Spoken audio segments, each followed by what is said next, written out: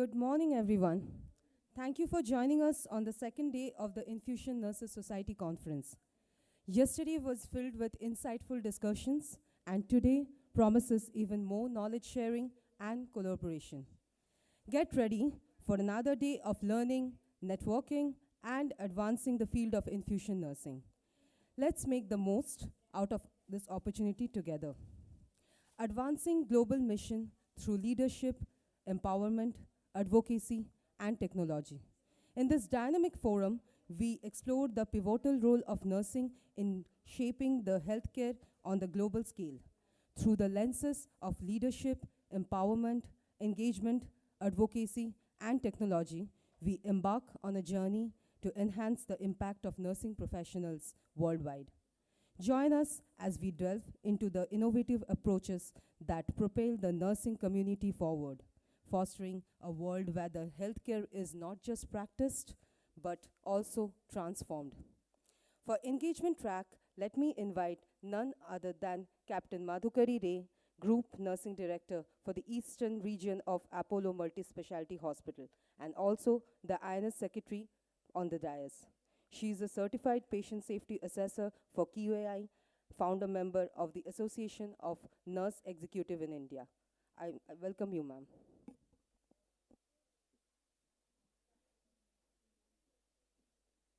Good morning. We are awake? Or we are with the fresh energy today? Second day? Thank you. Good morning once again, and thanks for lovely introduction. We are in engagement track, and engagement means engaging people. It's people means it is not only the caregivers and also the treating personals in the healthcare, all healthcare delivery systems that providers that are there in the system. And also the most foremost important thing is that the patient and the patient family. The patient is the most important person who should be engaged in entire treatment facility.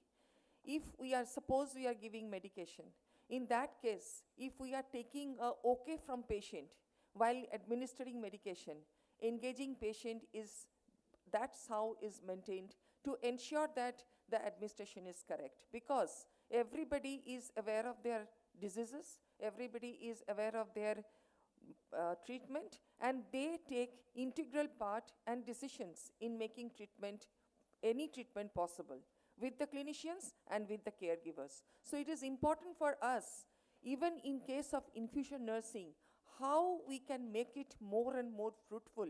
In today's journey, keeping the patient and patient family into the track and keeping them involved in every decision making that we do for engaging them into the treatment part.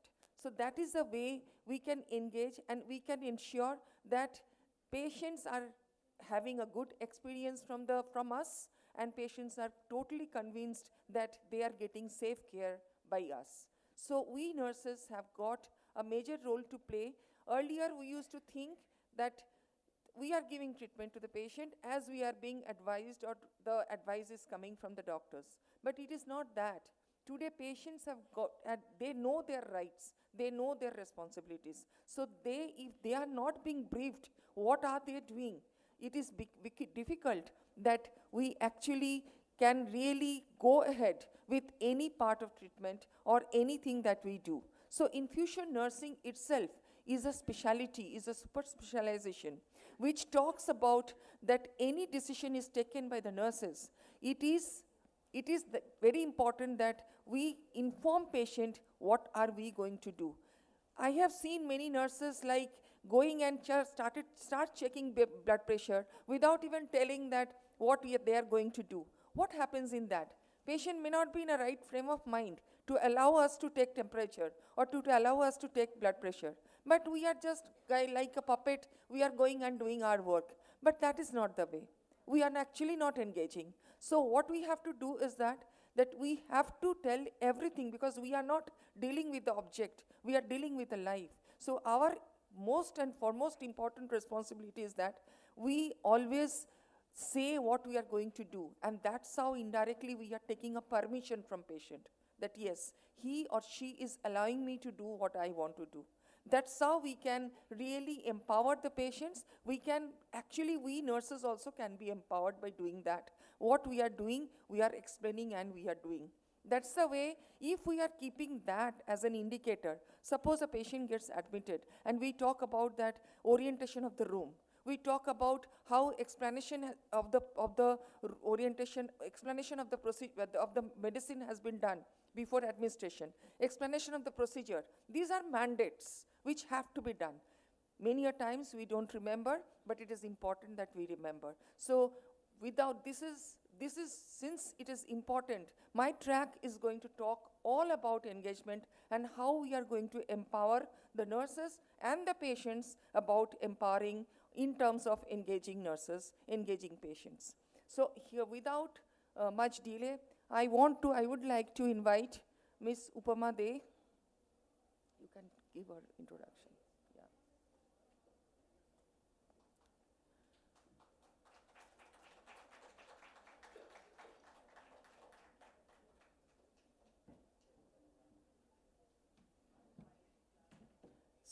Upama she is graduate from West Bengal Government College under Calcutta University, and she did her post-graduation in CVTN course from B.M. Birla Heart Research Center. She is a postgraduate from Manipal Institute, and she has 23 years of work experience in different capacities, and definitely now she is in administration, and her workflow as a principal and upgraded the same institute to school to college. So she has many accolades in her domain. So without much delay, I would leave this to the podium to Upama to talk about her topic today, how engagement is important. Thank you, Upama. Thank you, ma'am. Good morning to one and all. First of all, I would like to thank INS for giving me this opportunity and the first session of day 2. My session is encouraging nurse-led initiatives through innovation in infusion practices. Before I delve into the topic, let us see what is nurse-led. Because I personally feel nurses are always leading in whichever role it is. It's not a position, but still. The first time when this term came up, it was in 2005 in British Medical Journal. It says that nurse-led is principally about the task or role substitution in which well-defined protocols, very important, protocols are defined, nurses only drive the delivery of what? High-quality patient care. This is purely related to the clinical. In this model, nurse is responsible for overall coordination, management, and continuity of care. But time is now 2023, and in 2020, all of you may have forgotten, COVID took away the limelight from us. It was International Year for Nurses and Midwives. And in that, WHO, in the State of World's Nursing 2020, in the report that they released, which is considered as the latest, the most up-to-date evidence and policy options for global nursing leaders. We can choose from it. Every walk of nursing has something or the other to take it from that report. It's very comprehensive. Please have a look at it if you have not done yet. It presents a compelling case for considerable, feasible investment in nursing education. Now no more only bedside and clinical nursing. Shift is comprehensive, starting from the education, the jobs, all kind of jobs, bedside to boardroom, and leadership. Remember, not the position leadership. I mean to say, all of us, whenever we lead from whichever position, it becomes a leadership. The next terminology which is there in my presentation is innovation. It's such a buzzword these days. In 2021, Melnick and Registoff, in their research, they define innovation as the process for implementing new products, services, and or solutions that create new value. So the term new comes up very evidently. But when it comes to looking at it in a practical point of view, innovations are nothing but strategic approaches for problem solving. In a specific to innovation, they tell it problem framing, which is not only problem solving only. Defining the problem is the biggest challenge before solving it. And it creates new ways to deliver high quality care. Keeping these two terminology, I'll move on to two very important innovations which relates to this Infusion Nurses Society. This is, first one is here in front of you. It is recognized as the first 7 innovations which took place till June 2023 is considered the most highly regarded innovations in healthcare. The first one is making veins easier to access. We, as critical care nurses, as novice nurses, as student nurses, at any field, we all know how difficult it is to find out the vein, first of all, access it with correct device, and maintain it. So first is access. What it is done this is for all of your information, not done by the nurses. They're done by the scientists. In the University of Huddersfield, what they have done, they have created a device which increases the size, visibility, and palpability of the target veins within 30 seconds. So half of the job is done. Next is your dexterity or the skill, just to insert the device, be it a cannula, be it anything. How they do it? They brought together a topical patch. Topical means locally applied patch, designed to adhere to the common sites for intravenous access. That's the way.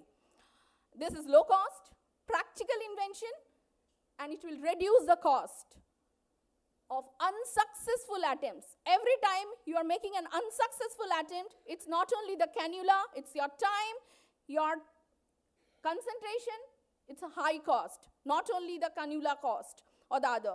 And obviously the patient satisfaction. Many institutes have taken this one attempt only policy, considering this. And it doesn't need any training to operate, which is extremely important. We spoke about so many trainings. The next one is intravenous training arm with tactile feedback and motion control. Again, this is not done by any nurses. These are done by University Health Network, which was a public research and teaching hospital network in Toronto, Canada. They have replaced the current practice of training using verbal feedback. With this method, we can help reduce the error rate hugely. And this can be integrated with different simulation modalities and so on and so forth. Moving on this, so what is innovation in nursing? It is vital for advancement of patient care and nursing practice. We're saying this. Our partner, Taylor Gianni, the Director, Clinical Care, Medical Affairs, BD. By embracing innovation, nurses are creating a future where care is continually advancing and lives are transformed. Recognizing the nurse-led innovations is the first step. Supporting the nurse innovation is the next step. And empowering the nurses to take the lead in developing the solutions. Moving on. Penn Nursing, for all of your information, University of Pennsylvania, the School of Nursing is regarded the #1 when it comes to innovation in world. And she is the Director of Innovation. They have created this designation in a School of Nursing. She is appointed as a Director of Innovation. So it shows the importance innovation plays in today's world. And nursing community is no far away. It says that it can include developing small, very important. Innovations need not be a big time thing, big gadget, a lot of cost. No. It's small, everyday, large scale, two large scale processes. Moving on, so it's very important. Whatever she said is written out there, you can just simply read it. So there are 4 pillars of innovation in nursing. First is what Madam Madhukari was saying, keeping the patient at the center, the human-centered design. If you are an engaged nurse, you visit the bedside of a patient, or you get the information of the patients through your group of nurses, you keep that patient at your center. What is the need of the patient? What is the expectation of the patient? How can you make that expectation very rewarding for the team of nursing? Very important, it's needed for innovation. You do regular, routine, monotonous job, innovation is not going to take place, because as ma'am was saying, simply you go to the bedside without even communicating, you start doing the procedures. That can't help. Expanded scope of practice. The way we look at nursing these days, I'm talking about India right now, we are very few lucky privileged ones who are either members or somehow associated with Infusion Nurses Society. Our huge counterparties away from this. They are not benefited by the knowledge that we share. It's like we have to make it a snowball effect. Each one of you go back to your respective fields, be it government, be it private, be it missionary, wherever you are. Go back, share. Please hold a horizontal learning atmosphere. Whatever you learn, share it with another. Tell her another. That's how you will learn. An expanded scope is very important. I'm not delving on it in specific. The next is advanced education. My dear nurses, we need to learn. We need to keep the learner alive inside us. The position, the task, the heavy workload should not be the excuses for growth. Personal, professional growth, and you need to get the education from proper place. Accredited organization, following the regulations that is there in that particular country. Do not take shortcut for obtaining education. Nursing education, quality of nursing, directly connected. Take the shortcut, finally you will be affected. And today, if you are taking the shortcut, your family will be affected tomorrow, because we can't spare such chances. Executive leadership. I'm so glad to see high concentration of leaders here, or positional leaders, powerful leaders, without position leaders. Moving on. These are the prerequisite skills for innovation in nursing. I need 2 minutes, Arpita, please. Quality improvement skill, very important. You need to know quality. We can't live without quality these days. Safety processes, obviously. Our care should be safe.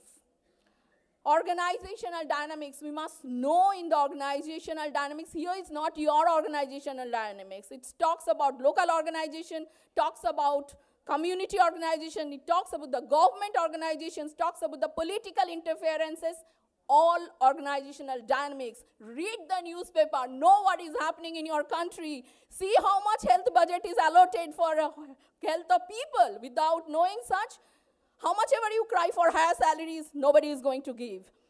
Design thinking, that is something very important, and that is something, government has not allotted the budget. From where private partners will give you the money, dear? So don't cry. Instead, vote the right people, bring the right people into the organization, demand for your rights. Yes, you need to work for it. Nothing comes just, it won't be served on a platter. For design thinking, business acumen, understand the cost and revenue, term called EBITDA. A penny spent on you, organization would want it back from you. So what value you are adding, even in terms of money, nurses must understand. Coming back to design thinking, this is the core of innovation. Core, yes. So it starts with empathize. I said patient-centric care. Keep the patient, feel for the patient.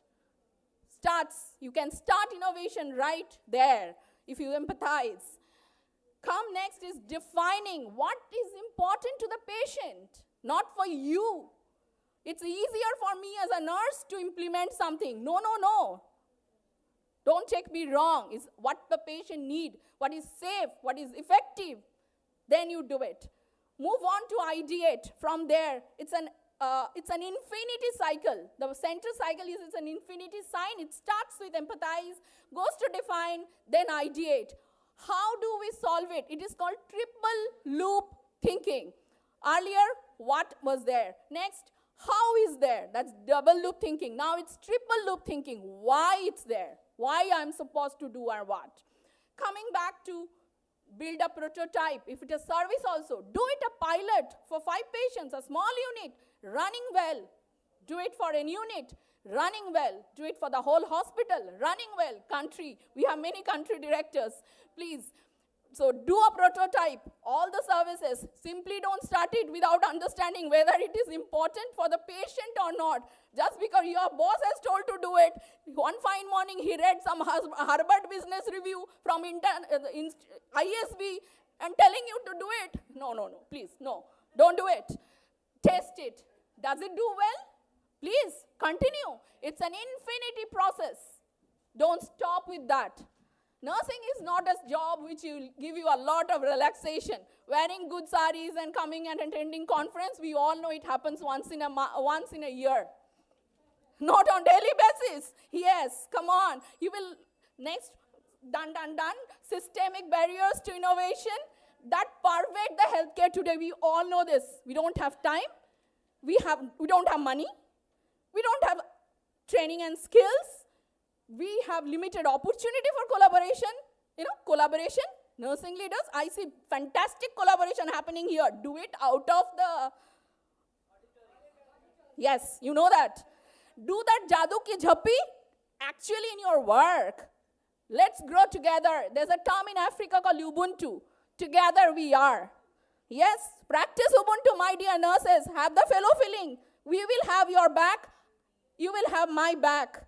Instead of stabbing it at the back. Yes. Inadequate organizational support. Demand the support. Nobody will give you the support. Ask for your rights. Walk up to the boardroom, and if you are not offered a chair, take your own chair. I am not saying it. It's not my word. I have one of my bosses, Prashant, over here. He knows. He has worked with me, and if I'm not offered a chair, he knows I used to carry my own chair. Yeah, thank you. Yes. So, nurses have long been chief innovators. Isn't it so? करते आ रहे हैं ना हम लोग सालों से सदियों से कोची तो हमरा, isn't it? But the health system has just woke up now this fine morning and is telling do lot of innovations and things like that. So we need to remove barriers, all kind of. Teach and support rigorous approaches to nursing innovation. Create organizational structures. That's the job of the top of the hierarchy people. Elevate at least one nursing leader to the C-suite. C-suite means chief suite, chief executive officer. Don't make it a puppet chief executive officer, chief operating officer. Give them the power as well. I mean, if they don't give you, demand it. So examples of encouraging nurses in innovation. Again, taken by BD, our sponsor. It's called Nurse Speech. What is it? It's an annual innovation competition aimed at amplifying the voice, opportunities, and visibility of nursing professional. This is within digital health ecosystem. I don't have Swapnil over here. She would have been excited about it. Lot of infusion nursing is connected with digital monitoring and this ecosystem. So there is this. And you have ample scope. Just open your eyes, you have scope in infusion nursing. Because any patient who walks into your hospital gets a shot of IV cannulation, even at home, all ages. So your opportunity is just there. And I represent Tata Steel here along with, I work for Tata Steel. I'm very proud that it is one of the few integrated steel plant in world who has started with this concept of innovation. We call it hackathon. What is hackathon? It is like a long-term thing in our infrastructure. We do it for more than 10 years or so. It's a new term now, coming buzzword. I'm with Tata Steel around 10 years, and we are doing this hackathon for long years. What is hackathon? It's an intense short events at which teams develop rapid solutions, yes, to an existing problem centered around a particular topic. Very important, as I said, identification of the problem is done, your job is done. This is the last slide. So nurse-led hackathon. I request next time, skillathon and done. So I've done my job. Thank you for giving me the time and opportunity.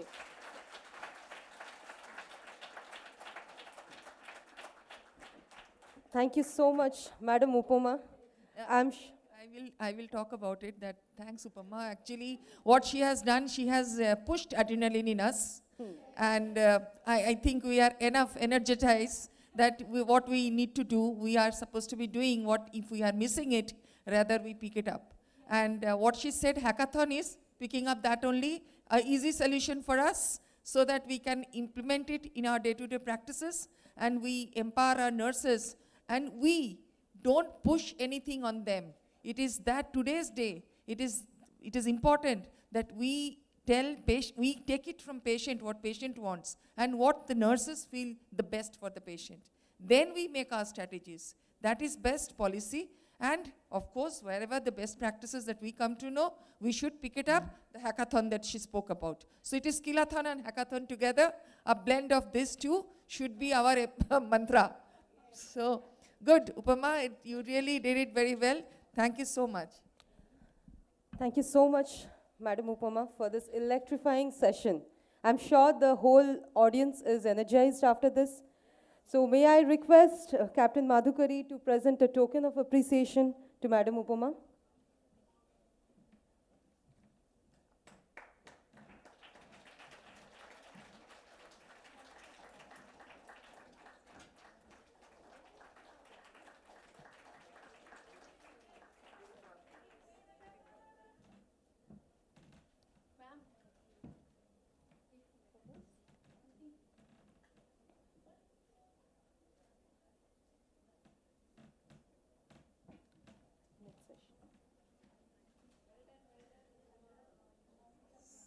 So completing our first session, we now call upon Captain Sandhya Shankar.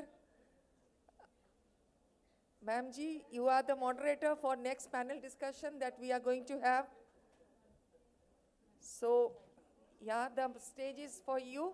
And Captain Sandhya, I will give a small introduction of hers. I need the introduction slide.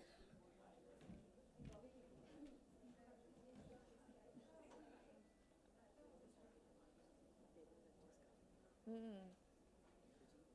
think, what do you want? Aage karna hai? Role play?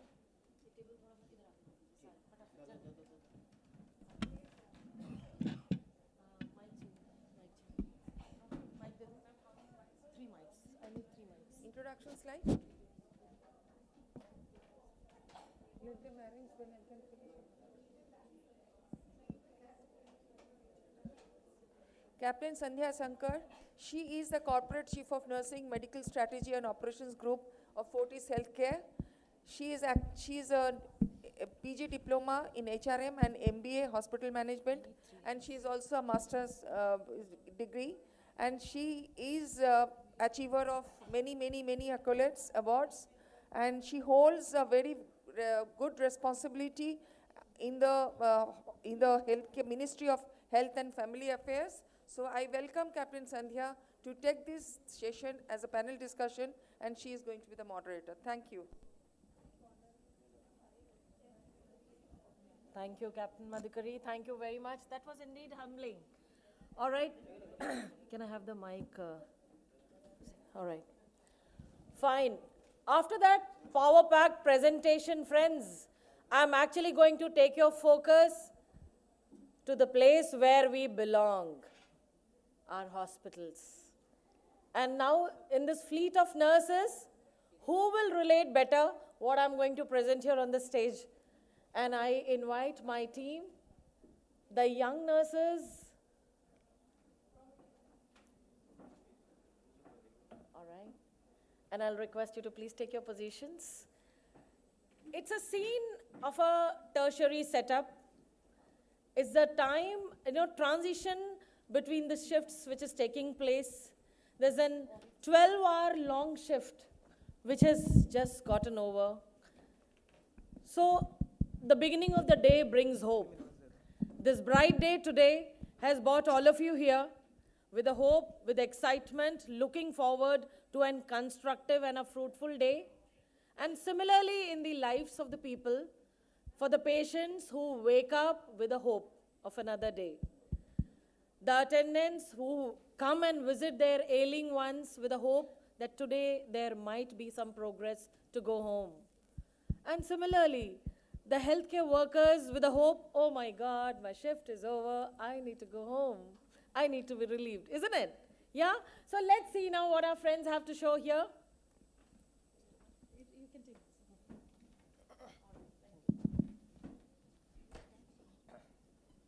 बाप रे, हाथ में बहुत pen हो रहा है।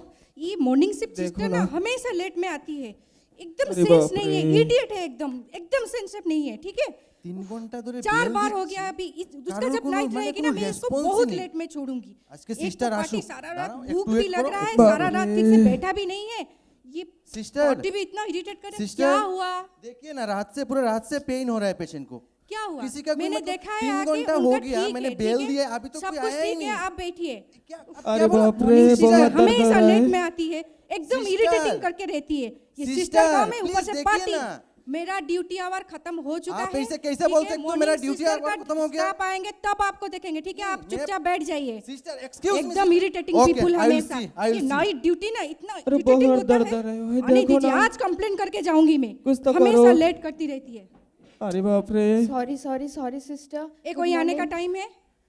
Sorry sister, तो टाका दिए आप प्लीज मुझे हैंडओवर दे देंगे? ठीक है, आए हो, सारा काम मैंने खत्म कर चुकी हूँ, पेपर वर्क भी कर चुकी हूँ, देख लेना, मैं जा रही हूँ, bye. God, okay. Good morning sir, मेरा नाम सुपर्णा है, मैं आपका मॉर्निंग एलोकेटेड सिस्टर हूँ। क्या गुड मॉर्निंग ना? अभी गुड मॉर्निंग का टाइम हुआ है। क्या हुआ सर? रात से मेरा पेशेंट को पेन हो रहा है, किसी का कोई मतलब कुछ भी नहीं है। अरे बाप रे, देखो ना कोई। सर क्या इतना हुआ पैसा बोलिए? देके प्राइवेट रूम में रह रहा हूँ और ये सर्विस है? सर आप प्लीज थोड़ा रिलैक्स हो जाइए, मुझे देखने दीजिए, मैं आ गई हूँ ना, मुझे थोड़ा टाइम दीजिए, ठीक है? देखो। अरे बाबा रे, सर ठीक है सर, आप थोड़ा रिलैक्स हो जाइए, ठीक है? आप कर पाओगी तो? हाँ कर लेंगे सर, आप थोड़ा रिलैक्स हो जाइए, ठीक है? अरे जल्दी कीजिए। ठीक है सर, मुझे थोड़ा टाइम दीजिए, ठीक है? मैं थोड़ी देर में ये प्रॉब्लम सॉल्व करती हूँ, ठीक है? आप थोड़ा टाइम दीजिए मुझे। क्या करते हैं सिस्टर? टक टक टक टक। हेलो, अब क्या हुआ? सिस्टर, आपने रात को पेशेंट का कैनुला का साइड चेक किया था ना? किसने बोला चेक नहीं किया है? पेशेंट इतना कंप्लेन कर रहा है, पार्टी भी इतना गुस्सा है मुझसे, बोल रहा है कि पूरा रात पेन हो रहा था, आपको बोला भी था, आपने देखा नहीं? ए सुनो, उसका जो पार्टी है ना उधर पे बैठा है, इतना इरिटेटिंग है ना, पूछो ही मत, सारा रात परेशान करके रहता है, ठीक है? इसके इतना ध्यान देने की जरूरत नहीं है, ठीक है? मैंने अच्छे से चेक किया है। लेकिन सिस्टर, मुझे अभी वीआईपी स्कोरिंग 3 लग रहा है, आपने देखा तो था ना अच्छे से? अरे बाबा, बोल तो रही हूँ कि देखा हुआ है, मुझे 1 मिला है, मैंने 1 ही लिखा है, ठीक है? और तुम वही लिखो। मैं नहीं लिखूंगी 1, मैं क्यों लिखूं 1? मैं नहीं लिखूंगी। मैंने लिखा है, तुमको लिखना ही पड़ेगा। मैं नहीं लिखूंगी, ठीक है? मैं रख रही हूँ। This is something which might happen or may happen in any hospital, but I guess this is a very common scenario. Now let's see the other way around.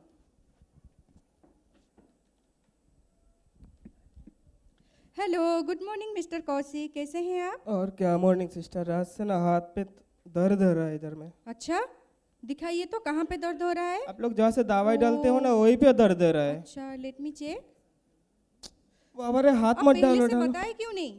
रात में थोड़ा कम था, अभी बहुत ज्यादा हो रहा है। ओहो, रात में मुझे भी एक बार सारा रात दर्द सहते रहे, इतना ही तो अच्छी बात नहीं है ना, एक बार बताना चाहिए था आपको। थोड़ा देख लेना सिस्टर, कुछ हुआ है क्या? कुछ टेंशन का नहीं है ना? नहीं, कोई टेंशन की बात नहीं है, मैं चेक कर रही हूँ, ठीक है? गुड मॉर्निंग सिस्टर, कैसा गया आपका night? Good morning. Sorry sister, आपको तो पता है ना मेरा बस का थोड़ा प्रॉब्लम है, सॉरी। ये कोई आने का टाइम है? अच्छा ठीक है, आगे हो तो आ जाओ, पेशेंट साइड में हैंडओवर लेंगे, ठीक है? Okay sister. मिस्टर कौशिक, ये सिस्टर सुपर्णा है, ये आपका मॉर्निंग एलोकेटेड स्टाफ है, ठीक है? ये आपका टेक केयर करेगी दोपहर तक। ठीक है, ठीक है। सिस्टर सुपर्णा, हाथ मत सारा डालो। रात लेकिन उन्होंने कुछ कंप्लेंट नहीं किए थे, लेकिन अभी यहाँ बहुत पेन हो रहा है, ठीक है? चलो यहाँ पे आ जाओ, हैंडओवर ले लेते हैं और उसके बाद पैटर्न चेक कर लो, ठीक है? सर पहले मुझे थोड़ा देख प्लीज, लो ना, हाँ बहुत सर, पेन मैंने हो ये रहा है, बंद रात कर से दिया भी है, प्रॉब्लम मुझे हो रहा 1 है। मिनट समय दीजिए, ठीक है? हमारा ओके, एक्चुअली थोड़ा हैंडओवर जल्दी टाइम है ना, करना। 1 मिनट दीजिए बस। Okay, okay, sister Suparna please आ जाइए। अच्छा, ये पेशेंट का एनएस चल रहा है, ठीक है? इसको ये कंटिन्यू ही चलेगा 8 आवर्ली करके, ठीक है? और सारा मेडिकेशन दे दिया है, पेपर डॉक्यूमेंटेशन कंप्लीट कर दिया है, पेशेंट का अपडेट भी मैंने डॉक्टर को दे दिया है। आप एक बार फ्लश चेक कर लीजिए प्लीज, मैं डॉक्यूमेंट लेके वहाँ आती हूँ, ठीक है? आ जाओ। Okay sister. मिस्टर कौशिक, आपका कैनुला साइड में थोड़ा चेक करूंगी, हाँ? ठीक थोड़ा है, जो फ्लश करना है दूंगी, कीजिए। अगर ज्यादा दर्द है तो बताना। अरे बाप रे, मार ठीक है, डालोगे ठीक है, क्या ठीक है, सिस्टर? ठीक है। धीरे कीजिए, धीरे ठीक कीजिए। है, सिस्टर ठीक थोड़ा है, आस्ते ठीक है। आस्ते प्लीज। ठीक है मिस्टर कौशिक, आपको यहाँ पे दर्द है, ठीक बहुत है? दर्द है सिस्टर। मैं आपका कैनुला चेंज कर दूंगी, मुझे थोड़ा टाइम दीजिए। थोड़ा सा ठीक है? जल्दी कीजिए, जो भी ठीक है, करना है ठीक जल्दी है। कीजिए। थोड़ा जल्दी कीजिए सिस्टर, ठीक है, please। ओके। सिस्टर, मैंने पेशेंट का कैनुला साइड चेक किया है, मुझे वीआईपी स्कोरिंग 2 लग रहा है। तो आपने बोला कि एनिस चलेगा 8 आवर्ली कंटिन्यूअस, तो कैनुला चेंज कर दे? हाँ ठीक है, चलो मैं आपको हेल्प कर देती हूँ, पहले उसका कंप्लीट कर देते हैं, फिर हम लोग जाएंगे, ठीक ओके है? सिस्टर। ठीक है।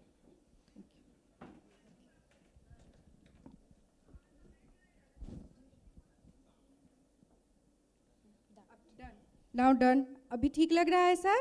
अभी ठीक है, बहुत Thank पहले से you. बहुत better. Thank you. Thank you sister, thank you so much.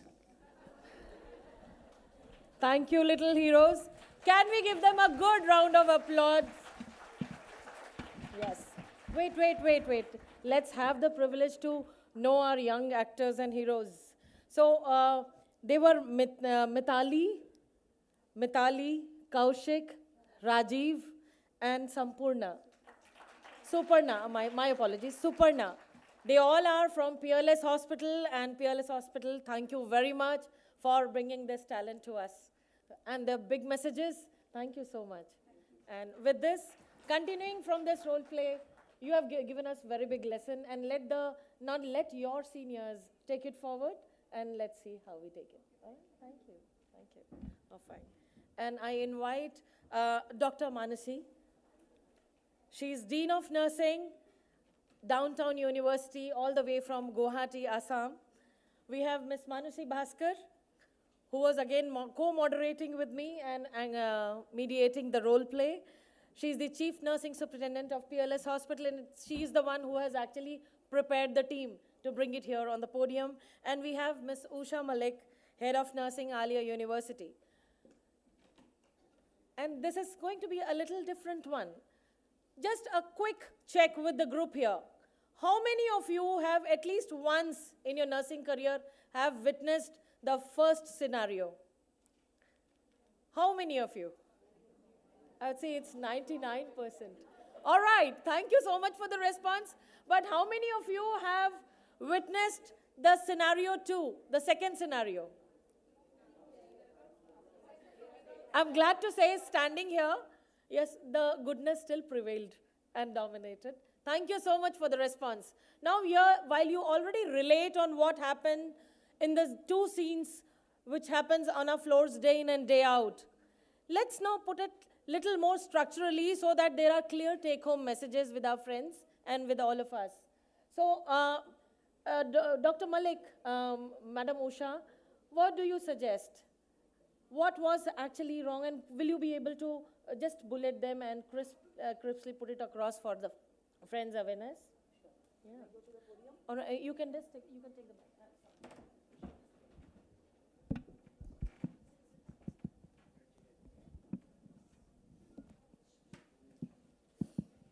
A very good morning to all of you present over here. Thank you, Dr. Shondas, for giving me a wonderful introductions about me and asking me a wonderful questions for the day. At the onset, I take this opportunity to extend my sincere thanks and gratitude to the INS team who has given me this platform to stand before you. And also congratulate to all the entire team of my staff nurses who have shown a tremendous performance, and that signifies of the negative and positive aspect of the day. So just madam has asked me what are the first scene that we have seen over here. I just want to point out few of the things. I hope you all of you understood, but still just goes for the recapitulations with a point. First and foremost, that was the hand washing. The commonest procedure for the nurses was being lacking over here. Handover, we have many times of the handover, many communications we done with the handover, that is also not proper here. Talking about the risk management, as I am in front today is an INS conference, so that is the risk management related to IV infusion, that signifies with the insertion site, the patient's status, or the cannula channel status, and also the status of the patient's hand, limb systems, phlebitis, occlusions. These all come from the risk management. I believe this should be the take-home message for the day. Also, there was not prioritized about the selection of the vascular access devices, and that needed to be selected on the basis of the patient's age and comorbidity, status of the patient vascular access, also the anticipations of the IV infusions durations, and also the history of the infusion therapy. And we all missed in the first positions some standard operating procedure in terms of the infusion therapy. If I'm talking about the technical aspect of all these things, I really want to say a few things about the soft skill as well. The attitude and behavior that was negatively shown in the first episode, that was not at all accepted by in the profession of nursing. We know that we are handling the patients and relative in a very empathetic way, and that is the commonest and fundamental characteristics of the professions of the nursing. Talking about the knowledge, here also we are a bit confusing. Someone says the VIP score is 1, someone says 2. In between there are confusion. And handling of patients and relatives can be in a different manner, and that ultimately what happened, as an outcome that comes that patients develop phlebitis, patients feel pain, patient and relative become dissatisfied, and we cannot see a quality nursing care over here. Thank you, ma'am. I hope you are expecting these things from me. Come on, ma'am. Coming from you, Usha ji, such an eminent academician, thank you so much. Very well bulleted, very well bought out, is what we tend to miss. And I'm just, because it's a recent incident, I'm recalled Saturday, this Friday, Annie Empower Hour, where Dr. Ashutosh very clearly listed the 3 A's: attentiveness, alertness, and assertiveness. What actually immediately struck me here, the nurse was so occupied with the shift and the pending shift. Maybe there was something waiting, more important for her, eager to, waiting for her shift to close. And that's how probably the things erupted. So I want to thank you for bringing in the soft skill aspect, because being technically sound, how to put a fine cannula is great for any nurse to know. But how to put a fine cannula that patient himself is cooperating and supporting in that painful procedure is the art or the soft skill which the nursing needs to master. And I'm not saying we are there midway, and rather moving in a very positive manner. So let's hear out from Dr. Manushi on, was it really that bad or something good happened? Right. Very good morning to all the August gathering present here. Greetings from Assam Downtown University, Guwahati, Assam. So yes, ma'am, thank you so much for the question. Yes, in the second scenario, if you have witnessed, that was quite many points that was appreciated and that we should maintain in our, day-to-day practice, what is going on in our clinical areas. Starting from the risk assessment. Yes, it is very, very important to go in depth about the risk assessment. Yes, I am very much impressed by the way they have depicted in the scenario, as well as I am from academic administration background. If you see, even in the revised Indian Nursing Council curriculum, it is not been, in details, it has not been described for the students.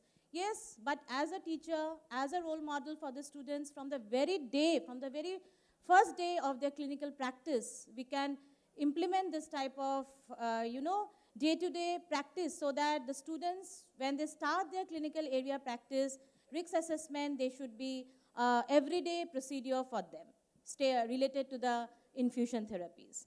Yes, obviously, we have to be, like, keep in mind, they should be regularly supervised by their clinical supervisors as well as the hospital staff who are daily in touch with our students.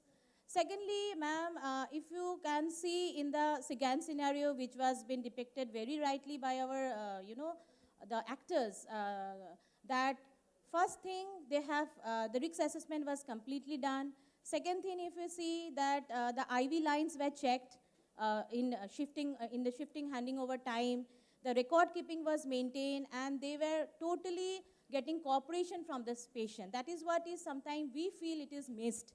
Because sometimes I feel the nurses were so mechanical, they were busy with the handling so many patients in the ward, which sometimes we used to miss. But they have seen, like, from the time of handing over, how they are getting the cooperation, being in empathetic touch with the patient, which is sometimes very, very important, pivotal role in our nursing care. Yes, second thing, we have to check as a right procedure that the selection of the IV equipments, getting the IV lines in place properly, extremely important to check what is the exact VAD related to the patient's condition. These are some of the things which I feel like they were showing the scenario in a correct direction. And from the academic point of view, these things, if we can imbibe in our students, which will be really grateful. And tomorrow when we are giving the products, we are giving the students to the, directly with the patient care areas, we are sending them to the hospital for the practice. These things are, we can bridge easily the gap, in between the academic as well as the practice. So that is what is... Thank you, Dr. Manushi. Thank you very much.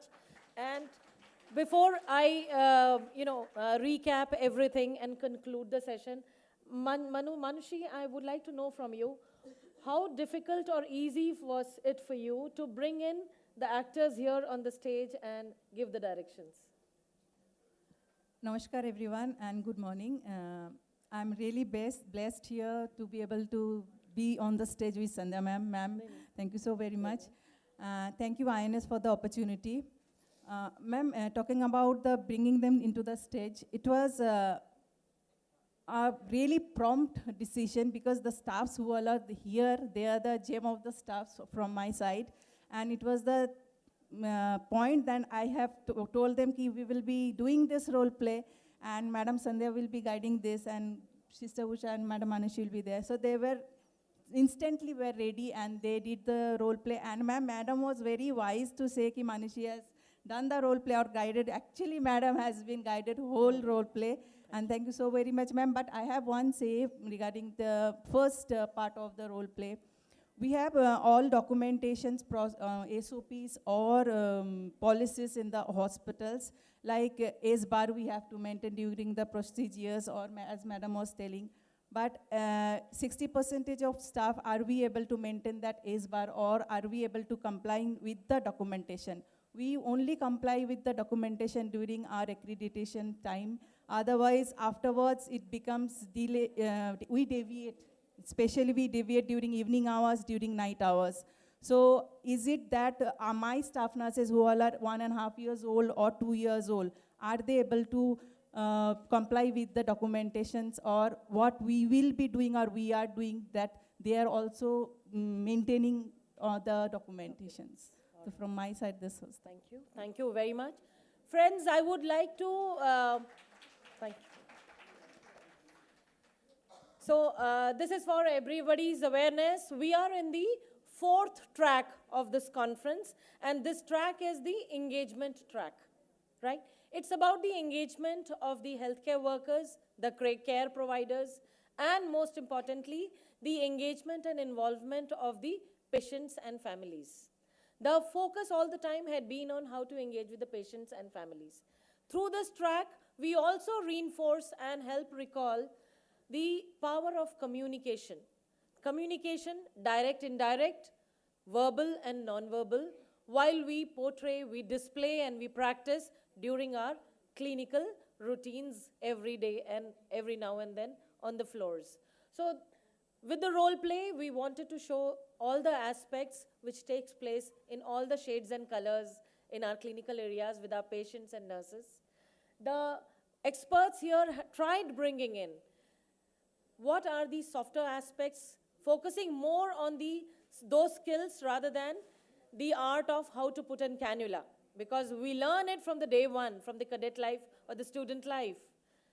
So I want to thank you for bringing in one very important thing which we as nursing need to be more professional and structured and transparent, is the risk assessment of the patients towards many impending adverse events.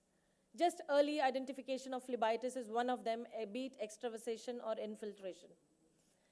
Being in right knowledge and right information is the second thing over there.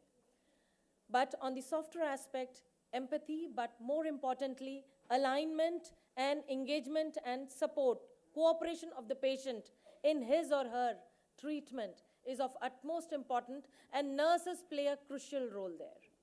With this, we end this session. Thank you very much for being with us. Thank you, speakers. Thank you, Peerless Hospital, for the lovely role play nicely depicting our daily struggles in the clinicals. Ladies and gentlemen, before we conclude this enlightening session, I have the privilege to express our gratitude to our distinguished speaker. Their insights have illuminated our understanding and inspired us all. As a token of appreciation, we would like to present them with a small memento. May I request Captain Sandhya to do the honor, please?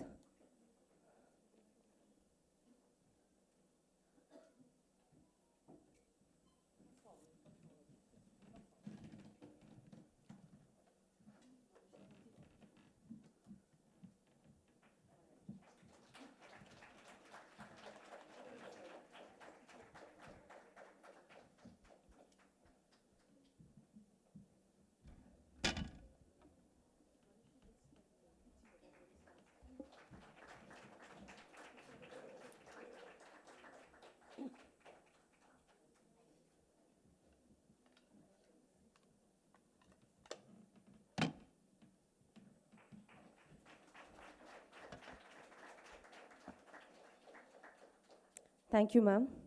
May I request Captain Madhukari to present a token of appreciation to Captain Sandhya?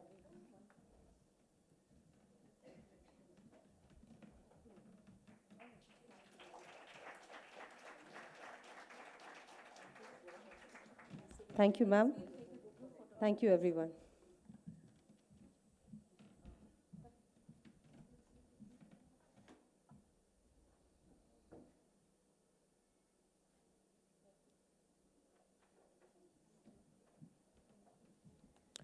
Thank you. May I request Captain Madhukari to chair the next panel discussion on the day on fostering unity, governance in driving infusion excellence.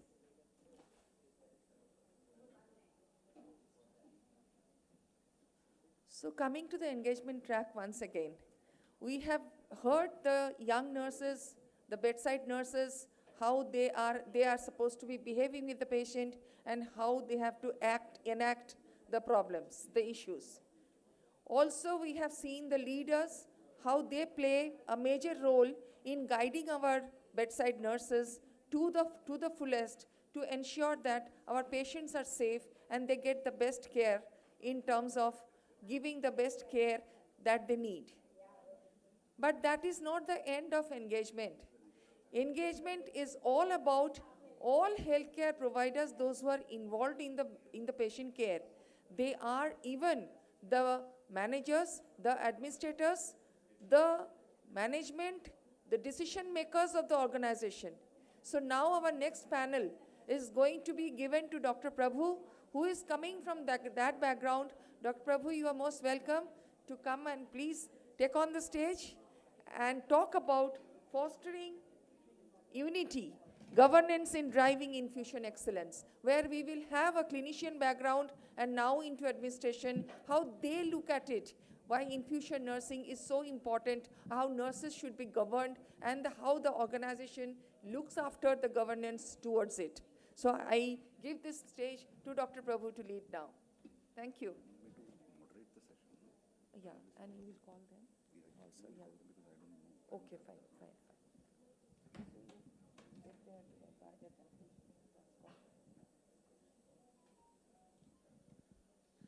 So Dr. Prabhu is the family manager, Mandalore Group of Hospitals, Mandalay.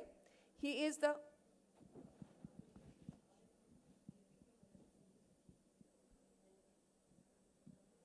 previous one.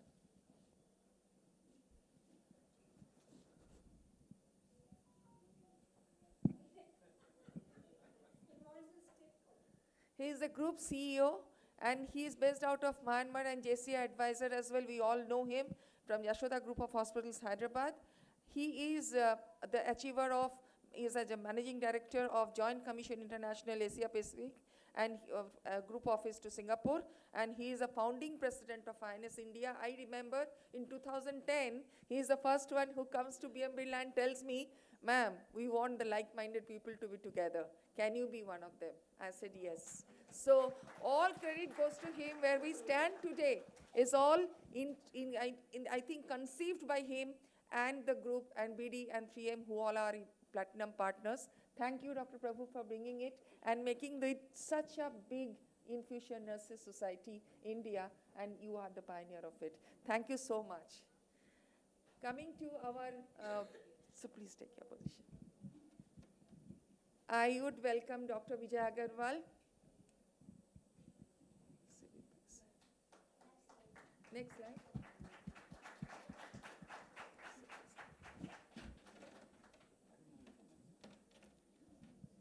Sir is a pediatrician by profession.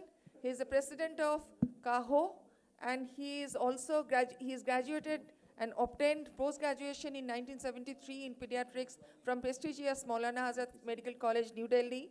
He is having accolades and many significant contributions, alumni awards of Maulana Azad Medical College, Quims Platinum Award from Healthcare in 2019, Lifetime Achievement Award from Indian Medical Association, and Lifetime Achievement Award of AHPI. Sir, we are fortunate enough to have Sir with us. Thank you, sir, for coming and making it an event successful. We welcome our next speaker today, Dr. Shankar Sengupta is very old friend of mine and close to heart. He is the medical superintendent and HOD lab services in CNCI Kolkata. He is again an achiever of specialty board member microbiology. He is a professor Institute of Child Health Kolkata, principal guide of DNB, CMRI Kolkata. He had been principal assessor NABH throughout, lead assessor NABL, managing committee member Bengal Chamber of Commerce, ex-co-chair Health Committee Bengal Chamber of Commerce, and ex-secretary IMA Academy of Medical and Specialty, West Bengal State Chapter, contributors of 6 textbooks that he has written, more than 20 Apex journals, and he is also an editorial board member, Malaysian Journal of Medical Research. And presently, we are going to have KahoCon in April 2024, and he is the president of that organizing members. So welcome, Dr. Shankar Sengupta. We are very happy to have you here. Our next speaker, and we welcome Mr. Prashant Sharma. He is a managing director of Chanok Hospital and SKM Group. Chanok Hospital is a 300-bedded super specialty hospital with 100 ICU, 7 modular OTs, other world-class infrastructure, and the high-end tertiary and quaternary care. Chanok Healthcare Institute has nursing college and paramedical college with 1,100 students. I have personally gone and visited the college, the way it is being built. It is one of the state-of-the-art. Thank you, Dr. Prashant, Mr. Prashant, for giving the nursing students a different feeling altogether, because I have seen it, so I can vouch for it.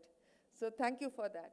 He is also a past chairman of CII West Bengal, co-chairman of CII Eastern Region Healthcare Committee, and member of CII National Healthcare Committee. He is the director and treasurer in AHEI, co-chairman in KahoCon 2024, and ex-governing council member in Nat Health. Welcome all of you, and now stage is open for Dr. Prabhu. Thank you.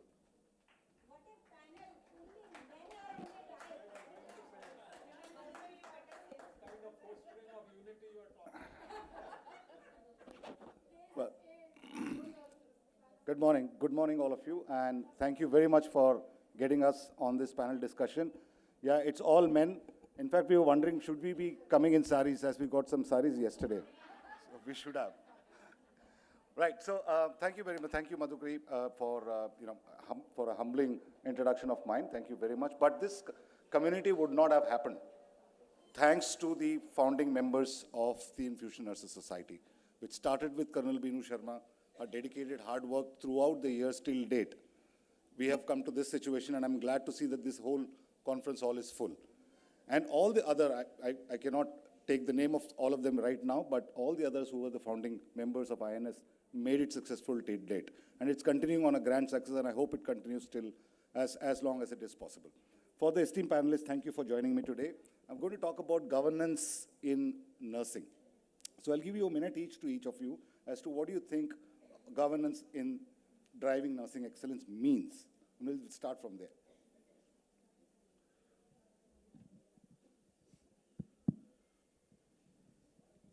Okay, I think very difficult to kind of put what is governance in nursing in a minute, but let me just say that to me, the governance will start from, number one, empowering the nurse.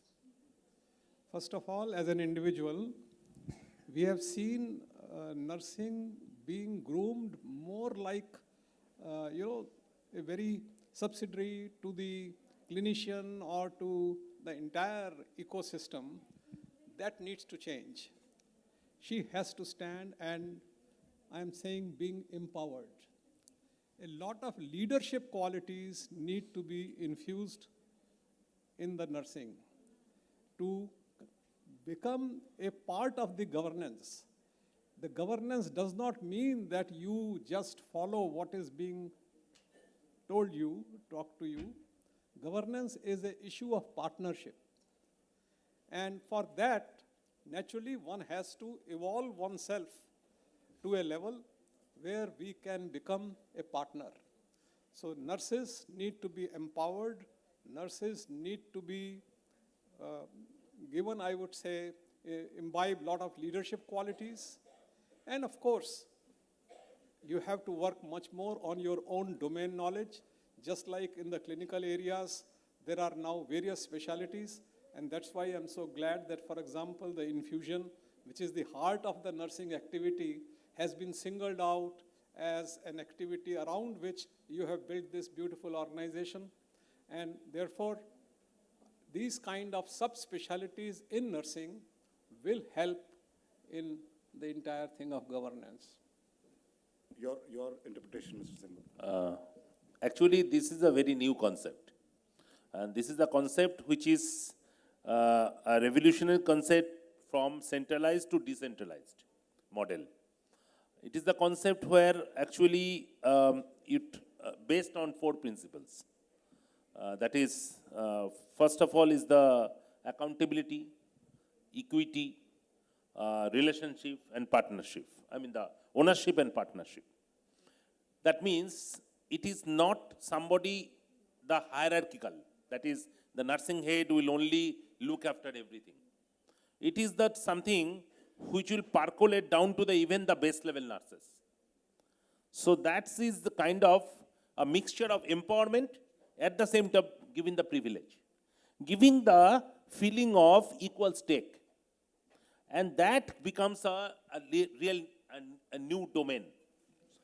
The conceptually, if you can tell, in the lighter mode I can tell that so many leaders are over here. 10 years back, it was not possible to leave the hospital by most of you. Why? Because you have not made the second level leadership.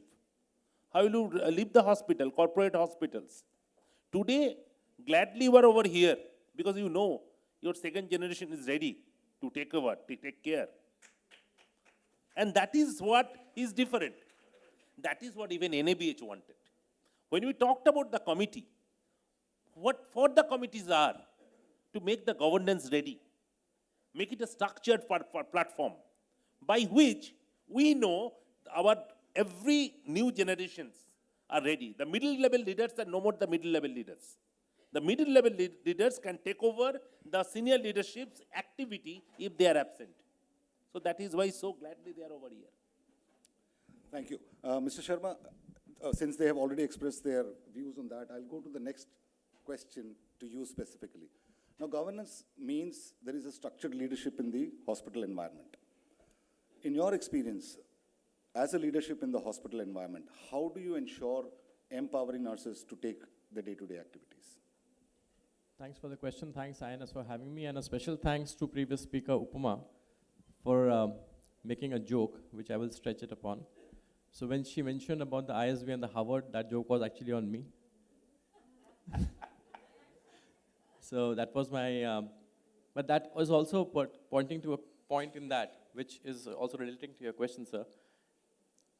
In the Harvard course, there were 66 people in my cohort.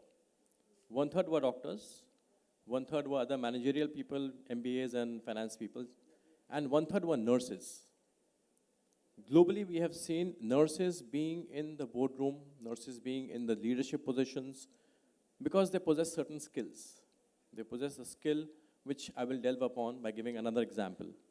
If you look at the top few leaders of our country, if you look at Dr. Naresh Trehan, he's a cardiac surgeon. Dr. Devi Shetty, cardiac surgeon. Dr. Ashutosh Raghuvanshi, cardiac surgeon. Dr. Trehan is heading Vedanta, as we know. Dr. Devi Shetty, I don't think anybody can introduce him or define him. And Dr. Ashutosh Raghuvanshi is heading Fortis. Now, all three are cardiac surgeons. It is told that cardiac surgeons make great leaders because of the skills that they possess of making decisions, critical decisions at important moments.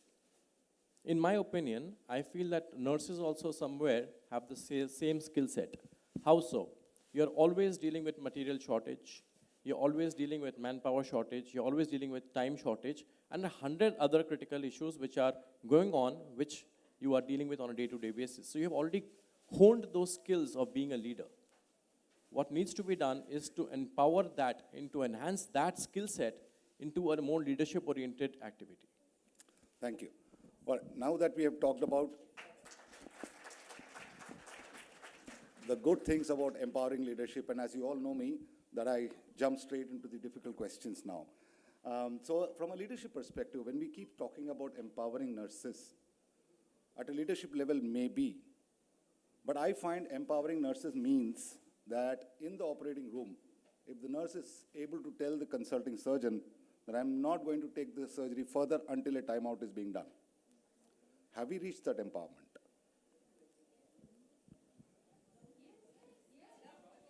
Oh, it's for the panelists. You are getting the answer there. But I would say, unfortunately, not everywhere.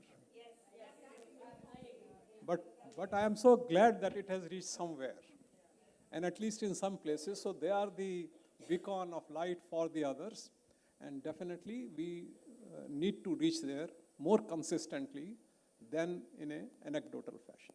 Yes, I think that's very good that at least in some institutions we are seeing those kind of things happening. You are seeing now at least a couple of nurses reaching the level of being a CEO of an institution. I remember Gracie Mathai now heading the baby memorial, so that's excellent. We need many more of them, like what Prashant said. We need you in the board of governors there. Thank you. Mr. Sengupta, what do you feel? Same question. Because that is, I believe that it is only very few percentage of hospitals in the country, if I look at the country as a whole. See, actually, I would be very candid that I was lucky to work in my formative years in a hospital called CMRI. That time it was Calcutta Hospital. And I don't know how many senior people are over here. That time there was a OT nursing head, Sister Ghosh.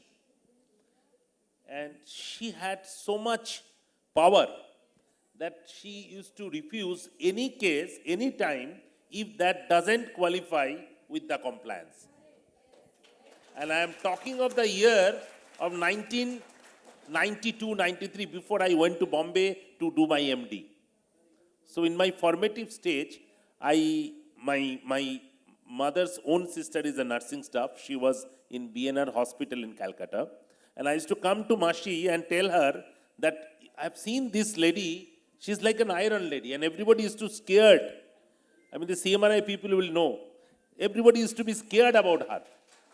So when I just went through the post NABH assessment, I became assessor in 2010, traveled many hospitals across the country, nearly 100 hospitals.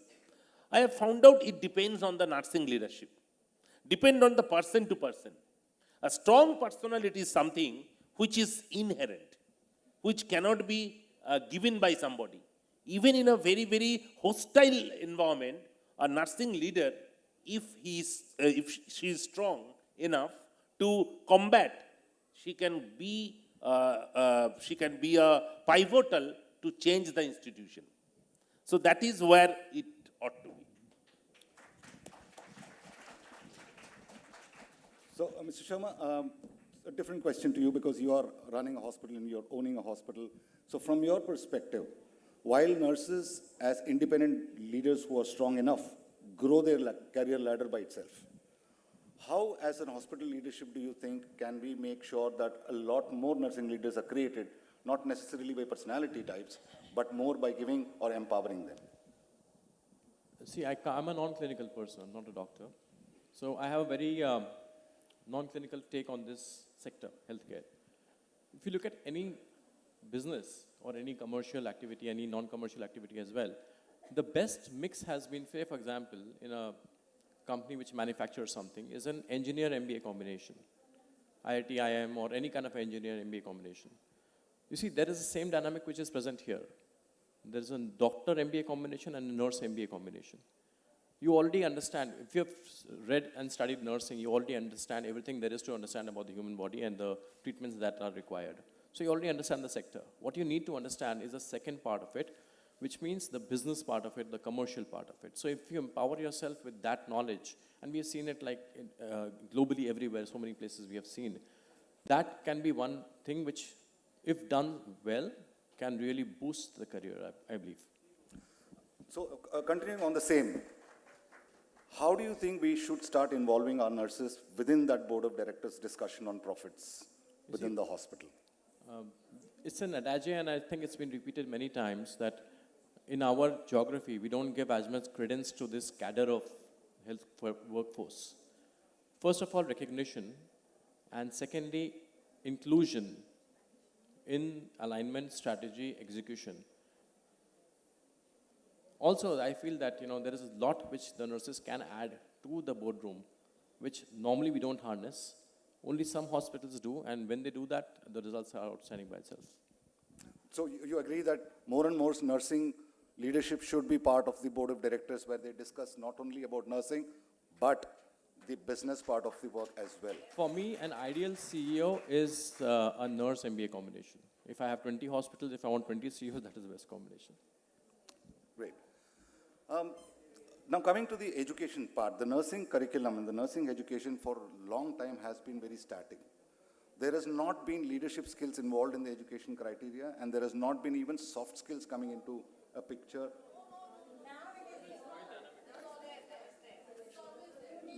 Let me finish.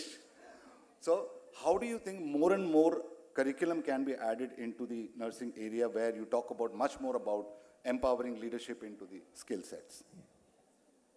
I think we are living in a very exciting time today. And that exciting time has been provided by the internet. So whatever may be the curriculum of a particular institution, I think individuals who have to excel have to go beyond all that. Today, you have the opportunity, whether you want to waste your time on seeing something being streamed or listen to some TED Talks, listen to the motivating leadership talks. You have all kinds of information and material available today in your home at your convenient time. So the issue is very clear that how much I want to evolve myself as a leader, how much I want to evolve myself in my content, whether it is pertaining to your domain knowledge or outside it. More and more you learn from outside what you are supposed to learn in your classroom will take you places, let me tell you. Whatever you are being taught in the classroom will have some limited kind of an application at some stage in life, but whatever you are learning, whether you learn an additional language, whether you learn additional traits, whether you learn additional skills, that will take you to places that will evolve you as a person individually and in your own home and in your institution. That's my feeling, is that you need to now look at the curriculum outside the boundaries of the curriculum which is being imposed on you. So that's my take on it. So when I talk about, please do not misunderstand, when I talk about certain points, it's not restricted to certain colleges. I'm talking about the country in general. So it is not standardized at all. Right. So for the next part of the discussion will be that, so from a nursing, what can hospitals do as a leadership to ensure that more and more newer material is being done to train the nurses in the hospital level itself? So I believe what we saw in the previous enactment was a really episode. What my take on that was that it was more of a mental issue. It was more of a psychological issue. And whereas we impart excellent training in our nursing schools, the curriculum is updated, the faculty is quite, the mechanism is amazing, it's 70-30 mix, it's a great mechanism. But the softer aspect, the psychological aspect, what we always keep on talking about, whenever we go to a nursing conference, whenever somebody talks about nursing, whenever somebody thinks about nursing, they talk about empathy, they talk about psychology, they talk about the softer aspects. Nurses are human beings. You can't expect them to be fantastic behavior 24/7. It's not possible. And we always expect that out of them. It's practically impossible. But what we need to do is this training of this mental conditioning is never taught in the nursing school. We touch upon it sometimes, but it's more of an internal issue. It's not an external issue. If you are at peace inside yourself, if you are at peace being okay with the uncertainties of life and the VUCA environment, then perhaps that will come out in that fashion. So I think it's more of a spiritual sort of a thing, or more of a psychological sort of a thing that we need to address in order for the outward exposure of our skills being softer and more palatable. Thank you. Right, so the reason why I'm bringing nursing education to the forefront is, and I'm also part of an organization which places nurses out of India. And I interview 10,000 nurses and I'm able to select only 10 of them. So there is a huge difference in terms of what certain nurses bring to the table and what the country as a whole is lacking. So that is the reason the nursing education is important. So it's not standardized, it's not, there are unique excellences in tidbits across the country. It's not standardized, which is what we should strive for. So next question that comes is, how do we ensure that, when nurses are working with that, and this is related to the health needs of a particular employee and a frontline nurse. So a nurse, when it gets any kind of injury or exposure to organisms within the hospital, what is the management's and the governance responsibility to ensure that she gets treated or provides full treatment to them?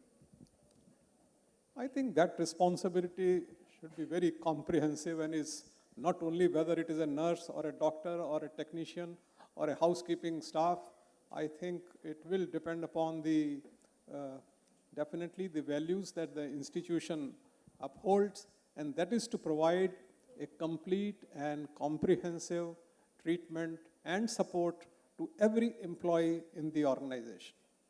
It goes without saying that that includes nurses also. I don't think any of the hospital which has got actually a kind of ethical practice, they can just have this kind of, any kind of discrimination among the staff, be it doctors, be it nurses, or be it other support staff. And everybody should get the similar kind of treatment from the organization. So that is what we mean for also collaborative approach. Hospital is a place where if you do not have the collaborative approach, you will not be able to treat the patient. Patient treatment is not only just a patient treatment, not only just giving the medicine and just curing them. Patient treatment is the collaborative approach, and that gives the holistic outlook about the present day treatment. So, and present day treatment is also too much technology dependent, and in the technology dependence it has to be a collaborative approach. Mr. Sharma, your take on this? I think any accredited hospital already has various SOPs which covers workman safety. So that would be automatically covered like Dr. Sengupta said. Okay, thank you. Since we are almost at the end of the session, I would like to conclude by thanking all the panelists. Thank you very much for your candid discussions. Yeah, welcome. Okay, so there are questions from the audience. Please feel free. Yes, please. Very engaging audience.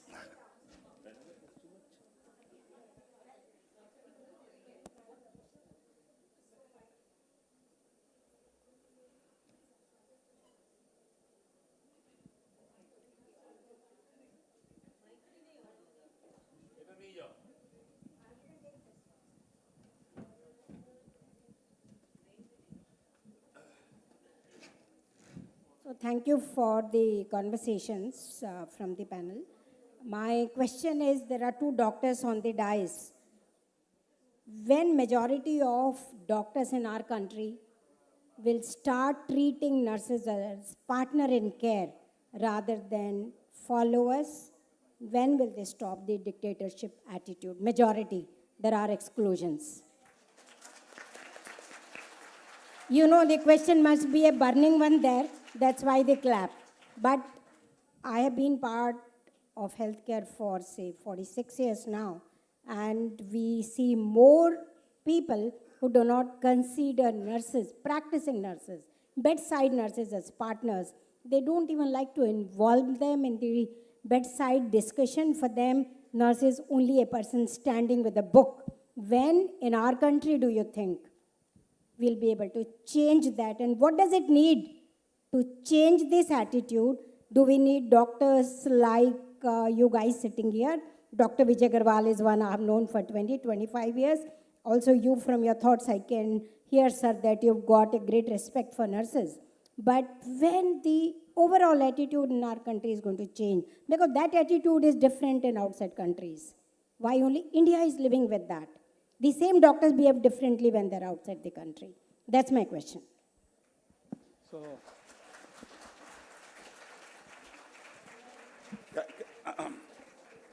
in a way, I am ashamed to be a doctor. I wish this attitude was changed yesterday than today. However, I will say that attitude may take some time, but there is an attitude which you need to change in you. It's very important. If you want to be treated like a doormat, you will be treated like a doormat. Very correct, very correct. So please understand that there is an attitudinal change which is to start from you. The attitude in the other people will change. It may take some time.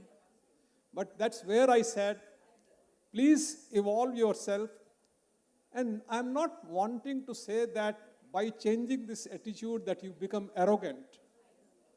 The issue is this: when you evolve yourself and you bring to the table things which are meaningful, which are going to point towards issues of patient safety, think of the patient as your partner, think of the outcome as your goal, and then stick to your kind of conviction, I am sure that there are going to be many institutions who are going to value your such kind of inputs. If there is some institution which does not like you, please kick them out. And I'm sure you will be embraced by others. So all I am saying is, change your attitude, make a beginning. And I'm sure the beginning on the other side has already started.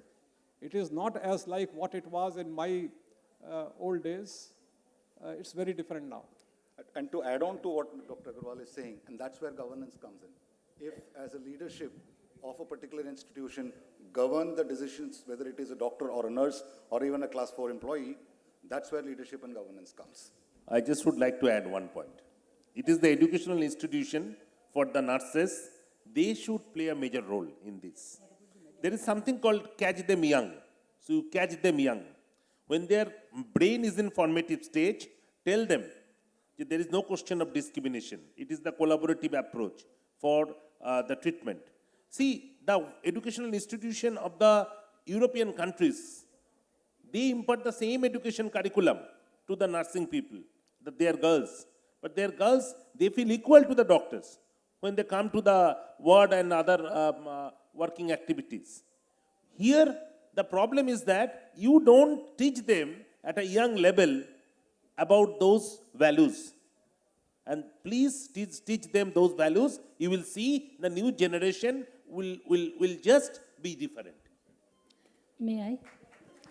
Okay. I think congratulations, and though I was wondering, all doctors and non-doctors are sitting, what are they going to talk about the governance in nursing when the leaders over here are full in the auditorium? 4 questions you asked them. Quickly I'll mention. Empowering nursing. May I request all of you who are running the hospitals and people who are listening in other agencies, please empower the nursing at least in your institute. Take them to the boardroom. They are the best leaders. It is a myth you think. Look at the front row and row there. You leave them in the ward and they manage your ward with 60 patients in the government hospital and 40 patients in the private hospital without even blinking. They manage your ward. Isn't that leadership? That's a leadership, you know. So empower the nursing in your own hospitals. They don't have to do MBA. Coming back to the curriculum. I graduated in 1969 from a premier institute, Rajkumari Amritkar College of Nursing now, which was the first in Southeast Asia region. And after that came Vellore. So it's a curriculum which is a minimum requirement, which is like in medical curriculum also. In medical curriculum, it depends upon how the curriculum is being implemented from institute to institute. How a teacher takes a session for a particular procedure, for communication, it varies from there.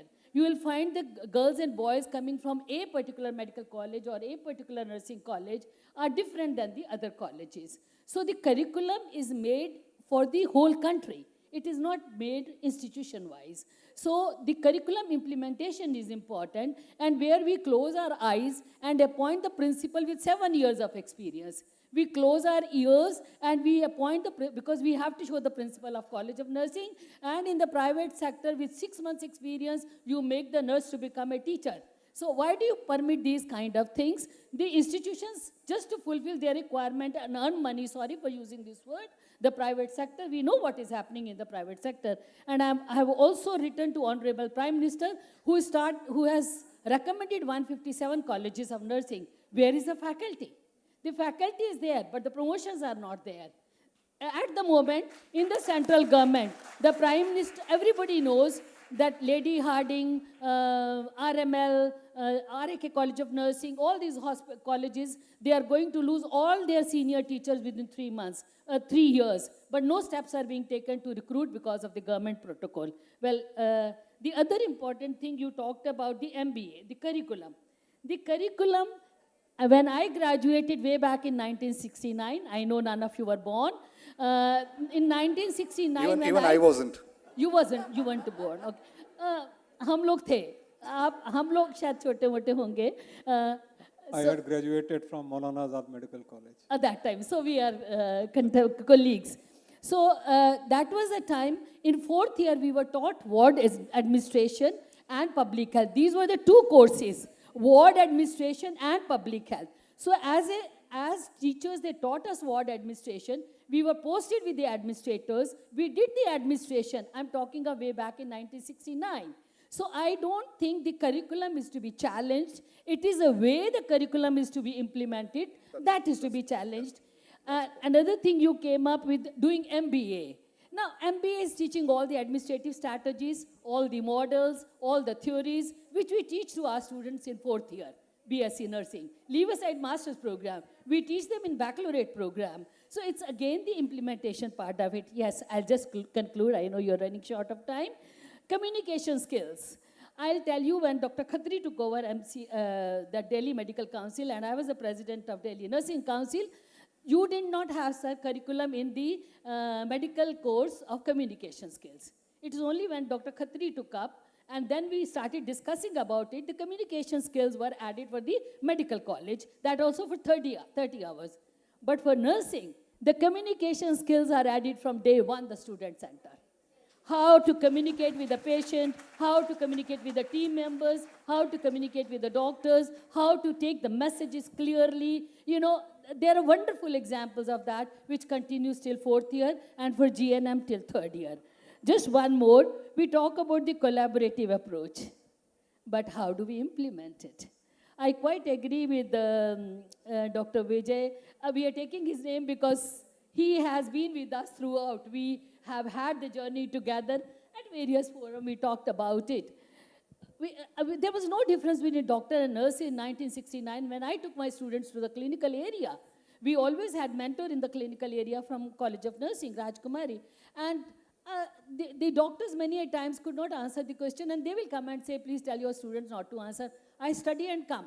Don't say this, study and come. When Dr. Roy and Dr. Colonel Banerjee and all, they would take round, you know, the old people. So the question is, when you talk about the collaborative approach, it is, I quite agree with Dr. Vijay again, saying that we need to take a stand. But you know, when you are being humiliated in front of the patient, it is not you are insulting the nurse. You are also getting insulted yourself, because the patient does not know that you are humiliating or insulting a nurse. But patient also comes to know what is your character as a doctor to manage your colleague like this. So these are some of my concerns. My only request to each one of you is, nurses have a lot of leadership qualities. Oh my Lord, look at this room. You will find 100 leaders at the moment in this room, you know. Appoint the leaders, appoint in your boards.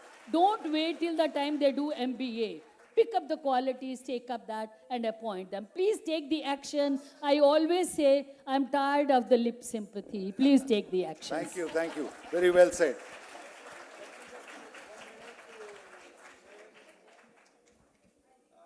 First of all, Madam Kapoor, we are on the same side of the table.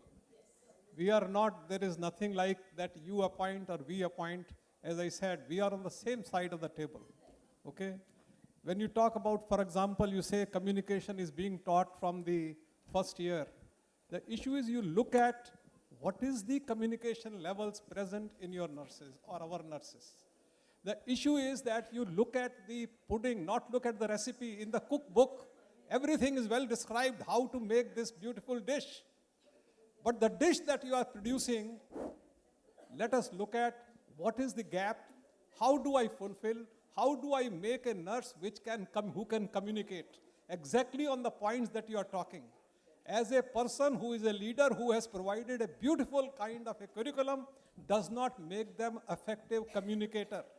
So there are new strategies which are required both to measure yourself as a communicator and to teach them communication. So a lot of things can be said and we can exchange. A lot of efforts have to be done. Need for MBA is not the need for MBA only for a nurse. Today, doctors are doing MBA. Many people are doing MBA. You cannot teach the entire MBA in a nursing curriculum. It's not like teaching a particular finance or something, and then you say, all right, we have taught you all the things which are relevant to it. So please, I am saying, we want to give you a message that go beyond the scope of your curriculum. Evolve yourself as a person. Evolve yourself. Don't bother about just merely whatever is being taught. You can learn much more about it. Go to internet, and there is huge amount of material lying there. So please read it. Make yourself a more strong person. Don't be bothered about humiliation. Humiliation is to the person who will stand by a wrong thing. If you have said a wrong thing, let us say even in front of a patient or something, you should have the guts to say, sorry, I was wrong. But if you are right, stand with it and face the consequences. That's all. Thank you, sir. Thank you very much for giving us the insight. I thank all four of you to really, I would have loved this discussion to go on and on and on, because we are all definitely enjoying it. But since morning the amount of adrenaline is being pushed, I think that we can go on with this discussion in the tea time that we have. And down now, because of paucity of time, I am forced to close down this discussion on the stage, but off the stage you can go on it. Thank you so much. Thank you, sir. Thank you very much. Thanks, Dr. Prabhu, and thanks, Dr. Sengupta and Mr. Sharma for having us with you. Thank you, ma'am. Dr. Prabhu. Thank you, and everybody. thank you. And all the nursing leaders, please do not forget 5th, 6th, 7th April is Kahokon in Calcutta. All the leaders have to be over there. We are doing it in Bisho Bangla. Please come over there and just show your strength. Show your strength and solidarity. Thank you. Please, I request the audience to please stay back. Please don't leave the hall. Sorry. Thank you, Dr. Prabhu, and thank you, speakers, for this motivating and encouraging speech. And I'm sure the audience is also very much engaging. Ladies and gentlemen, as we wrap up this insightful panel discussion on fostering unity and governance and driving infusion excellence, I would like to express our deep appreciation for our esteemed panelists. Their wisdom, the collective wisdom and expertise have illuminated the path towards the enhanced patient care and professional excellence. To symbolize this gratitude, we will be presenting them with a token of appreciation.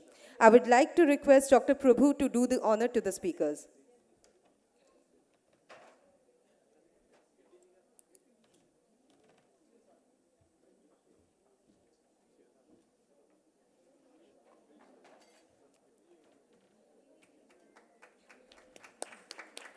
Can we have a huge round of applause for the speakers, please?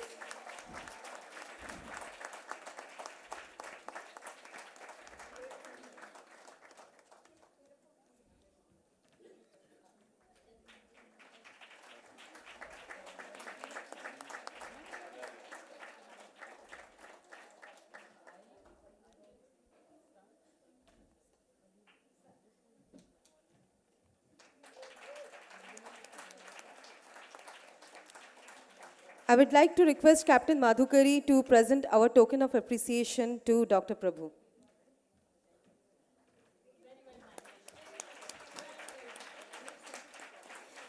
May I request Dr. Vikram Gududi to please come on the dais and present our token of appreciation to Captain Madhukari.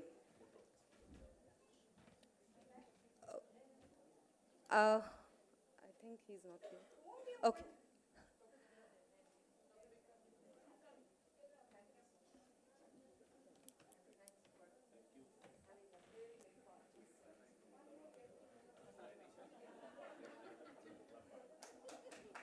Ma'am, please.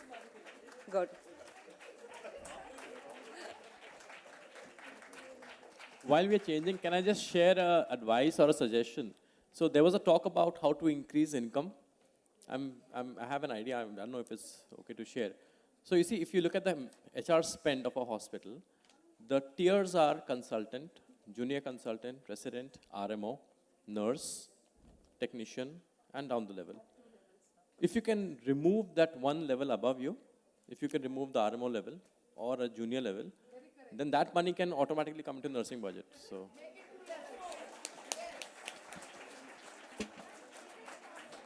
Thank you, everyone. Thank you.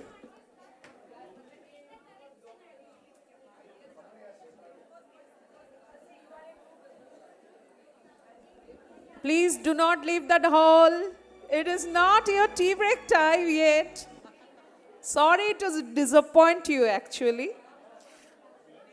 So we have another 3 sessions before you get your tea break for today. For the next session, may I request Ms. Shubhananda Mohapatro, AGM Quality Operations and Clinical Training Lone Star, to deliver their scientific agenda. Ma'am, please.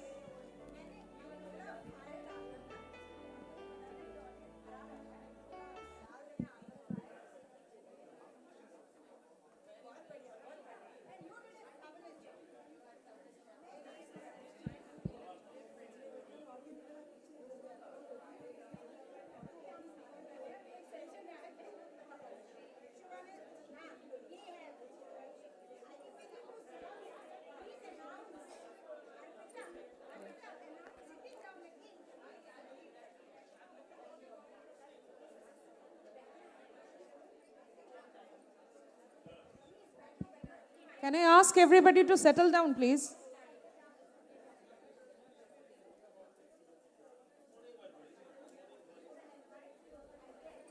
Start. You start. You start, right? Hello. Okay. Can I ask everyone to settle down in their chair, please? We are waiting for our next session.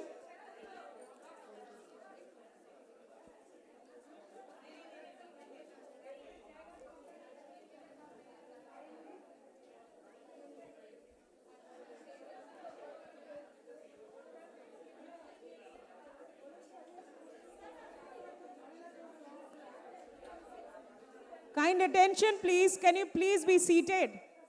We are about to start the session. Thank you so much.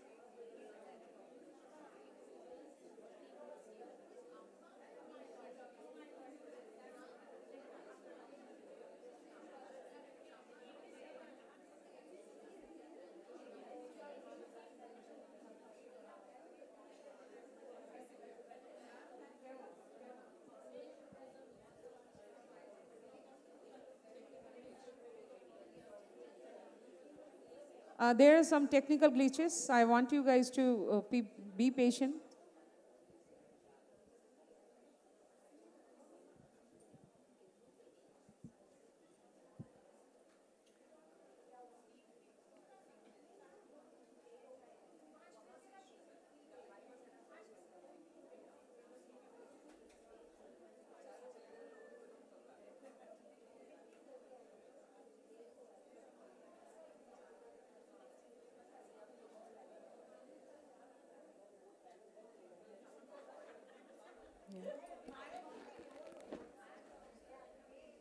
We'll start. A very good morning to one and all present here. Extremely sorry for the delay. There was some technical issue. My name is Shubhananda, and I, on behalf of my entire team of Lone Star, am delighted to be here at the 11th Annual Infusion Nurses Society Conference, a prestigious event that brings together the best of minds and hearts in the field of infusion nursing and healthcare.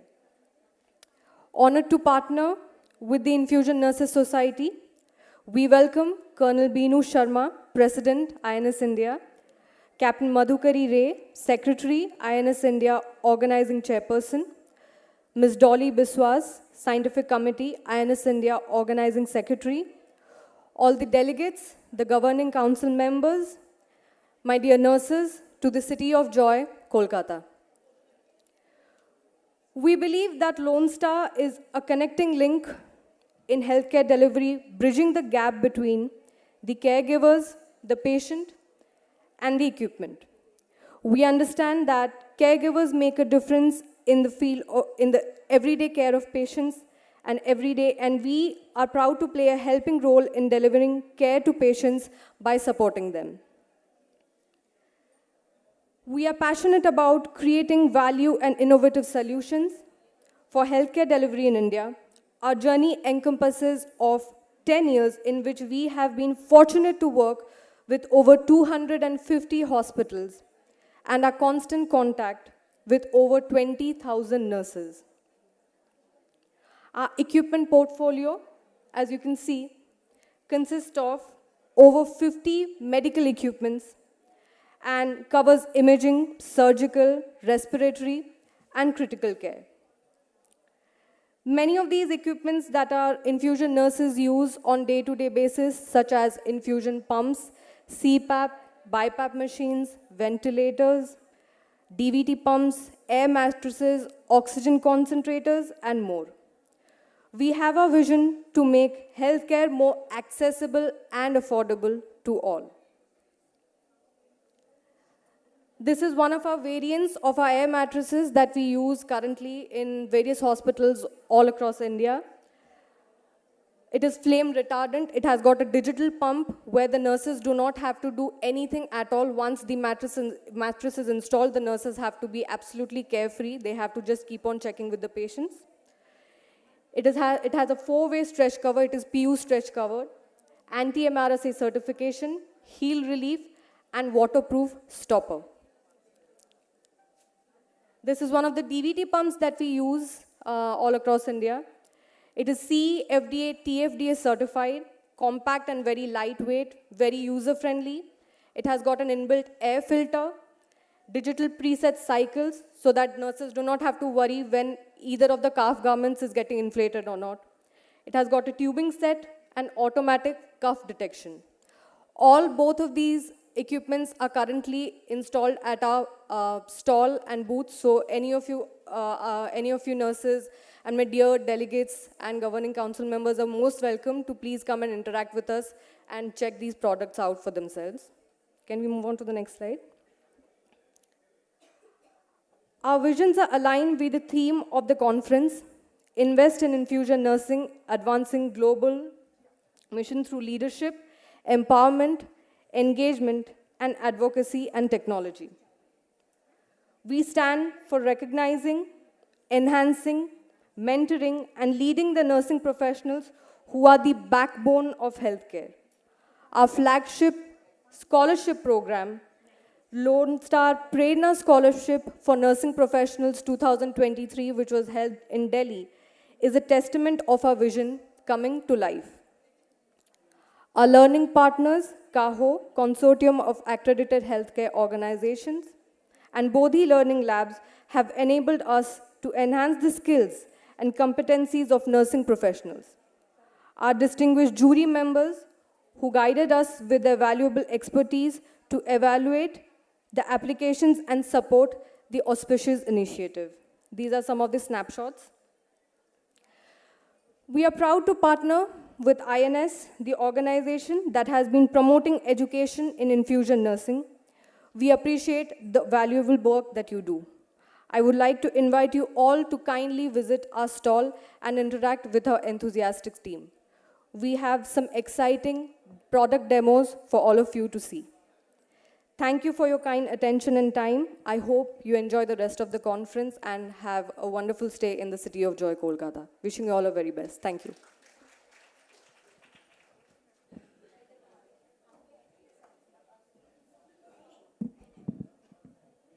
Thank you, Shubhananda. That was insightful quite.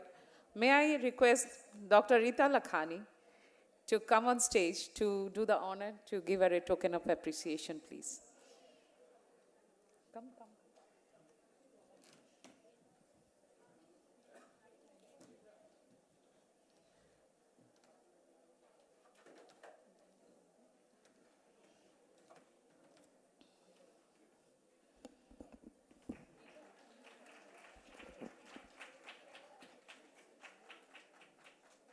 Thank you, ma'am. Oops. For our next session, may I take the privilege to introduce Ms. Indrani Chakraborty, a constant source of positive energy, as I know how persuasive she can be. She is the co-founder of nurseindia.org.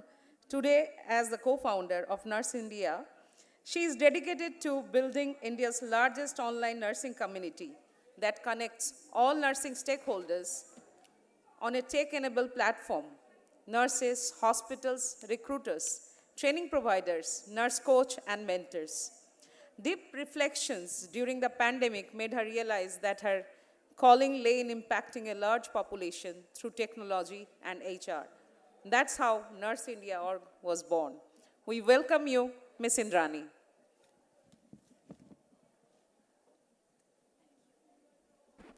Thank you so much, Arpita, for that wonderful introduction.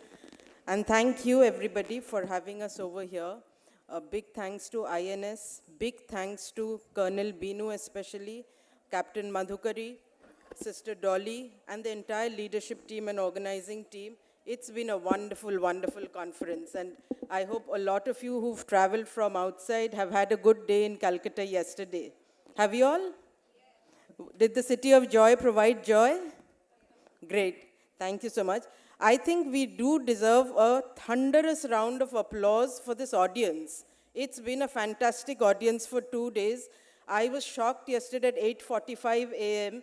in Calcutta, which is not known to be the most agile city. It was a room full of people.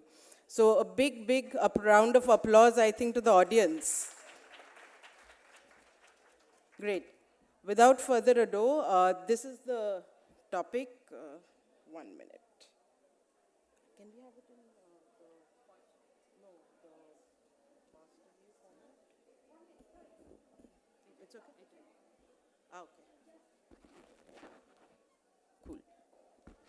So I think, the whole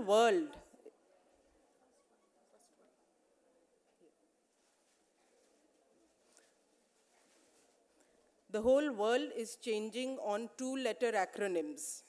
AI, ML, VR, AR, and most of us have heard of it, whichever field you may be in. And nursing is no different. It's these 2-letter words, that have been plaguing us for sure, all of us at Nurse India, and I'm sure most of you who are in their 40+ age group and trying to stay relevant. And I thought we'll just share our experience of the actual use cases of some of these that are already being used in nursing. And I thought that could be a little conversation. So this is, it's going to be a very light conversation. It's just about use cases. And I'm sure there are plenty of use cases within the Indian scenario also. Just that, those are not published as yet or very well known. By the way, this entire deck, if you like it, great, you can applause for me. If you don't like it, it's been generated by AI. ChatGPT and, those platforms have generated the content, okay? So I asked ChatGPT, can you give me specific examples of actual, applications of AR, VR, AI, and ML in nursing? And this is what ChatGPT gave me. So it was knowledge for me, and I'm just sharing that for you. So trend one certainly is AR, VR. And there are these use cases that are available, and most of you can go to the net also and read more details about it. There is Seda Sinai Medical Center, which is using AR and VR, not just in clinical training in nursing, but also simulated patient experiences, simulated communication experiences. We heard a lot of stuff about soft skills and hard skills being part of the curriculum but not being relevant. So they are actually using live patient scenarios there. How many of you all may have heard of touch surgery? It's an app. Any of you have heard about touch surgery? It's actually being used globally. Thankam's heard of it. It's actually an AR, augmented reality-based mobile app that's being used in a lot of global hospitals, where it provides you step-by-step surgery training, but in a 3D setup. So you can actually go, and it's almost like playing a 3D video game, but it's surgical with the directions being given. So this is another interesting application of AR and VR. The second, 2-letter words, the second set of 2-letter words that we keep hearing is AI and ML. They become synonymous almost. So what are their use cases? IBM Watson, most of you would have heard. IBM Watsons, especially in the oncology space, they are also into training within India, and globally, of course, they're being used. They analyze a lot of patient data, and their artificial intelligence engine throws up treatment plans, throws up insights to enhance the clinical nursing, clinical decision making. Another use case of AI and ML being used currently at Mayo Clinic, USA, and those are clinical decision support systems. Yesterday, in fact, Colonel Binu in her session mentioned about how Max Healthcare is experimenting on a pilot basis the apps to aid in the clinical decision support system. So, and I'm sure, once they start getting the results and nurses are freed up of the admin work and the operational work and actually get more time for clinical work, the adoption of clinical decision support systems will become more rampant. It's already quite rampant in the US. The third trend, and this is I think closest to our heart at Nurse India, is really this blended learning. there are these in-service training, classroom trainings that all of us are familiar in for those of us who've worked in hospitals, right? But the world is moving towards, learning on the go, learning through the mobile, learning when I'm commuting to work, learning when I'm, maybe sitting in the bus or sitting in the taxi and picking up small-sized, bite-sized stuff which comes in my feed. I learn that, and I keep repeating that. So those are some of the trends that I thought I'll discuss today. A blended learning place where no one provider can provide all of the training. You will have clinical service providers, you will have behavioral, you will have leadership. There was such a pumped up discussion in the earlier panel discussion around leadership versus communication versus clinical skills. But there's really, no one curriculum can aid all of that. You will need different specialist providers, and that's where marketplaces come in. So, a platform, a place where you get all of the information. These are some of the shifts that we've been noticing, that the onus of training has shifted from the hospital or the manager to the individual nurse. It is, today the skills, the onus of skills depends on the individual nurse. How do I skill myself and stay relevant without depending necessarily on my hospital or on the manager? And because access to knowledge and access to material is today, it's democratic. Everybody has access thanks to the technology and the internet. That's where access is no more a challenge. It is, the intent to pick up and read and learn as much as you can. So, and that presents new challenges, because if you have the intent, you will pick up, but you can also, it can get lost in that urgent versus important thing. So bite-sized, small bullets, almost like little bit of bullets, stay glued to your phone. Specialized skill pathways. If you are a staff nurse and you want to graduate to a critical care or a cardiac nurse, what are those set of 10, 8, 15 procedures? Is that syllabus standardized? Where do you get the information for those skilled pathways? Where do you get information for something called capability passports? It's almost like a passport, and as you keep doing more courses, it's a lot like your CNE points, but in a passport where you keep getting it signed and you can have digital passports. So, those who demonstrate a learning ability, their career growths also get linked to that. So these are some of the exciting stuff that is happening in couple of hospitals.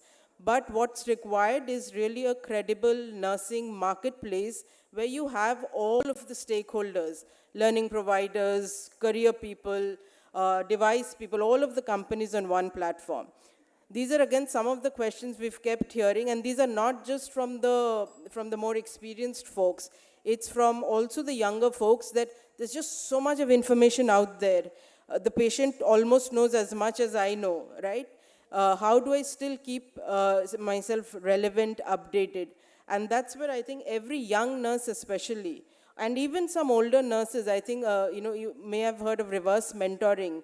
I learned a lot of my tech skills from my intern, who's a college first-year undergrad. But a reverse mentoring system for older nurses, and a friend and a navigator who can, who young nurses can go to, a credible source of information. That's where someone like we come in, Nurse India. We're trying to be India's, one-stop solution platform for nurses. And what's in it for nurses? Nurses can get a lot of information about career opportunities across locations, India, abroad. You can get to, ask all your questions about skills. What is the skill I need? What's the process there? Where will I get access to this information? Who's a good service provider? Who's a good training vendor? All of that. And of course, it's a fantastic digital place to network. Conferences like these, unfortunately, are annual affairs. You can't keep holding them all the while, but on a virtual platform, you can. So those are some of our plans. For the hospitals, what's in it? It's, you can give unlimited free job posts. It's zero search fees. It brings down your cost of talent acquisition dramatically. You will not have to pay the thousands of rupees that a lot of hospitals have to pay to search firms. And you can have access to a lot of nursing leaders, trainers, an inventory of mentors. We're trying to build, slowly the community. Any help there would be welcome. And we once again thank INS for really supporting a young startup like Nurse India and inviting us onto this platform. We request all of you all to support us in our mission to make nursing this wonderful profession of choice in India. Can we do that? A wonderful profession of choice in India.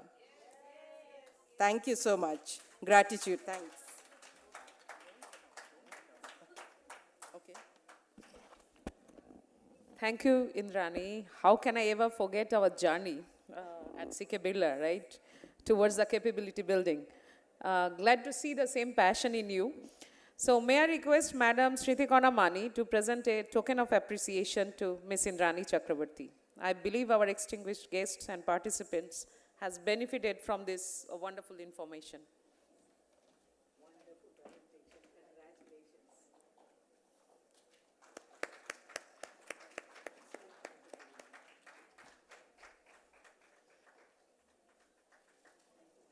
Thank you.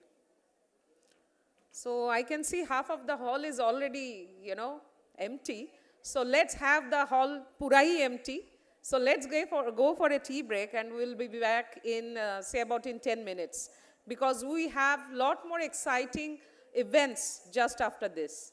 Thank you so much. Please be here within 10 minutes.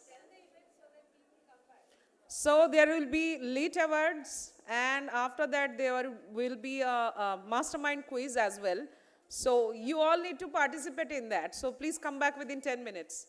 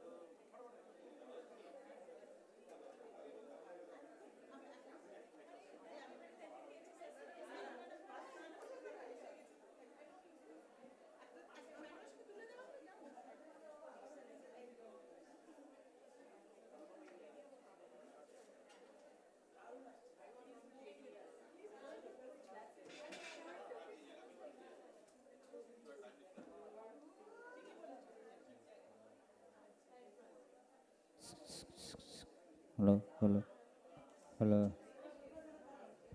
Check, check.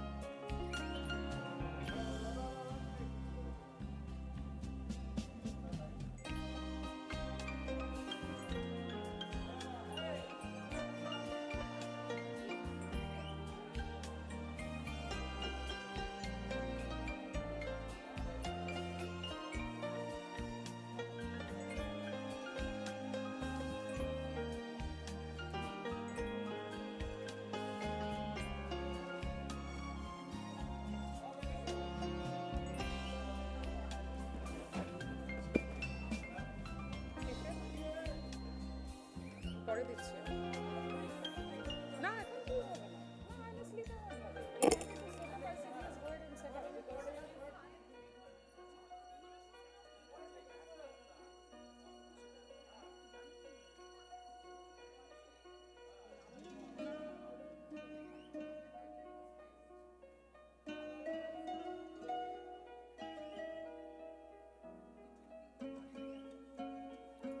May I request all the delegates to be seated, please?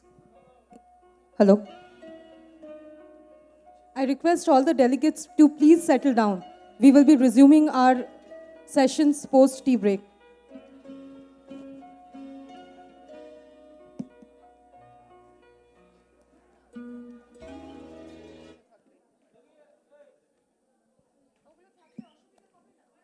No, sir.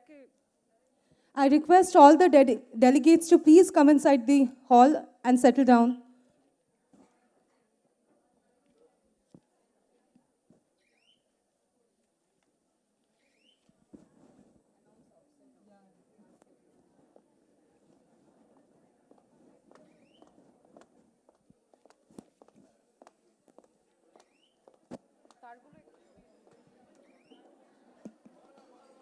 I request all the delegates to please go inside. We will be starting our sessions.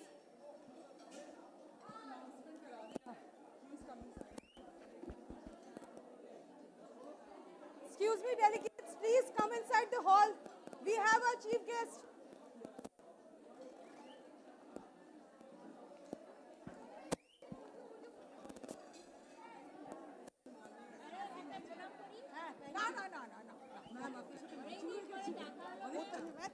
All the delegates are requested to come inside, please.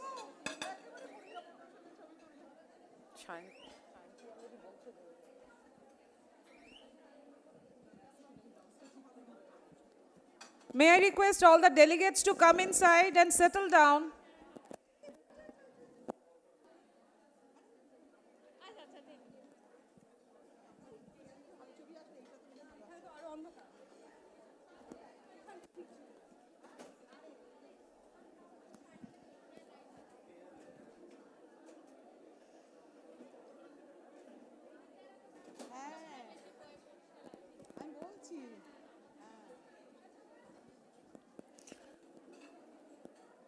Welcome back, post-tea break session. We have with us Dr. Siddharth Niyogi, Director of Health Services, Department of Health and Family Welfare at Government of West Bengal with us. May I take this opportunity to call upon Dr. Niyogi on the dais and address the gathering. Please, sir.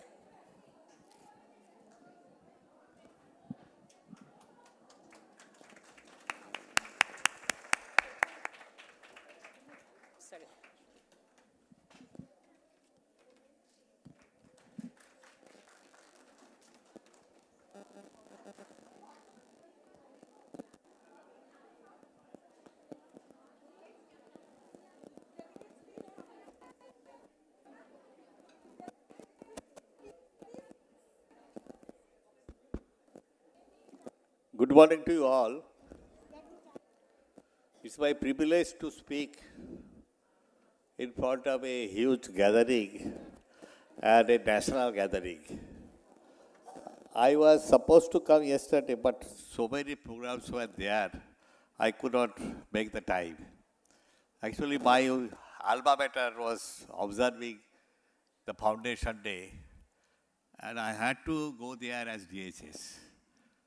Anyhow, I heard this conference is going on from yesterday, Infusion Nurses Society. This is a very good subject. So, with infusion now, many things are done. So, what is infusion dose? How fluid balance has to be done? That is very important. And also, now we are doing thrombectomy with the help of infusion in West Bengal through telemedicine. So stroke management is done. So with this help, we are saving many patients. Our nurses are trained, along with the doctors are also trained. So, I feel happy to meet the nurses here. And I welcome all the delegates who has come outside the state in West Bengal. And I will request to enjoy the city of joy. So, nurses are given many responsibilities nowadays. The doctors remain in the hospital for very little time. Only the critical care units have the doctors. The thing is that the patients are cared by the nurses only.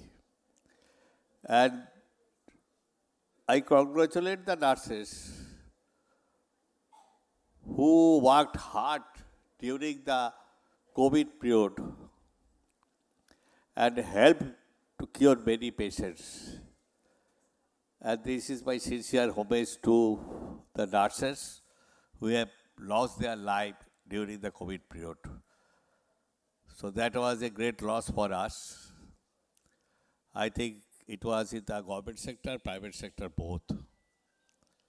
So they didn't care for their life. They treated the patient throughout the day. Anyhow, so I was hearing that there is empowering of nurses. We are also, as Gujarat government is also empowering the nurses. So we are posting nurses in the Susastha Kendros, and nurses are giving advice for preliminary treatment. And if any problem, they are contacting the seniors through telemedicine. And about 1 lakh patients are consulted in each day in the state. And that has helped us very enormously that the load in the hospital is reduced. Not only that, the patient don't have to go to long distance to the hospital for getting some minor ailments. So, and now we have BSc, MSc nursing, so many nursing colleges are coming. But I would request all who are present here, who are running the nursing school and colleges, please make the quality very good. Thing is that there is theoretically nurses are trained, good, but practically we have to train them. Otherwise, they can't work in the hospital. So infusion, if you tell them to give me infusion, they will not be able to do it. So practical training has to be done. And now, in West Bengal, many of our retired nursing staffs I have seen, along with some other staffs from Bengal. And in every nurses programs I had to attend. They don't spare me. Yes, the nursing fraternity is under me, that is right. But I didn't know I am DHS for less than 2 years, but I am so popular to the nursing society. And I always praise them. They are the pivot of the hospital.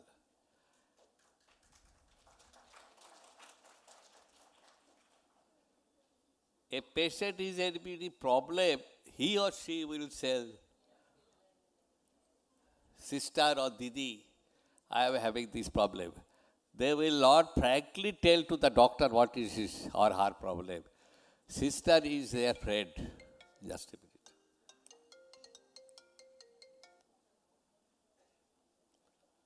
So, you see, they are the friend. They are the dear ones. As they stay in the hospital for a long time, doctors comes. Most of the doctors ask the sister, what is the problem? Sister has to explain what medicine patient is receiving. So, role of sister is enormous, I will say. If a patient is cured, I will tell 50% credit goes to the nursing staffs.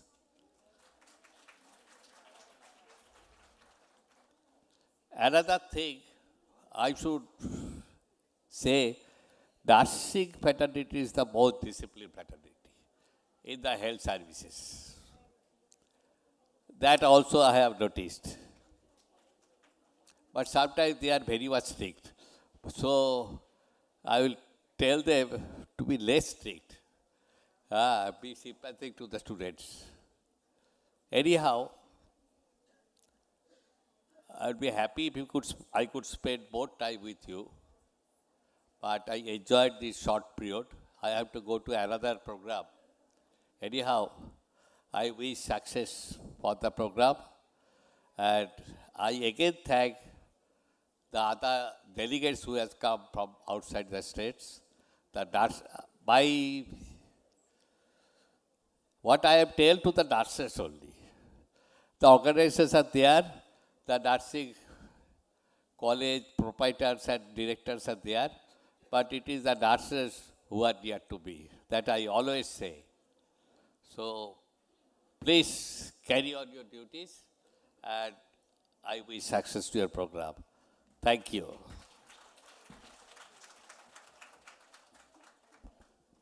Thank you, sir, for your wonderful address. We are fortunate to have you with us. May I request Colonel Binu Sharma to present, sir, a token of gratitude, please?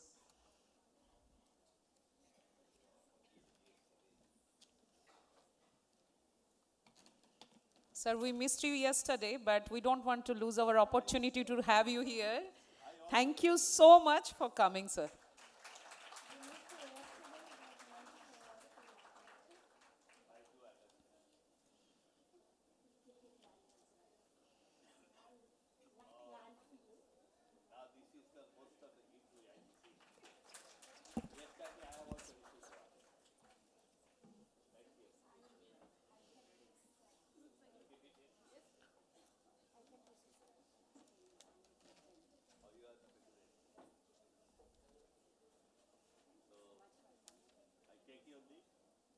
Thank you, sir. Thank you so much.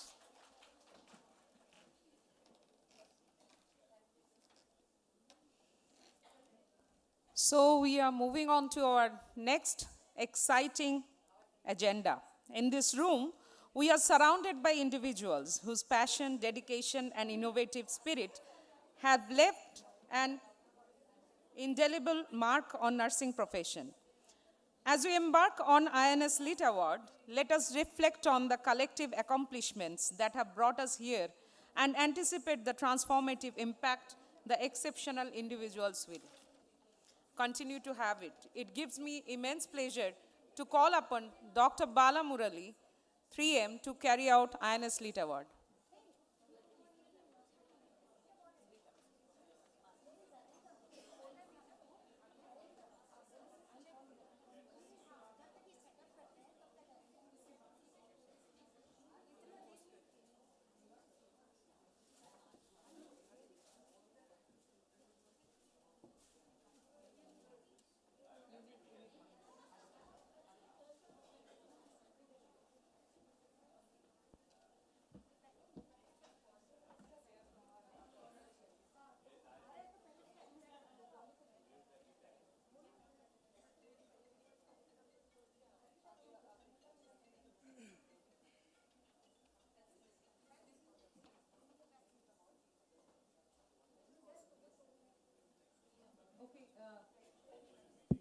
There is a small waiting. May I request Mr. Arindam Banerjee to come on stage, as we have missed him in the panel discussion, to have a short address.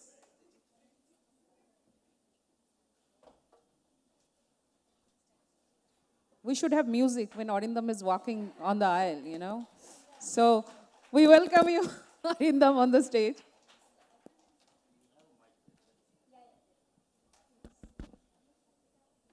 So, Let me tell you first, it's a pleasure to be here. Fantastic organizing. Congratulations to all of you. I remember me and Binu talking about this in the summers of Delhi. When I had gone across to Delhi, she was telling me that we plan to organize this conference sometime in the winters in Kolkata. So I said, that's a lovely time. My sincere apologies for missing the session. No excuses. I don't want to say I had con calls and all that. So no excuses for that, but I definitely missed it, and my apologies for that. Quickly, I need to tell you, this session was on empowering nurses.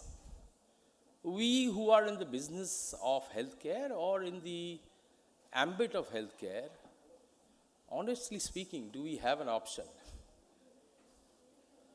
Do we have any other option but to empower our nurses? So the other day when this workshop was being held in our hospital in Manipal, Salt Lake, so once again I was asked to speak to the nurses, and I told them that developing a nurse is developing a society. It's not developing an organization or an individual, it's developing a society, because whosoever learns that technique, that skill we expect from a nurse, enriches the entire society. And I was in Europe recently for the last 1 month or so in the full of October. I was shocked to see and surprised to see, and also to an extent happy to see, the number of Indian nurses working in European hospitals. And I was told about a lack of nurses. We are talking about this in BGBS also, the recently held conference, that a lack of nurses is going to retire from National Health Services very, very soon in the next year. So again, I am scared that we might lose many of you to that. I'm sorry. Yes. We might lose many of you to that. It is a loss for the country, I think. Quality nurses moving out. Obviously, they will move out for their career development. But it is a loss for the country to lose such assets. I have always been a part of nursing. I have learned from them. So somebody was telling me now that, we are what you made us. I said, I am what you made me. I didn't know anything about nursing. Somebody told me in an interview when we were opening the hospital that what happens when a patient suffers from hypoglycemia, they said, we put him on dialysis. So I was shit scared, and I said, for a long time I had fear about brothers, because it is two brothers who told me this. Instead of the sisters or nursing staff, it was male nursing staff. So at one point of time, I used to think that brothers have little knowledge about nursing. They don't have.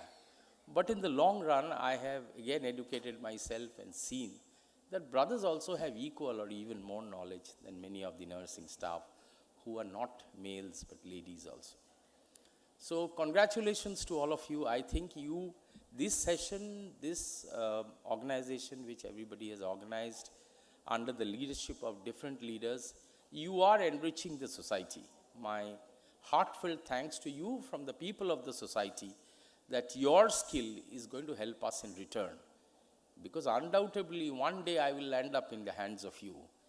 And many of my nurses, when they see me smoking, they said, why don't you stop smoking? So I said, this I cannot leave.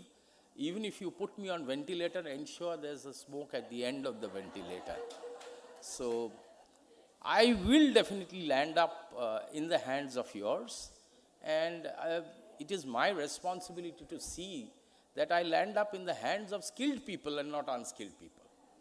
So whichsoever way I can help, I'm always there. And the last thing I want to say is, for 15 years, I opened the hospital in 2008. I had the fortune of opening the hospital, taking over in 2007, creating it and opening in 2008. From 2008 till now, I have ran this hospital, the 100-bedded hospital, with the hope and skill and faith and dependence on my nursing team the most. If you ask me who do you depend on to run the hospital, is it the doctors, Is it the paramedical staff? Is it the admin staff? My first choice would always go for the nursing staff. And in a long, long period when we did not have a chief of medical services, even the chief of nursing services, it was the entire nursing team I was proudly heading, and I had no issues in handling the hospital at that point of time, which averagely runs at a 90% occupancy. So this is the level of skill, this is the knowledge the nurses possess, and I'm very happy to be here today once again. And congratulations, all the best, learn well and save our lives. Thank you. Thank you, my boss, I mean ex-boss, for backing us up always. May I request Colonel Binu Sharma to give a token of appreciation to Mr. Arindam Banerjee. I thought all colleagues need to, hold each other's back.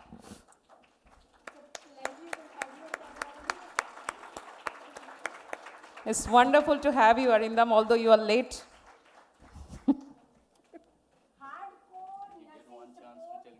Yes.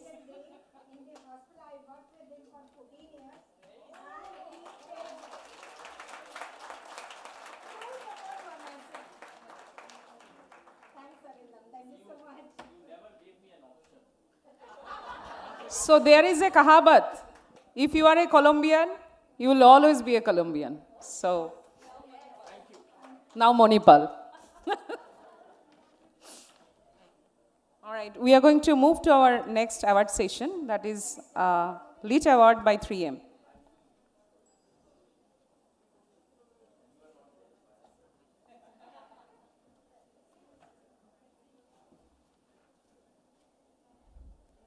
Check, check, check.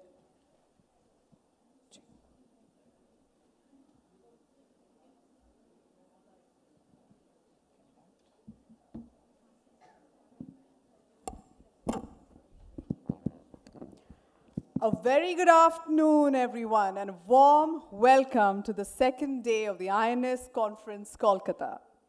Kemon acho, Kolkata. Kemon acho, Kolkata? Awesome. I missed my caffeine dose because of the rush there, but now I got back my caffeine dose. I'm Michelle, Clinical Specialist 3M. And I, Napoleon, Clinical Specialist 3M.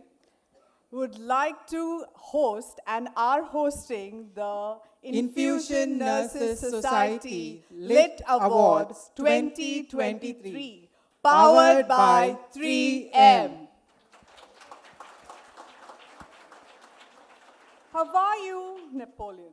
Well, thank you, Michelle. I'm good. But you and audience are so elegant, so beautiful, just looking like a wow. Oh my gosh. Looking like a wow, huh? You made my day, Napoleon, I must say. So, Lit Awards, is that a past tense of a light? let me clarify this for you.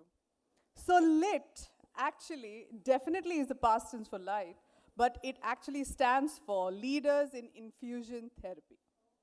And when we talk about lit, we talk about illuminating the area, illuminating everything around us. And these leaders, these individuals have illuminated their organization with different projects which they have done individually and also been leaders for and contributed in the nursing fraternity.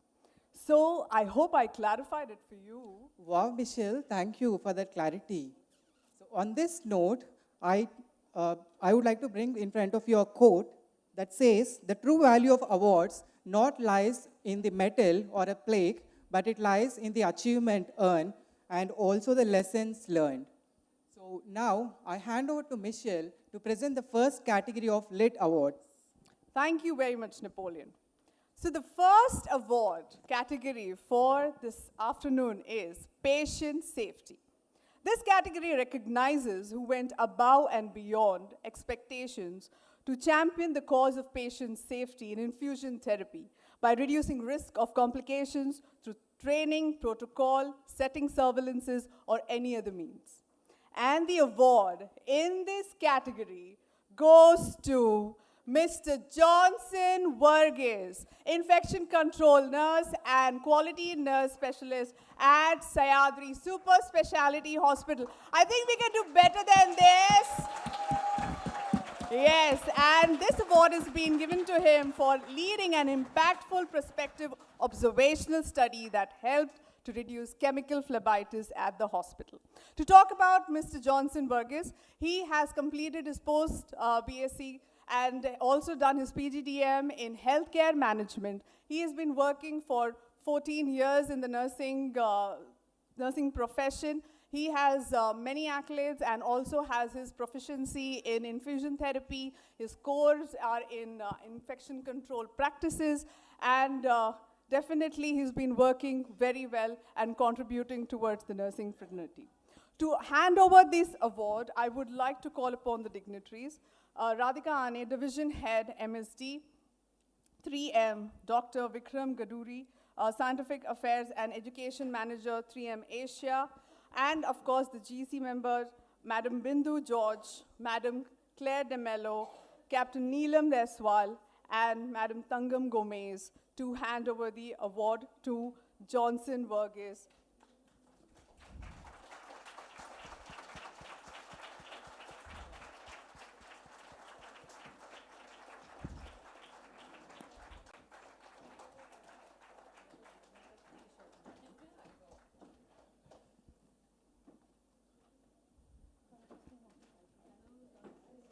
Big round of applause, please. We need to encourage each other.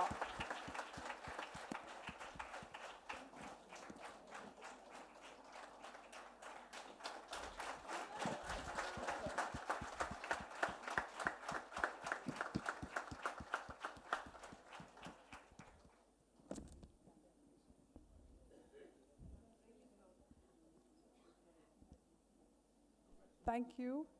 Thank you. Thank you, Bindu ma'am. Thank you, Neelam ma'am. Thank you, Tangam ma'am. I'd request Radhika and Dr. Vikram to stay back. And I would also request Mr. Johnson Varghese to say a few words on receiving this award. I am so honored to receive this award because this is my first accomplishment, significant to milestone in my life.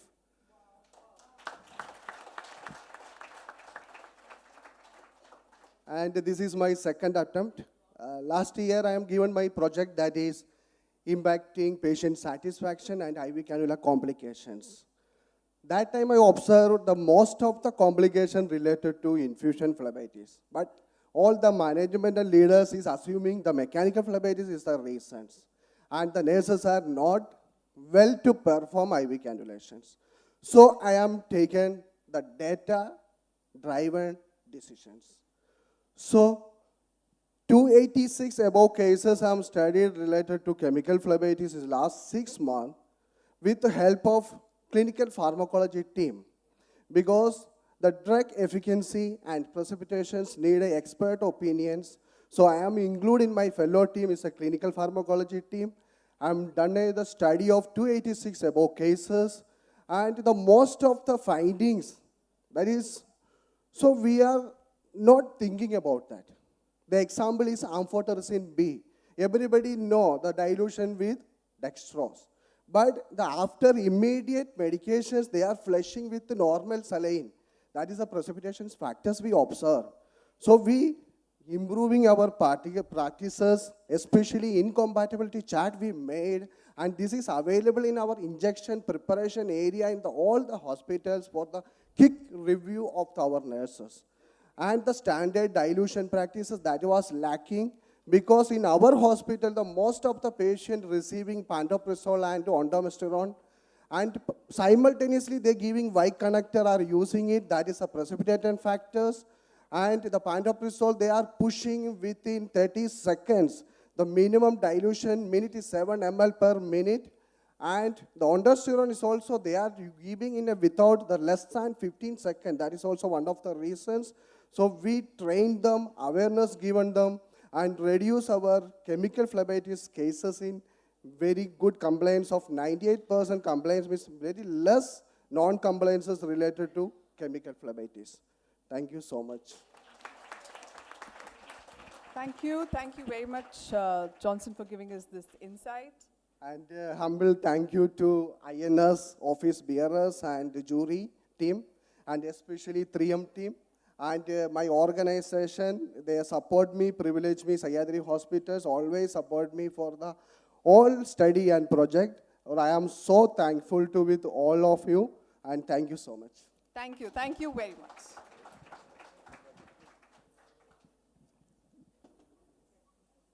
So at this hour, I would like to hand over the time to Napoleon to announce the next category of awards. Thank you, Michelle. So the second category of awards is the Rising Star. So this category recognizes young achievers who made significant contribution to the infusion practices by education, research in their hospital or their community. So the award winner is Madam D. Nagarani from AIG Hospitals, Hyderabad. And she...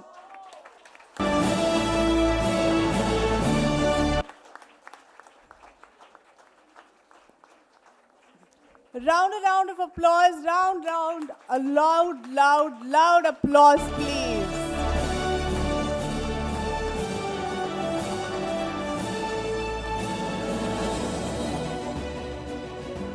And she executed a project on reducing the contrast-induced IV extravasations in her hospital. Now, I would request the dignitaries to kindly come up onto the dais. Madam Captain Madhukari, Dolly Biswas ma'am, Arpit Mundal madam, and Mansi Bhaskar madam.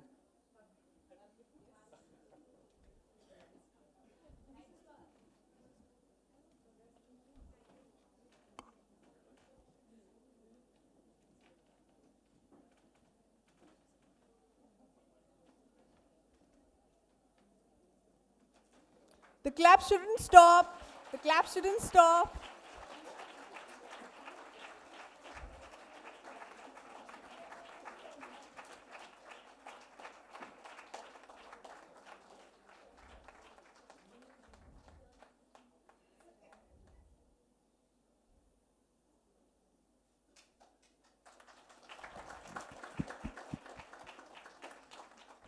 Now I would request the dignitaries to occupy the respective chairs.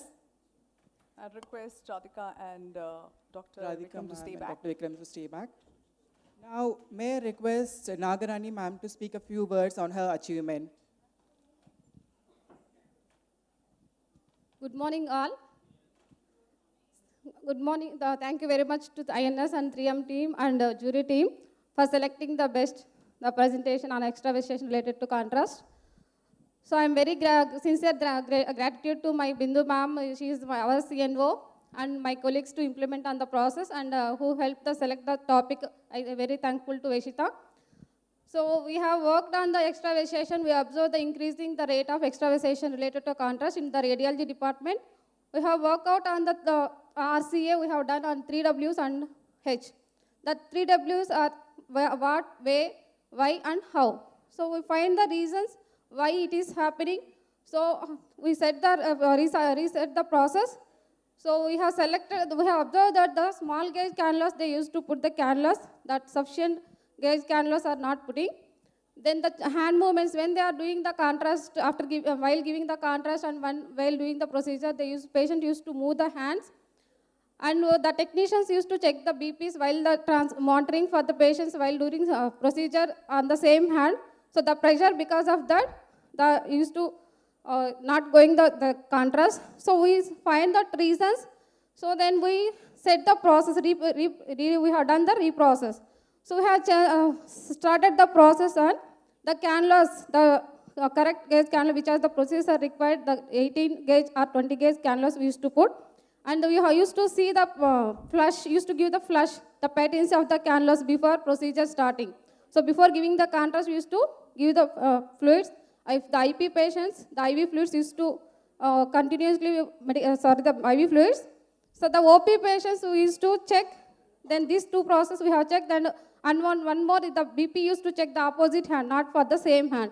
Then we put the restraints and we educated the patients before the procedure. while doing the procedures, they should not move the hand. And so these process have implemented, the incidence has reduced. So this how we have practiced in the AAG. Still we are doing this since 6 months. More than before 6 months is increased the rate. So now the recent month is reduced. So still this month we did not get any incidents. Thank you all. Thank you giving this opportunity.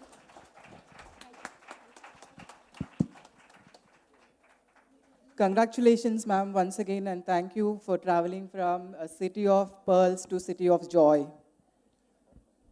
Now, I hand over to Miss Michelle to announce the next category of awards. Definitely Napoleon. Do you feel any excitement here in the room? Well, I think yes. A lot of energy and I'm excitement. thinking no. I still think we can do better than this. I want more of excitement, more of energy. Yes, and we can do better. Yes. So yes, now I feel the excitement, Yeah, definitely. correct, Michelle. So now, I think many of them would be aspiring to receive the award for the 12th INS conference. I am sure. So let me announce the next category of awards, the Lifetime Achievement Award. This award is to recognize an Indian nurse leader who has made significant contribution to the nursing fraternity. The award in this category goes to Professor Dr. Vimla Kapoor. Without any doubt, I must say, she has an exemplary career spanning over 5 decades in clinical practice, administration, teaching, research, and consulting. Dr. Vimla Kapoor has extensive experience in the field of nursing, pedagogy, and administration. Bachelor in Science Nursing. She has also completed a Master in Sociology, MPhil in Nursing, Post-Graduation Diploma in Distance Education. She is a chairperson and Committee of Experts in National Nursing and Midwifery Bill 2020 with Ministry of Health and Family Welfare and Government of India. Chairperson of the Nursing Patient Ratio in the country, chairperson in the Reviewing Guidelines of Nursing Development. She is also a consultant at many universities and NGOs. Professor and Dr. Kapoor has been a prominent member amongst the nursing professionals. Throughout her career, she has emphasized on quality nursing, education, clinical field, and research, established the Nursing Council at Delhi, and was president at the same. I can go on, and I can say that this room is definitely filled with definite respect for ma'am, and I could not say any more than this. She has been awarded multiple times at different forums, but we are very privileged and honored, ma'am, to give you this award. And for this award, I would like to call upon Ma'am Binu is already here. Yes, Captain Sandhya Shankar and Dr. Rita Lakhani and Madam Harvinder Kaur to hand over the awards.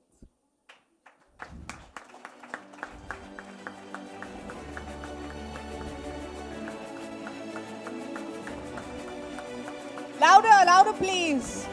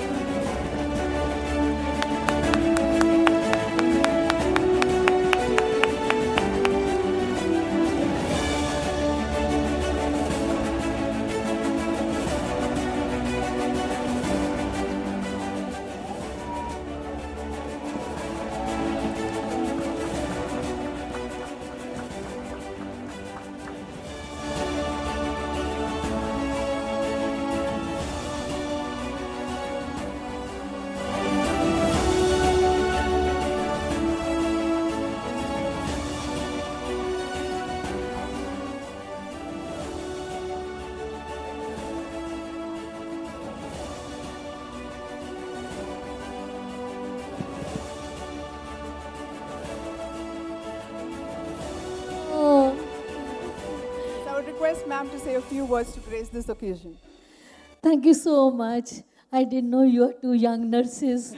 I'm so proud that you have nurses who are there to take us forward, Thank you so much. I do not know what to say. I'm really, I've never felt like that, because I have never applied for any award. So yesterday night when I was talking to my friend and a colleague from Delhi, she's a president of Delhi Nursing Council, Anjana Dhal, she said, you had told me, ma'am, that you will not apply for any award. So this you have not applied. So why are you feeling like that, This is what she told me yesterday night. But I just want to thank Colonel Binu. We have with us Thangam Gomes, all the members of jury. I do not know how big you have become to become a member of juries. I mean, I'm so proud that you are being called as member of juries because it's a proud moment when we see our own people growing so very well, So more than what I am getting, I feel nice that I am amongst them and present here. And of course, 3M Group. It's so wonderful that you are supporting whatever cause you have, but you are supporting the nursing people in such a, in a very nice manner, in a pleasant manner, with a human touch, This is what I have seen, what Ashmita had been doing, Sijoy had been doing, Dr. Bali has, correct? Bala. Dr. Bala had been doing, and I met Vikram today. Well, these are some of the formal things, but just let me tell you, I do not know why they want to give me Achievement Award. There must be reasons, but I'll be next year 55 plus 20 only. So I do not know whether I am so old to receive that award, but definitely, I have learned so much from this group. I was in the government, I was in the university, I was in RAK College of Nursing, and I was looking at my other friends from RAK College of Nursing. Why did we miss all these events? Why didn't we have all these things, You feel happy, but you think that there are many more things would have happened during our time. But I think the legacy follows, the things which are being done now, it was not done earlier by the nursing professionals. And look at them, how organized they are, how wonderful they are, how proactive they are that they brought 3M and say that these are our people who require the award, So that's something very great. I will tell you, award at this age means it's standing, all of you, when you stood up, that was the biggest award for me. I think that's the love, the affection, the respect, the care, the passion you have, all of you, that is the biggest award as a nurse for me. I did not know I'll become a nurse. I was never born to become a nurse. But today, I was the first and the last nurse in my family. And after my first year, I went and told my parents, forgive me, you don't change opinion about me, Abanti, okay? I went and told my father that I was given a scholarship, Now we are fighting between art and science. I was an art student, and art student had to do extra classes, So went and told my father, I cannot go and work in the ward with the sick people and do this and this. He gave me, that time we got a scholarship for 2,500 per year. So he gave me the money. He said, you go and come back. But when in the evening I went, I met my own school girls. And they said, Vimla, you have changed so much. I said, okay, I will not leave nursing. But today, if you talk anything against nursing, believe me or not, I am not going to excuse you. I will never, never, never, never excuse you. Because nursing is something which is in my each cell. It's in my DNA. And I tell you, nursing has brought us up to this level that we have developed that confidence to talk. We have developed that confidence that we are important to give care, The Prime Minister office called once and asked me, after, you must have heard Prime Minister started with 157 colleges, and then there was a talk, So the Deputy Secretary called me and asked 4 points to give. Prime Minister wants. I said, is it concerning total nursing or is it concerning only the talk? He said, concerning the talk. I said, no, if you allow me to add 2-3 more points, then only I will give, So I gave in writing to the Deputy Secretary the points which were there, Action will be taken or not, somebody has to follow up. But we have to start now doing. Please start doing it from West Bengal, from Calcutta itself.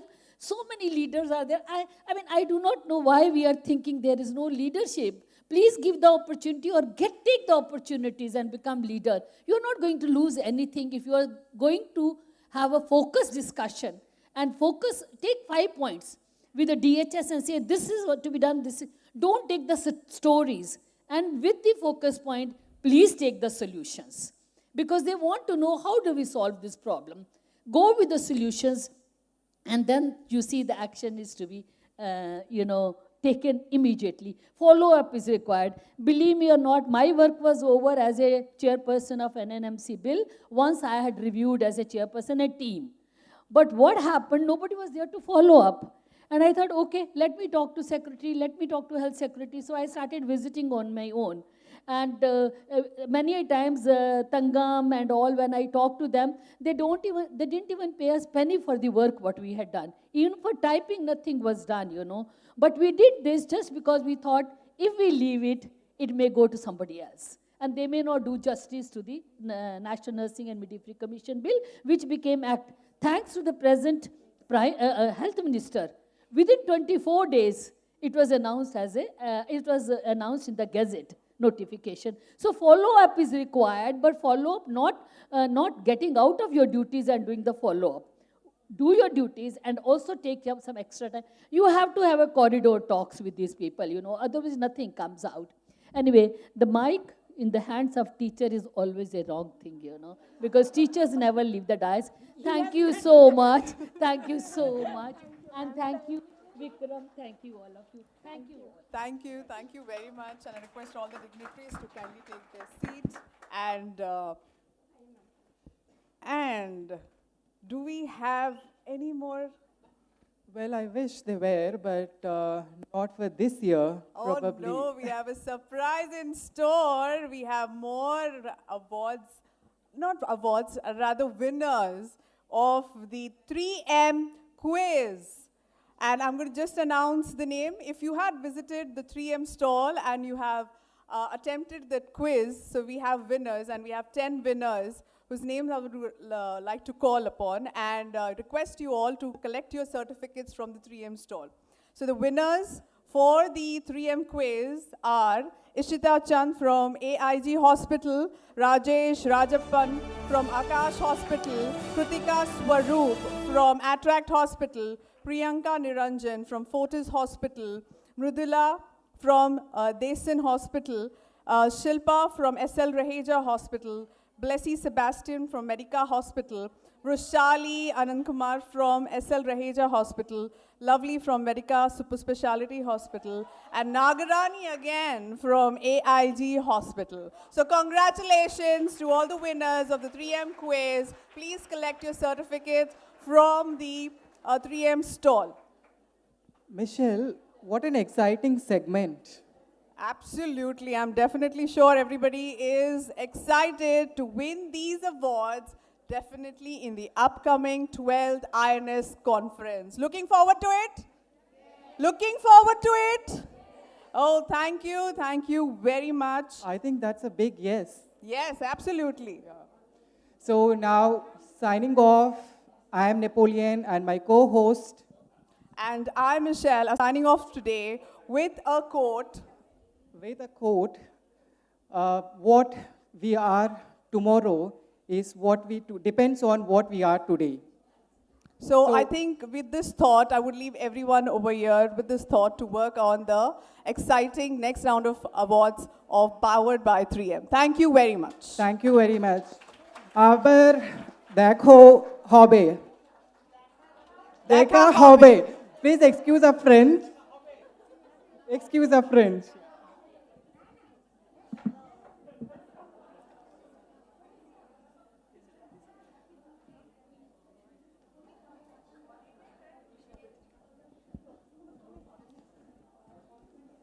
for the, I'm sorry.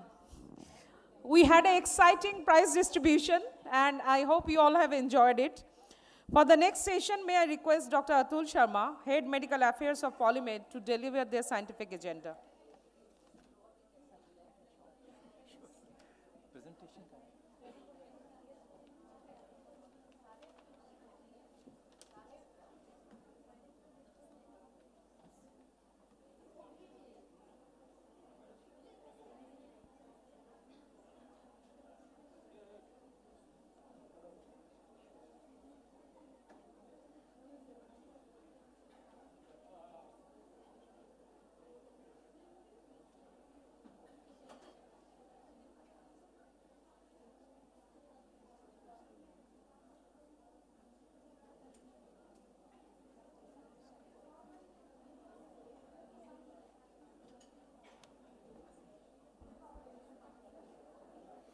So good afternoon all, and congratulations to all winners.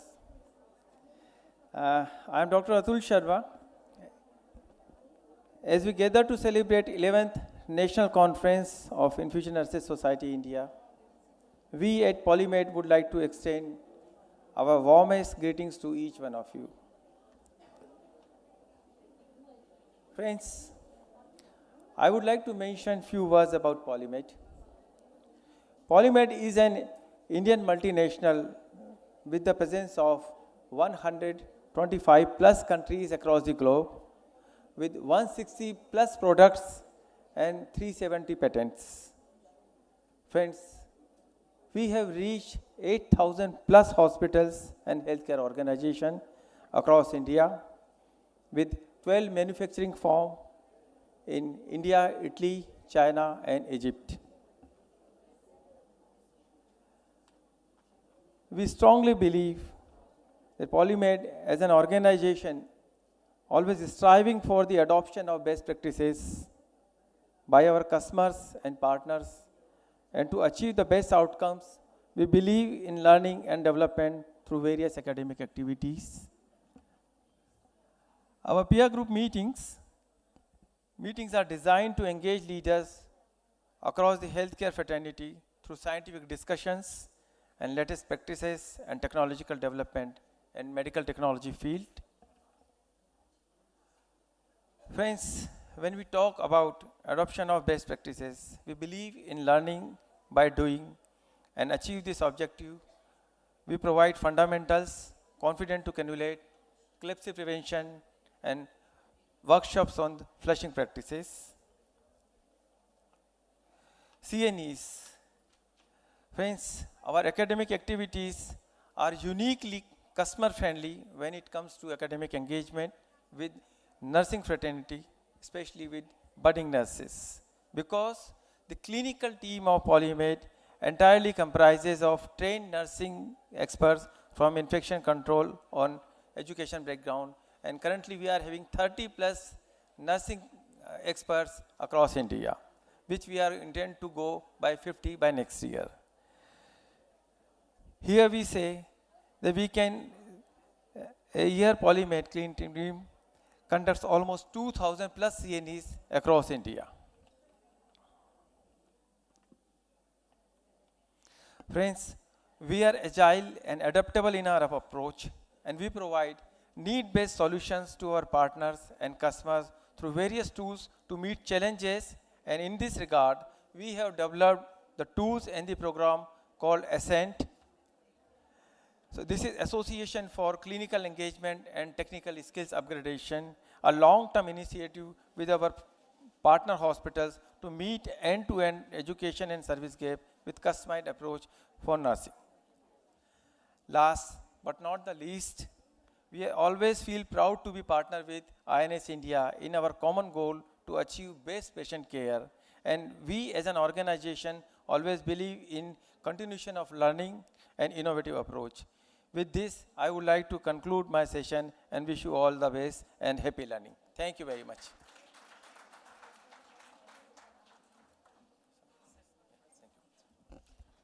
May I request Madam Dolly Biswas to give him a token of gratitude, please?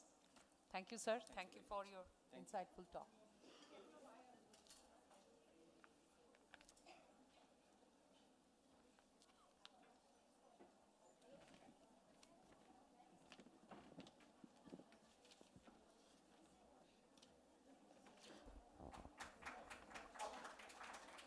Thank you, sir.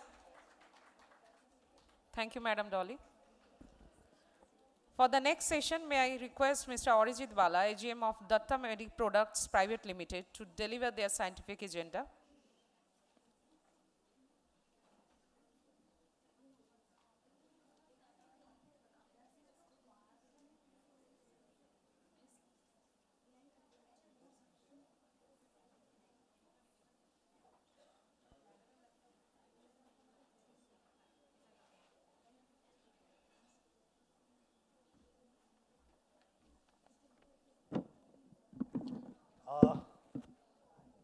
A very warm afternoon. So, myself Arijit, I am from Datta Medic Products. So, I make my presentation ready. I was slightly nervous. So, if any mistakes, please mercy me. We welcome all of you in the city of joy, where culture and science, dreams and revolution walk hand to hand.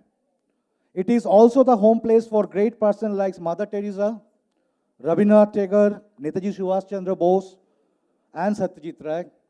On the other hand, we worship Ma Kali and Goddess Durga as Shakti to protect ourselves from any evil factors. Bengal is love festival, isn't it? We just crossed Diwali, Durga Puja and all. There is a very sweet language, Baro Mashe Tero Parbon, and thanks INS that we can celebrate INS this time in Calcutta. So to us it's become Baro Mashe Chodo Parbon.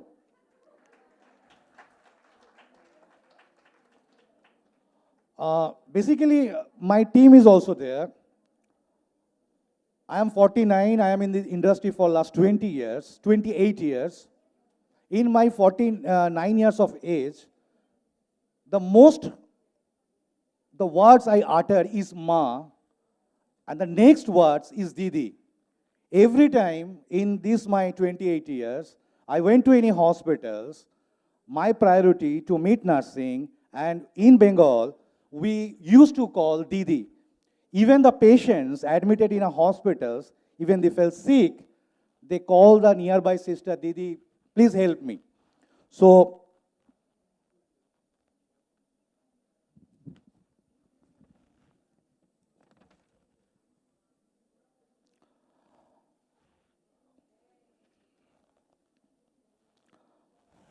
I wish to salute and struggle the sacrifice of the entire nursing team, as we closely attest who better than us to know a prompt and a single decision of an on-duty nursing saves crores of human lives every year. We sincerely respect and remember those nurses who dies in COVID pandemic, where the entire world hidden in their room out of fear. Our nursing personnel were at the hospitals, put their best services, and some gave their lives too. So we all salute them. So basically, Datta Medic Products is a company who is dealing with surgical disposable items. We are in the market since 2008 in India. We are attached with INS since 2016. We are in the industry and we realize 2 to 3 things that is more important: that on-time delivery of materials and no short supply, more profitable rates, and the products which can reduce nursing time, a satisfactory sales service, and a patient benefit related disposables. I just end up with 30 seconds more. We recently introduced 4 items, which is one is CAG with center line. The other companies also are having, but at the same time, for the pediatric, we launch our pediatric sizes that is also available in the market. As well as we launch a Follis fixations and nasogastric fixations device. That is obviously a very good product which is reduced lots of nursing time. I request all the nurses, please visit our stall, Datta Medic Products, so that can we demo these 2 products. Thank you so much, and wish we all have a happy and smiling 2024. Thank you. Thank you so much.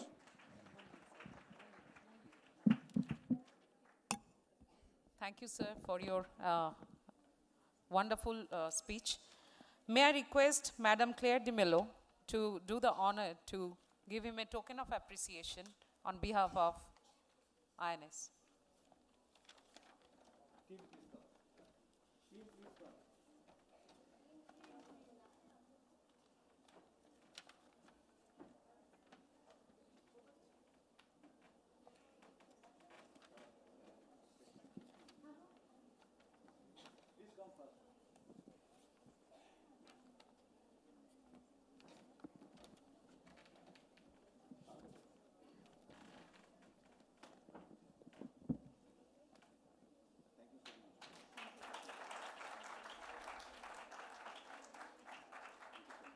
Thank you, ma'am. Thank you, sir.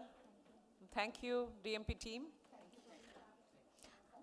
Now, let's kick off the next segment with an exciting quiz competition. I believe you guys are waiting for a long time for this, right? As we are running late already, but here is the moment right now. May I request BD team to take over the final quiz round, please.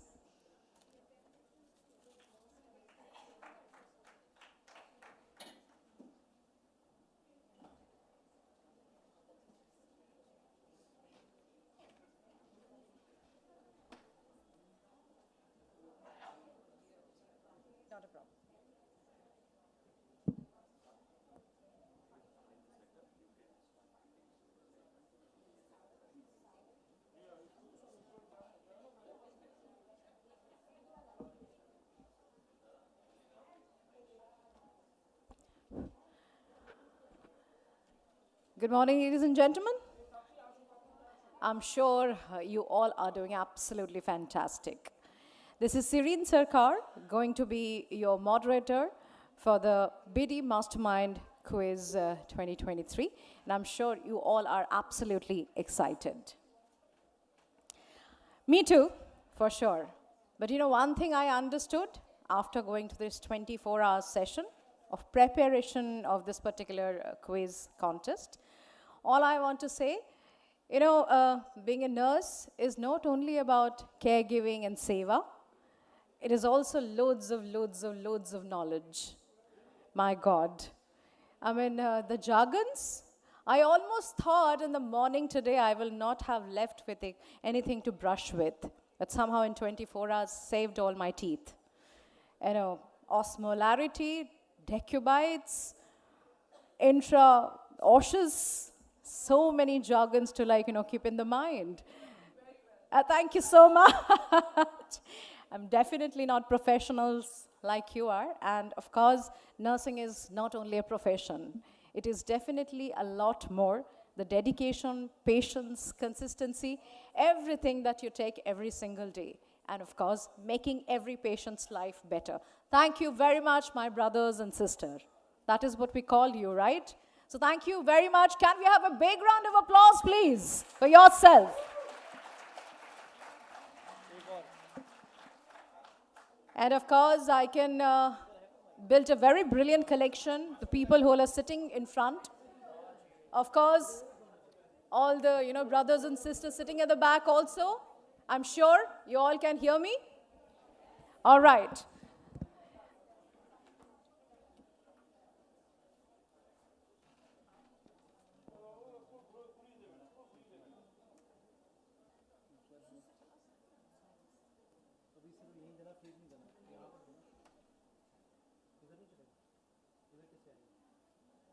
अच्छा उधर से चलेगा it's okay ठीक है ठीक है ठीक है ऊपर से नेक्स्ट नीचे से बैक नीचे से back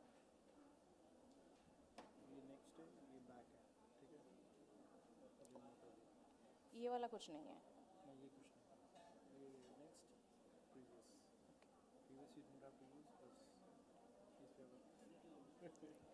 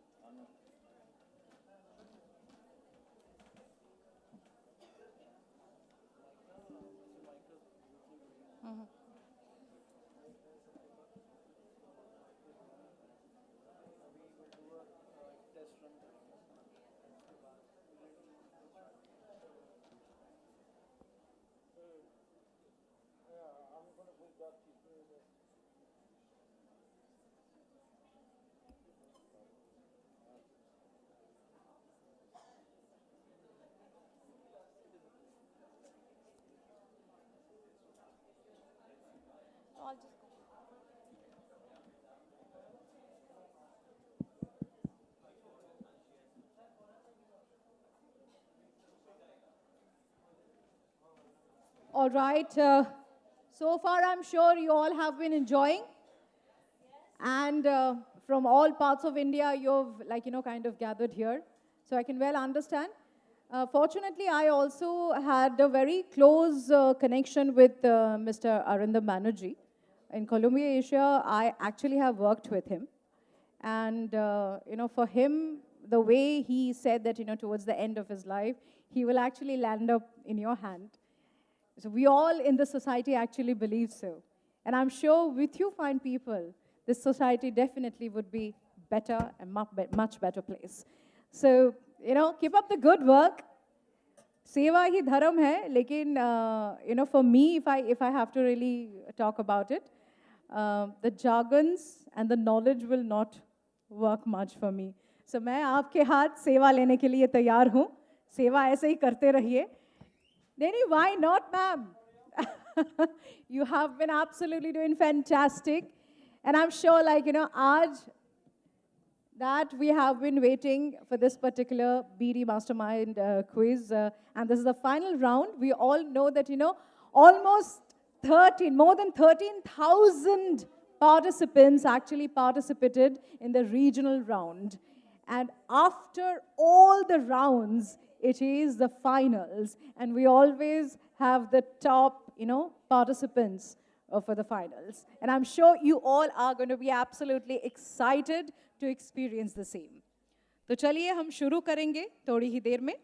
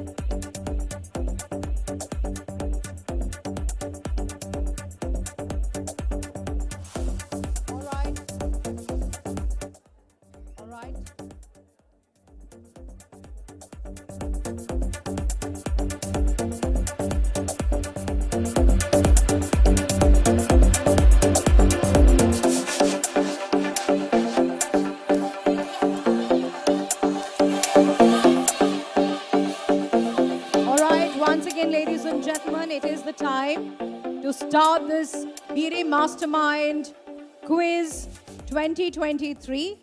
And now I would like to invite the 5 top finalists in the stage. And to name them, I would request the participants to be taking the place in the podium. Can I request Max Hospital Saket, New Delhi, Harpreet Singh and Sarah Ranjan Matthew.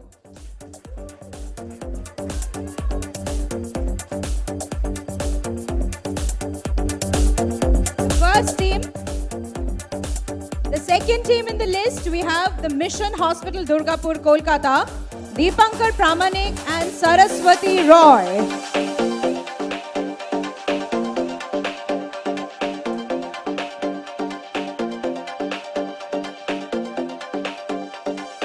The third team we have on the list, Fortis Hospital, Kalyan Thane, Dimple Patle and Priyanka Giri.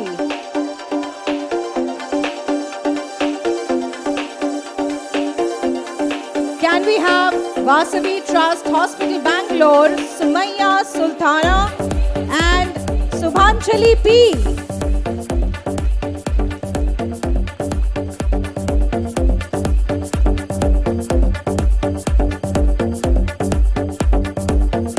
I would now like to invite the final team, Aster Medicity Kochi, Anmol Jose and Shivi Paul.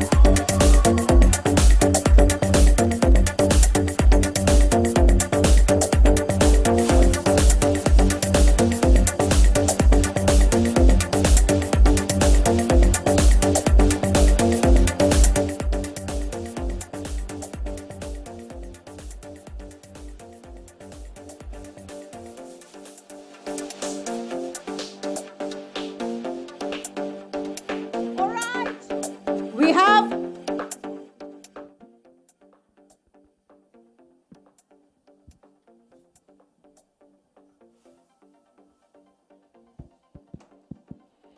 all right, can we have a big round of applause for all the 5 final teams? Before we start, I would like to go through the rules and regulations.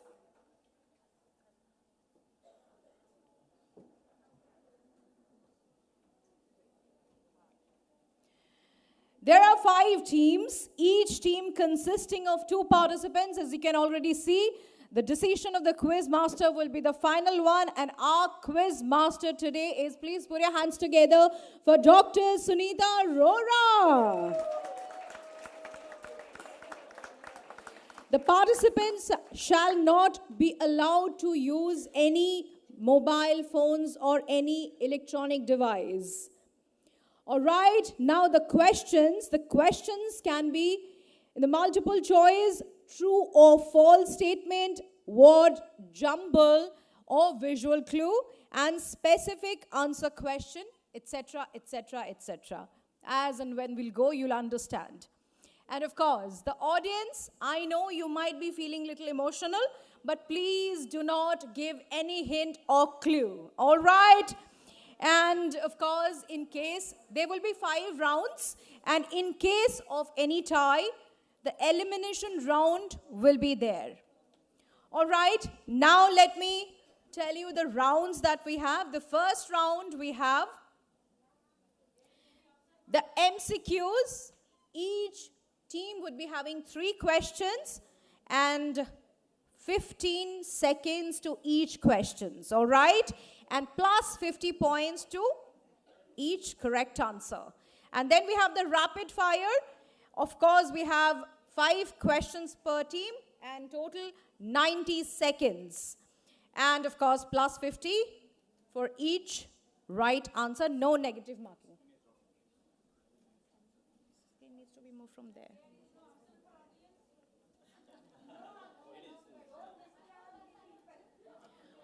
All right, and then we have word jumble, 2 questions per team and 15 seconds to each question plus 50 marks. Then we have the buzzer round, and we have total question 10 total for all the teams, and of course there is negative marking, plus 50 to the right answer, negative 25 to the wrong answer. And the elimination round will have 3 questions. And of course, that's going to be a buzzer round, plus 50 to the right and minus 25 to the negative one.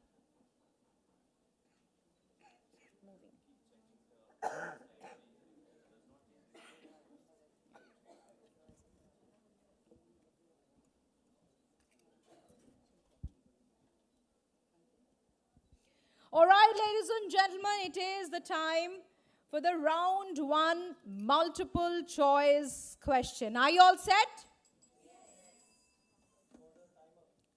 Oh yes, how can we forget? The time up, and of course the scorekeeper is Mr. Sumit.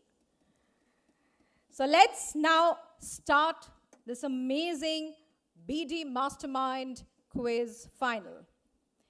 Question 1 goes to Max Hospital, Saket, New Delhi. Your question is,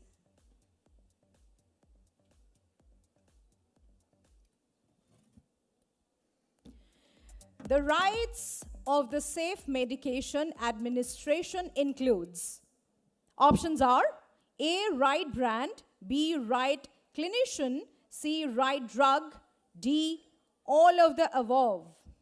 That's for you, yes? So it's C, right drug. Are you sure? Yes. Lock kar diya jaye? Let's see what is the right answer.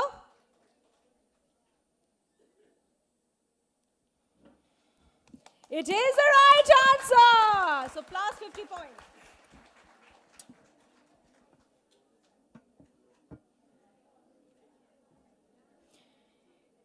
You can see the question in the monitor, right? So if you'd like to, if you already have the answer before the question, you can answer. There is no problem. All right? Yeah. So we are moving on to our next question. The next question goes to the Mission Hospital, Durgapur. The question is, palpable venous cord appears at score dash as per VIP scoring. The options are A2, B4, C5, and D3. Option is Mission Hospital, your turn. Option D3. Option D3. Sure? Yes, yes. Let's check out the answer.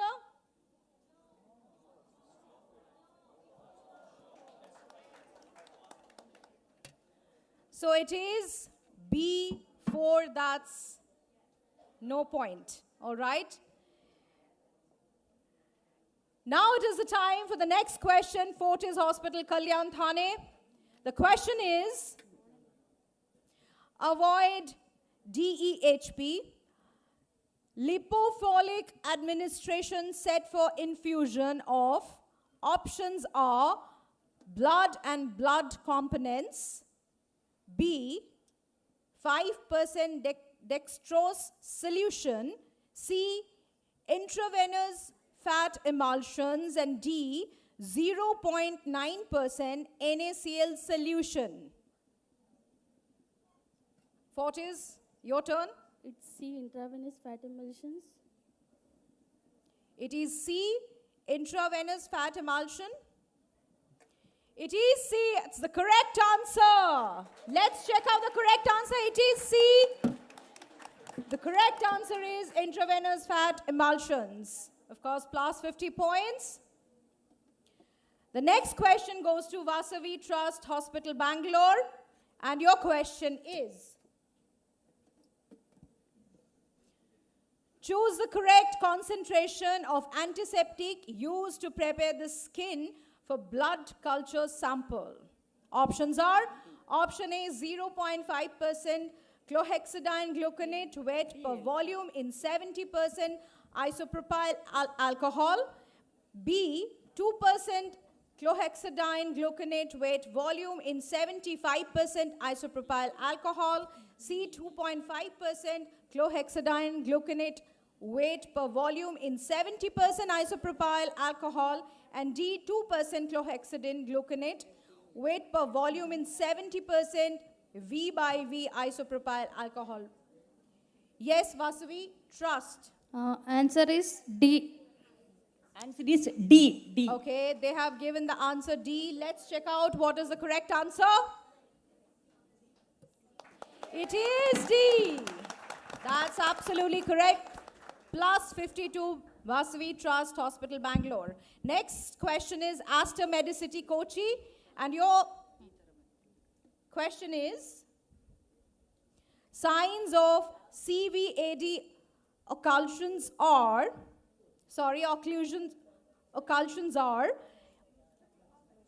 option A, sluggish flow and inability to infuse through the device. Option B, sluggish flow and inability to withdraw blood. Option C, inability to flush the line and infuse through device. And option D, all of the above. Aster Medicity. Answer is option D, all of the above. Answer D, that is their answer. So let's check out what is the correct answer. It is absolutely correct. All right, moving on to our next question. Again, we are going to Max Hospital, Saket, New Delhi. Your question is, the size of filter used in standard blood administration sets is dash. Your options are A, 170 to 260 micron, B, 150 to 250 micron, C, 120 to 200 micron, and D, 190 to 300 micron. Max Hospital.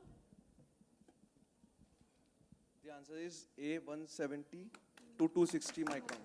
All right, your answer is A, 170 to 260 micron. Let's check out what is the right answer. Absolutely correct. Plus 50 point. And now we are going to the Mission Hospital, Durgapur. Your question is, as per INS Standards of Practice 2021, administer PN solutions or emulsions containing final concentrations that result in an osmolarity greater than dash milliosmol per liter through a CVAD. Difficult.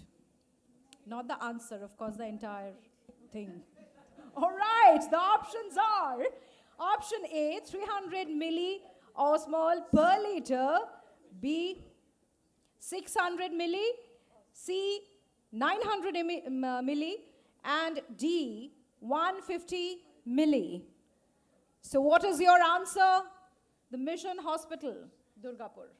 It's B, 600 milli. They have said B, 600 milli. So let's check out what is the correct answer. No, unfortunately, it is C, 900 milli. No points to them. Moving on to our next question. Fortis Hospital, Kalyan Thane. Lipid-containing emulsions should use a dash filter to reduce risk of microbial, precipitate, or particulate contamination. Options are? It's B, 1.2 micron. Okay, so you can see the options. They have answered B, 1.2 micron. All right, so let's check out what is the correct answer. It is B, 1.2 micron plus 50 points to Fortis Hospital, Kalyan. All right, moving on to the next question for Vasavi Trust Hospital, Bangalore.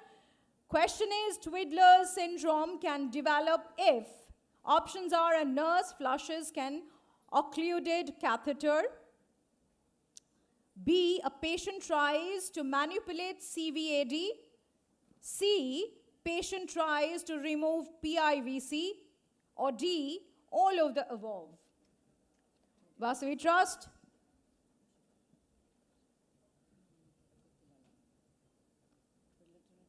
Time is running.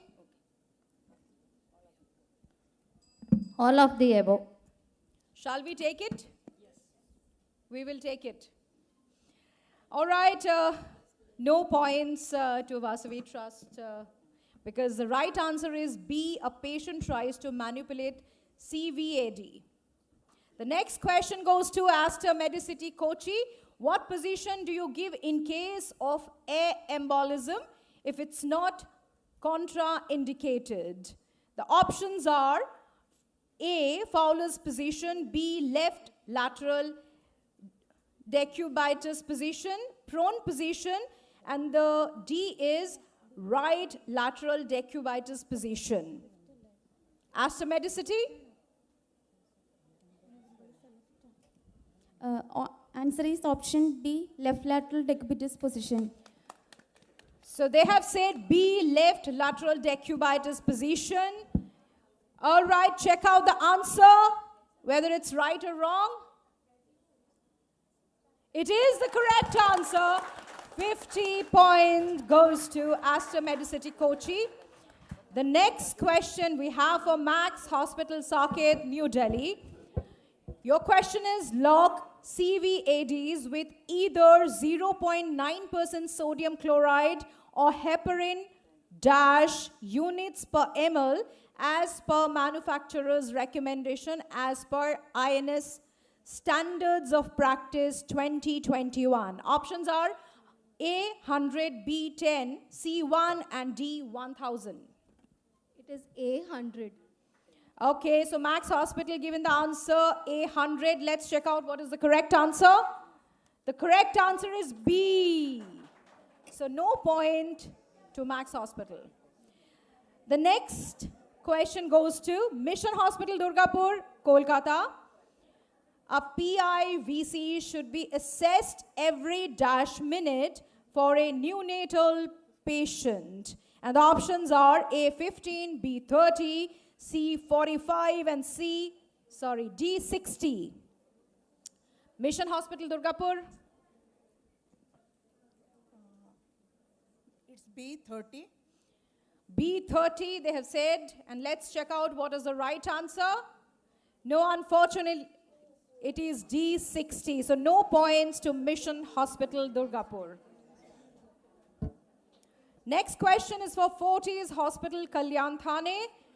Your question is, how do you assess the position of central lines in patients? And your options are A, abdominal ultrasonography, B, chest radiograph, C, neck radiograph, or D, abdominal radiograph. It's C, neck radiograph. All right. I already told you no hints and prompting. Let's check out what is the right answer. It's B, chest radiograph. All right, no points. Now the next question goes to Vasvi Trust Hospital, Bangalore. Your question is, which of the below is included in biologic infusion therapy? And your options are A, interleukin inhibitors, B, immunoglobulins, C, colony stimulating factors, and D, all the above. Vasvi Trust? D, all of the above. All of the above? Let's check out what is the right answer. It is the right answer, plus 52, Vasvi Trust Hospital. Now I understand that you get very emotional because you already know the answer and probably you want to help them also. But this is a tough competition, you understand. Amongst 13,000 participants, they are the finalists. So let them actually win it over out here. So please do not prompt. Thank you so much. And the last question of the round one goes to Aster Medicity Kochi. And your question is, surgical intervention is required for the following complication. And the options are A, hematoma, B, catheter occlusion, C, compartment syndrome, and D, sepsis. Answer is option C, compartment syndrome. Well, C is the answer. You all have clapped. It means probably this is the right answer. So let's check out the answer. It is C, compartment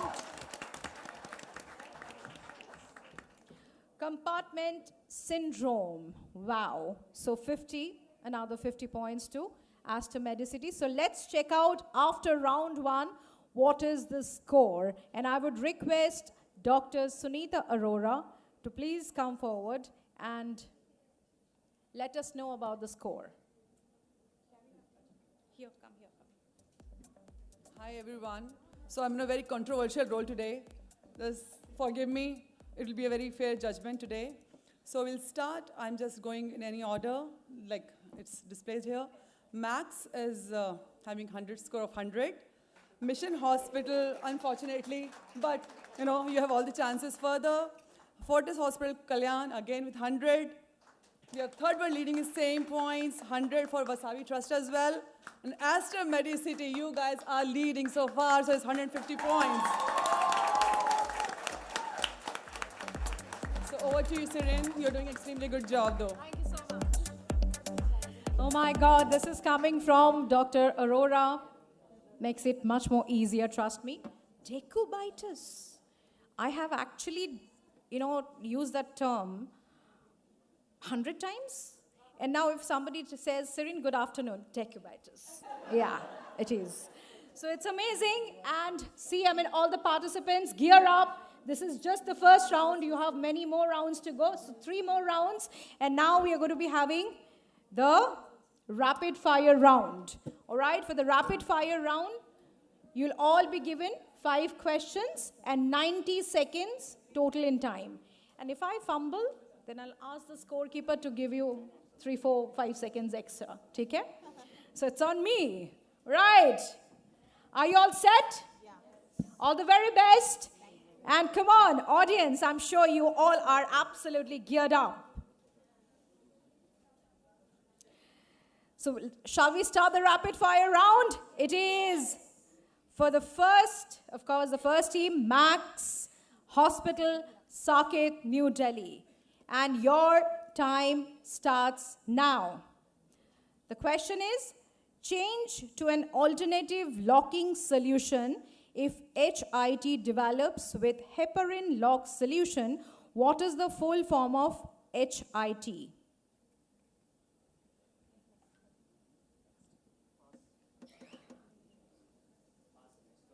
Next. Can we answer? No, nobody can. Okay. True or false? The next question. It is advisable to use a DEHP containing administration set for parenteral nutrition administration. All right. Let's check out. It is false. No point. Which is the outermost layer of the vein?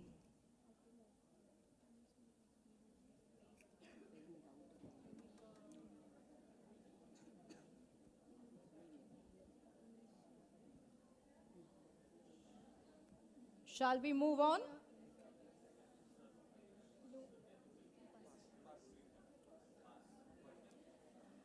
The next question, a patient is given 750 ml of dextrose 5% over 6 hours. The drop factor of the infusion set is 15 GTT per ml. What is the rate in ml per hour?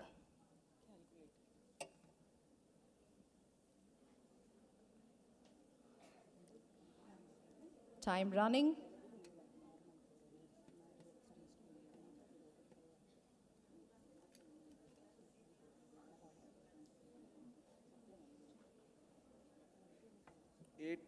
ml per, Your time is 125 running. ml per hour. Sorry. We'll consider the next question.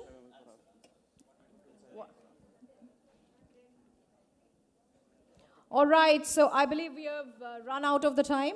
So we have got only 4 questions for our Max Hospital Saket. Okay, so let's check out the final question as well. The question is, a PICC line is which type of IV catheter, peripheral or central?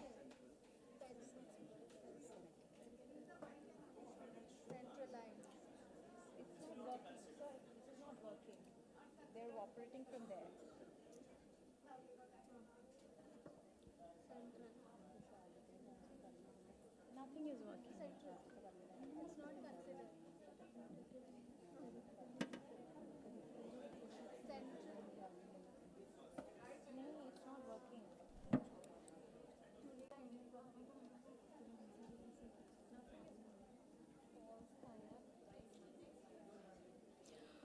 All right.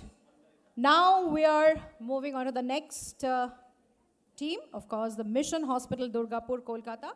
Rapid fire round. And your time starts now.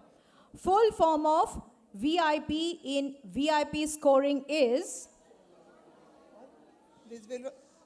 Do not Visual prompt, infusion please. phlebitis. Let's check out what is the answer. Visual infusion phlebitis, that's what I told. All right, the next question, true or false? A nurse should advocate the active mechanism safety engineered device for NSI prevention. It's true.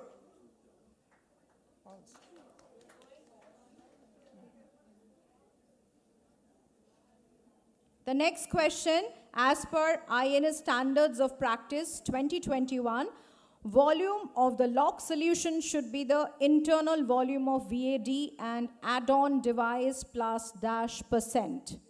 30%. Next question, a physician orders 1.6 liters of D5W to be infused over 8 hours.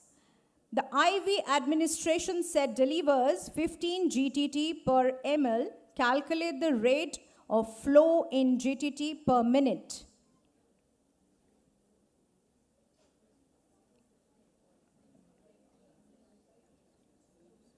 It's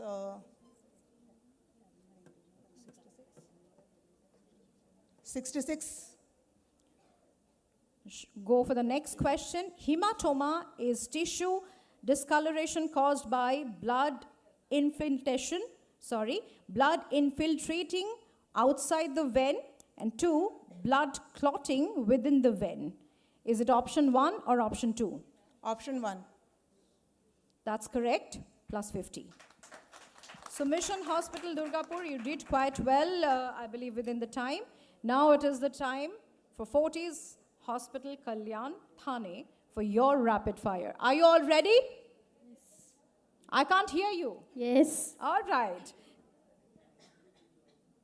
All right, and you need to be a bit louder because otherwise our scorekeeper will, have the difficult time. All right, so let's check out the question for rapid fire. Your time starts now. True or false? Drug administration sets should be attached and printed and primed by the addition of an anti-neoplastic agent. And your answer is? False. Correct. Next question. Manual pressure cuffs can be used to increase RBC flow rate when rapid transfusion is required. Pressure should be not exceed dash mmHg pressure. Your answer? Pass. Next question. Calculate the flow rate in ml per minute for 100 ml of NS to be given over 4 hours via IV set with drop factor 20 drops per ml. 25. Incorrect. Let's 25. I heard 30. Oh my God. So you got to be a little louder. Next. Oh yes. Which IV therapy related complication occurs by inadvertent administration of vesicant medication or solution into the surrounding tissue? Extravasation. The next question is full form of CRBSI. Central line related bloodstream infection.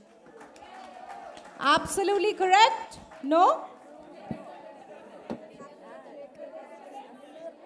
is incorrect. All right, please use the mic little closer to your mouth. Otherwise, it will be very difficult to listen to it. Okay? It's incorrect. It is incorrect.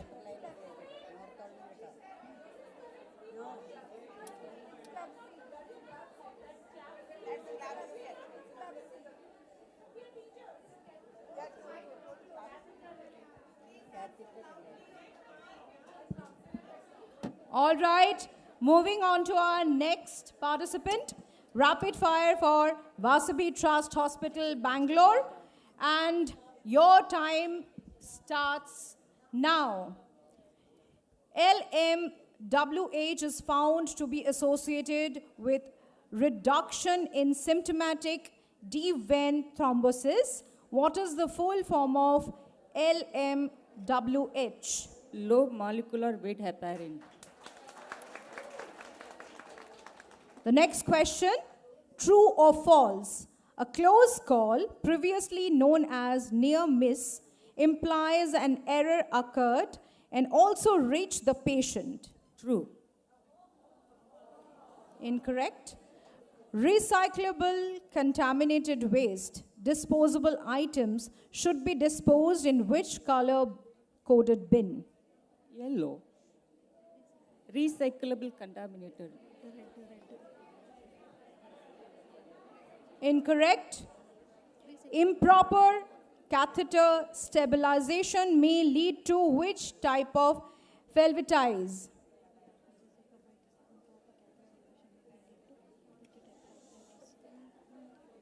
Next. Catheter malposition. Okay. Next. A patient is ordered 150 milligrams of aminophylline intravenously, and available dose is 250 mg per 10 ml. How many ml will you administer? 6. 6. So that's correct.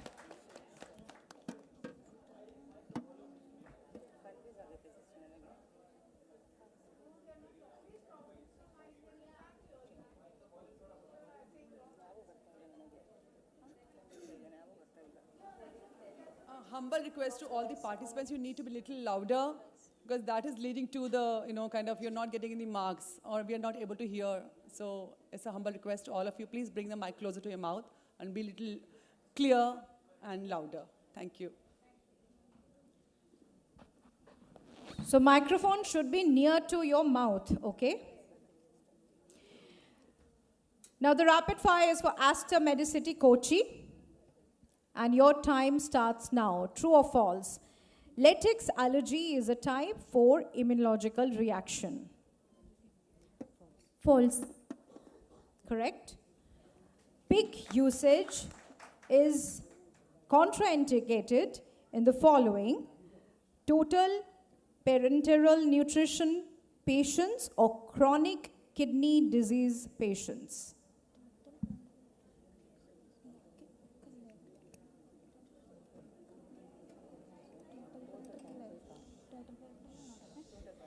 Total parenteral nutrition. What was the answer? Gauge of an IV catheter is dash, diameter of the catheter, internal, external. Internal. Next question. A CSTD is used for compounding and administering sterile doses of chemotherapy. What is the full form of CSTD? Closed system transfer device. Correct. Next, calculate the flow rate in GTT per minute for 120 ml of NS to be given over 2 hours via IV set with drop factor 20 GTT per ml.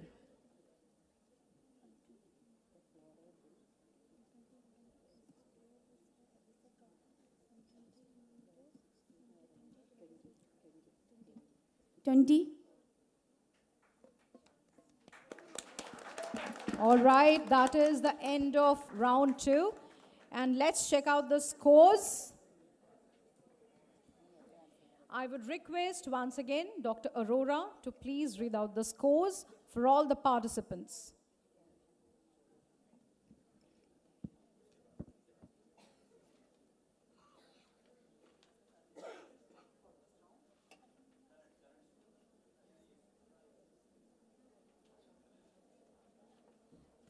Hi once again.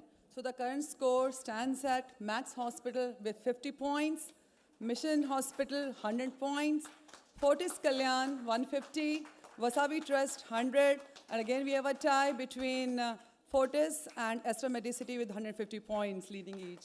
Congratulations. Oh, that was awesome. And now it is the time for round 2. All right. Everyone, you all are ready? Yeah, but enjoy. Do not give any hint. Do not be excited and do not be louder because they might have guessed all the answer that you know it's coming. And they might read the leaps also. So please be careful. All right. Now it is the time for the third round and word jumble. So 2 questions per team and 15 seconds to each questions, and of course 50 marks for the right answer.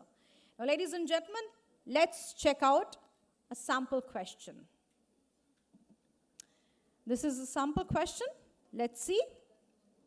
Which is the name of a vein in the upper extremity?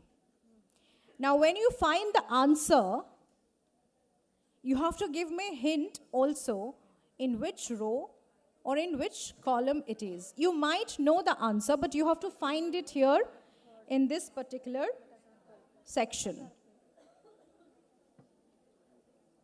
So let's check out what is the answer.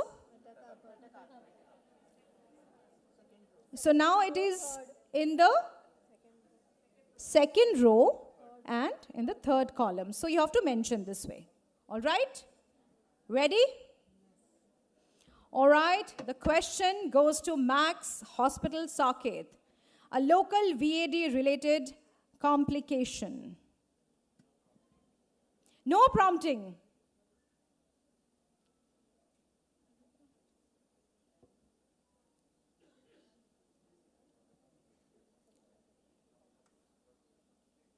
"15 seconds running.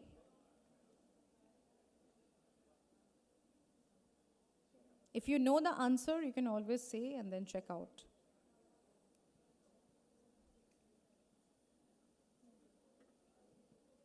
Time is running. Or can we have the answer, please?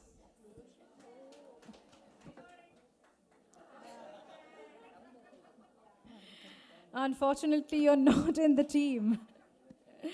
All right, no points. Now the next question is for the Mission Hospital, Durgapur, Kolkata. A vein used for CVC insertion. Please do not prompt. No questions to the audience. Audience is only going to be experiencing.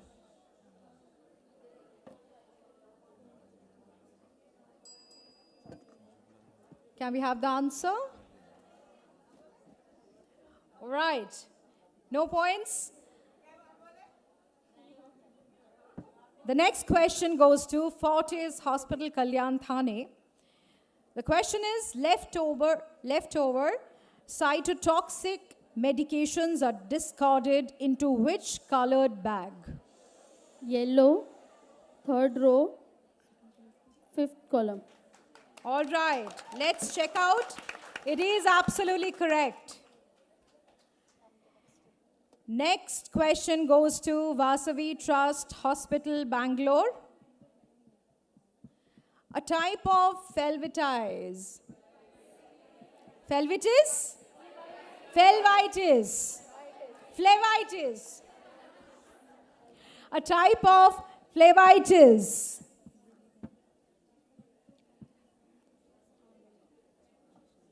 Vasavi Trust Hospital.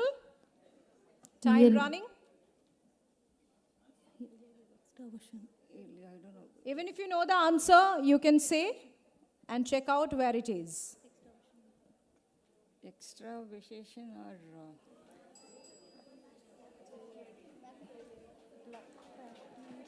bacterial. All right. The next question is for Aster Medicity Kochi. The fluids with similar osmolarity as plasma are known as Isotonic. Third column. Third column. Quick. That was quick. Once again, the next question goes to Max Hospital Saket. An inflammatory reaction in the tissue not involving the vein. It's cellulitis. And where it is? Fourth box from the starting. Fourth one. Absolutely correct. Mission Hospital Durgapur, your question is, tall man lettering is used to prevent errors due to dash drugs.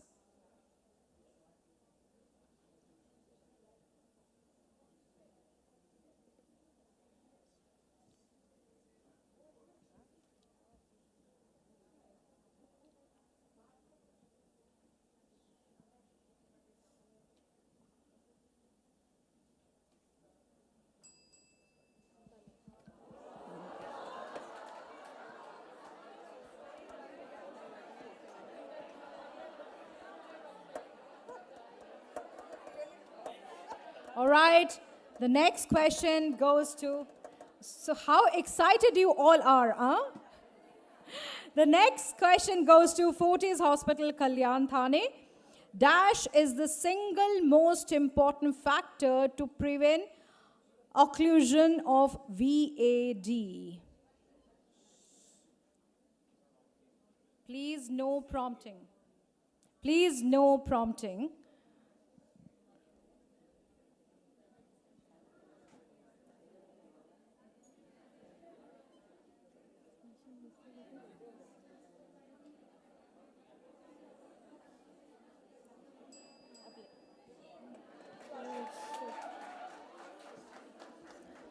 All right, no points.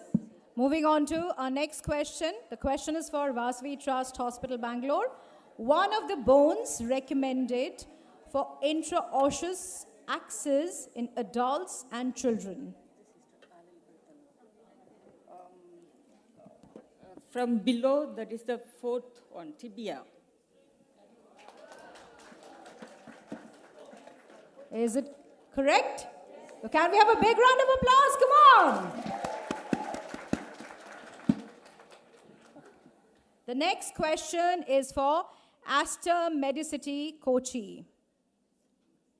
During intraspinal infusion, changes in sensory or motor function indicates dash hematoma.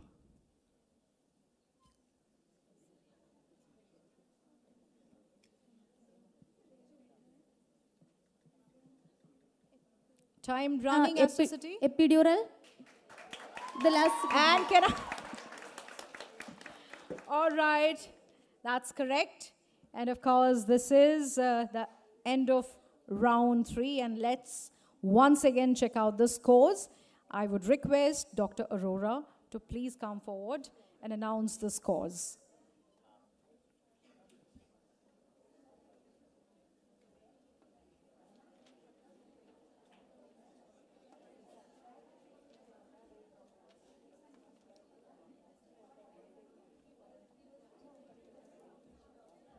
So score for the current round is Max with 50 points, Mission Hospital unfortunately with no points, Fortis Kalyan with 50, Vasavi with 50, and Esther again is winning with 100 points. Congratulations. That's wonderful. Seems like Aster is doing really, really well. And this is going to be round 4. And of course, round 4 is the buzzer round. We have total 10 questions. And each right answer will fetch you 50 points. And if you give us wrong answer, it will fetch you minus 25 points. And also remember, whoever pressed the buzzer first, then other buzzer actually goes off. So there is no confusion, all right? So we'll try once before we start the buzzer round.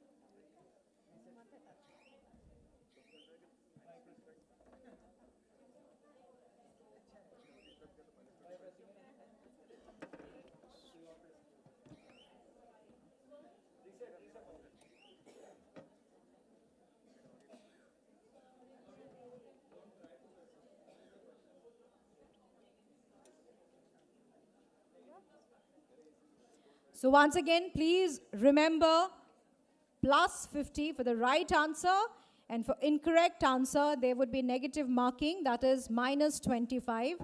So please be careful. Once you press the buzzer, you have to answer. And if you don't answer, we'll consider that as negative marking. So shall we start? Participants, you all are ready? All the very best. No, buzzer round is whoever press the buzzer first gets to answer.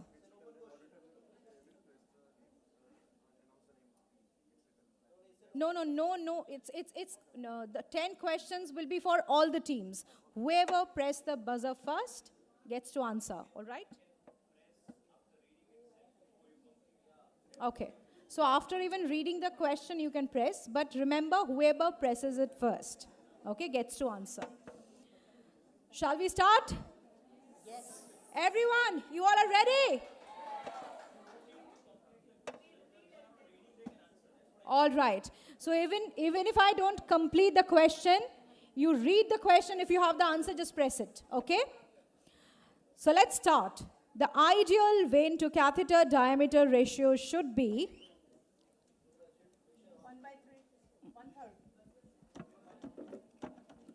1/3. 1/3 of diameter. All right. Once again, let me tell you, who presses the buzzer first gets to answer. Okay, fine.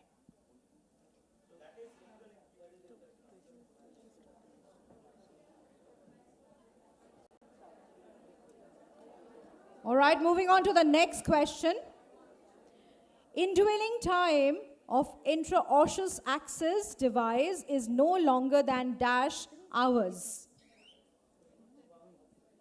Answer is 24. Wait.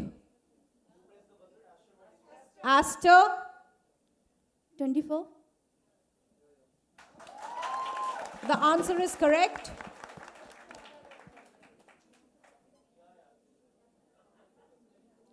The next question is, when a medication is incompatible with sodium chloride,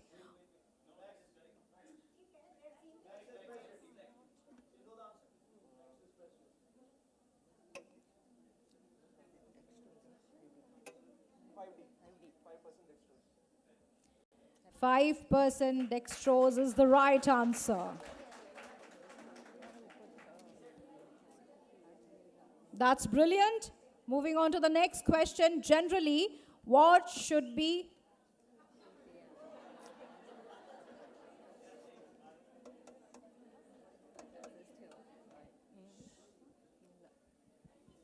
-90°. Let's see what's the answer. Incorrect. Please understand. Incorrect answer fetches you minus 25 points. Let's check out the next question. Z-track technique of injections is used for which route? Intramuscular. Intramuscular. Let's check out what is the answer. Oh, that's correct answer, plus 50. Next question is a patient is prescribed 0.2 mg of digoxin. Max Hospital once again. 1 tablet. 1 tablet is the right answer. The next question, a patient is prescribed insulin 22 units subcutaneously, and how many mLs should you give? Your stock is equal to 10 ml vial of 100 units in 1 ml. Max again. 2.2. 2.2. 2.2. Let's see what is the answer. So that's incorrect. Let's check out what is the next question we have. What is the normal blood pH range? Fortis? 7.35 to 7.45. Absolutely correct answer. The next question. What percentage is the risk of seroconversion of HIV for 30%? Vasavi? 0.3. Sorry, 0.3. That's incorrect. And the last question for this round. INS categorizes PIVCs in 3 types. Come on, One Max. is IV cannula. Okay. Short catheter, long catheter, and midline catheter. Short PVC.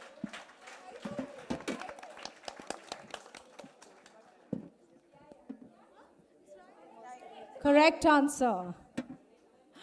All right, so that's the end of round 4.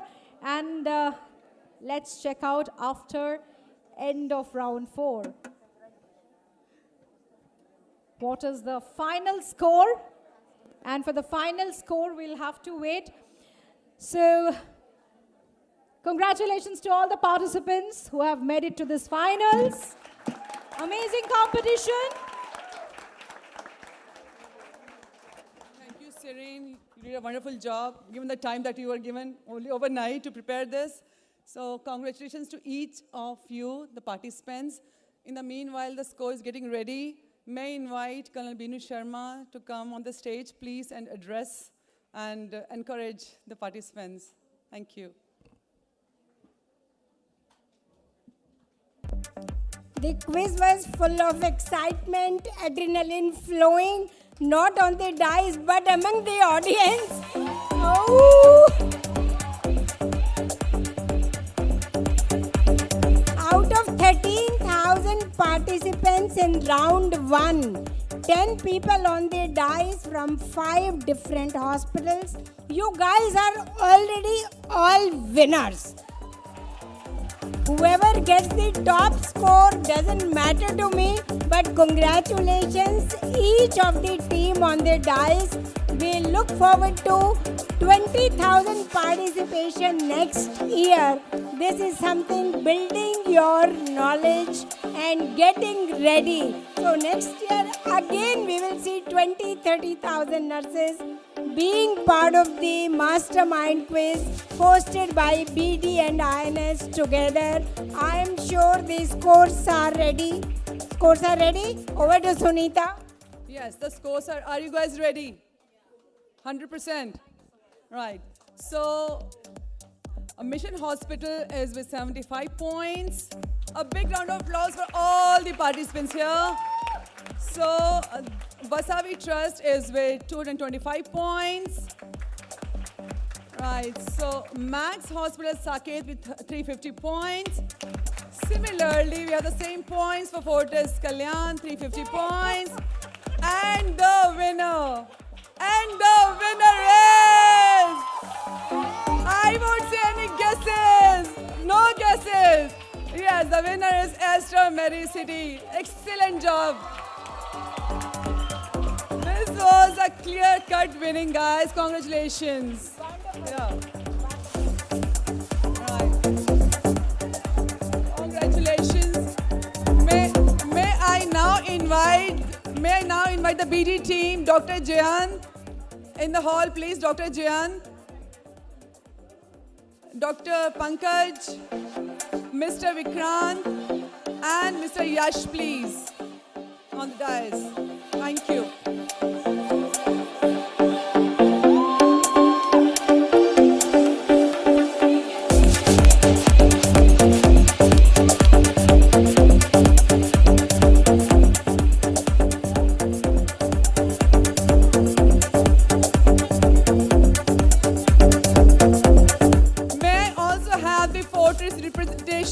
Captain Sandhya, and if any representation from Esther Medicity. Esther, any volunteer from Esther to encourage your people. Anybody from Durgapur and Basavi, please come on the stage.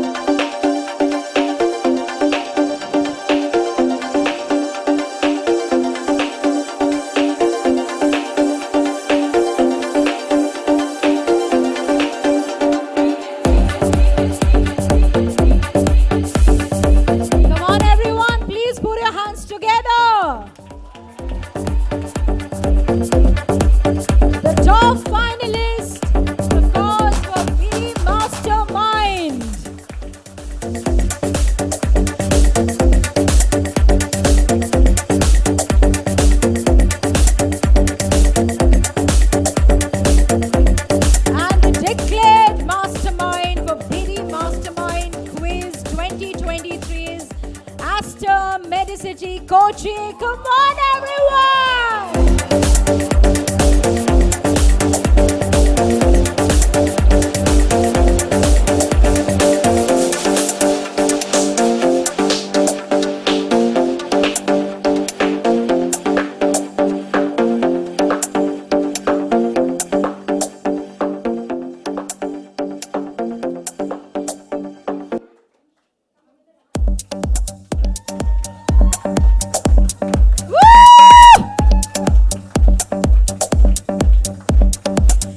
You can stand at your own place and keep dancing. This is the time for celebration. 11th INS Annual Conference 2023. Of course, this is the BD Mastermind Quiz. In here, Kolkata, with the top finalists.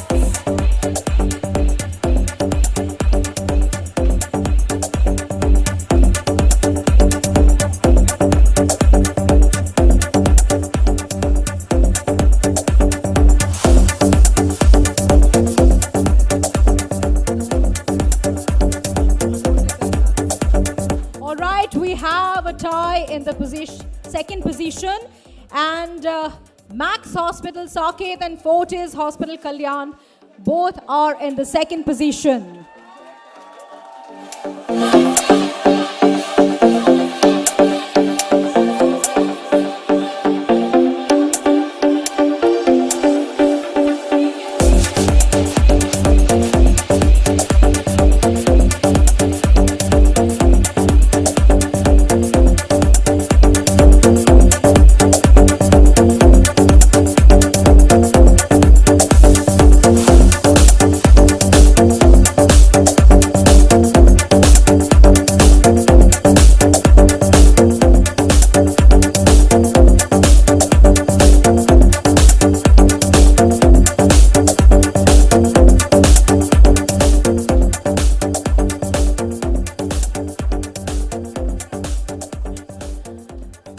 Next in the position. Th-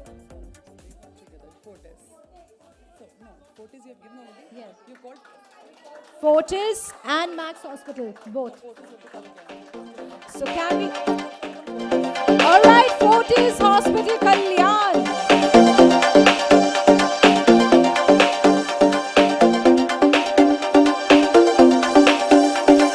It is a tie in the second position with 350 points.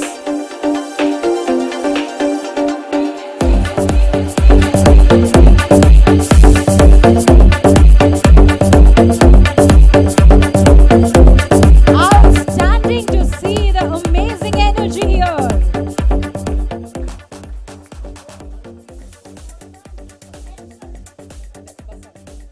All right, in the third position, we have Vasavi Trust Hospital, Bangalore.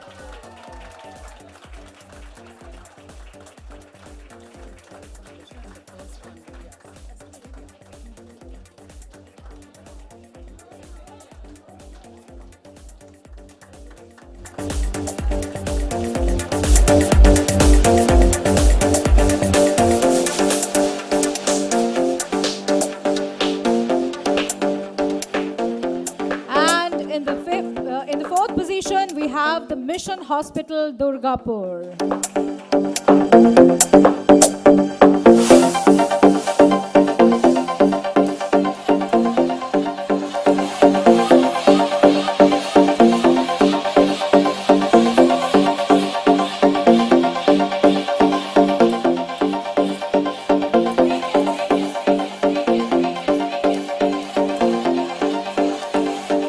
All right, let's go for a photo opportunities with all the winners.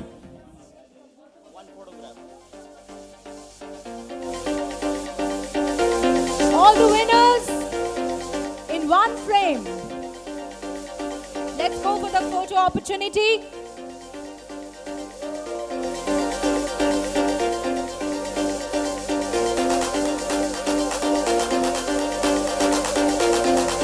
Come on, everyone!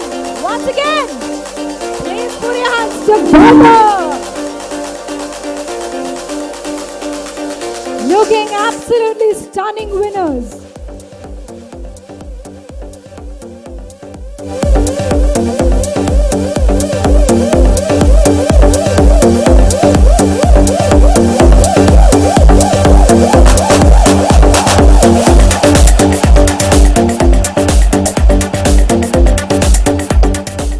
Congratulating all the winners. Thank you, all the dignitaries on the stage. A special thanks goes to Dr. Sunita Arora. She was outstanding on the stage. And of course, for all your support. And of course, our scorekeeper, Sumit. And this entire thing wouldn't have been possible without Dr. Shripal. So thank you very much, Dr. Shripal. Can we have a big round of applause, please? Before I sign off, one thing I would like to tell you, life is not always a fairy tale. Life is not always a fairy tale, so it's always about ups and downs. So when things go wrong, as they sometimes will, when the road you're trudging seems all uphill, when the funds are low and the debts are high, you want to smile, but you have to sigh. When care is pressing you down a bit, rest if you must, but don't you quit.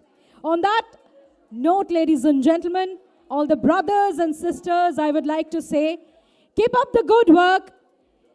Keep up the good work so that our society become a better place. And of course, with your services, we become better and better every single day. Signing off. Have a great day. Namaskar, Osmolarity. Thank you.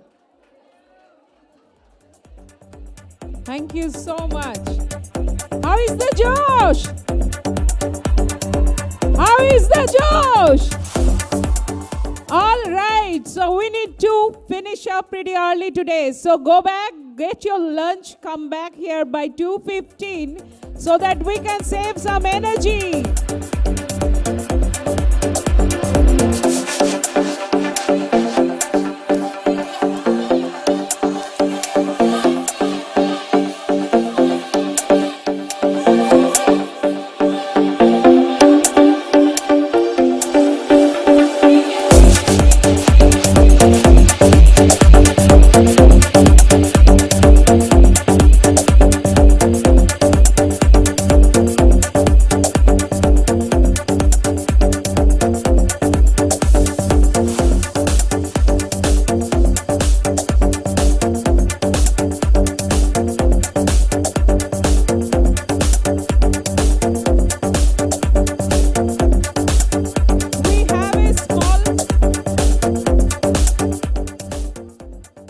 So 2:30 we have live online session. So I want you guys to go ahead and go for your lunch and come back exactly at 2:15 so that we can start the live session. Thank you so much.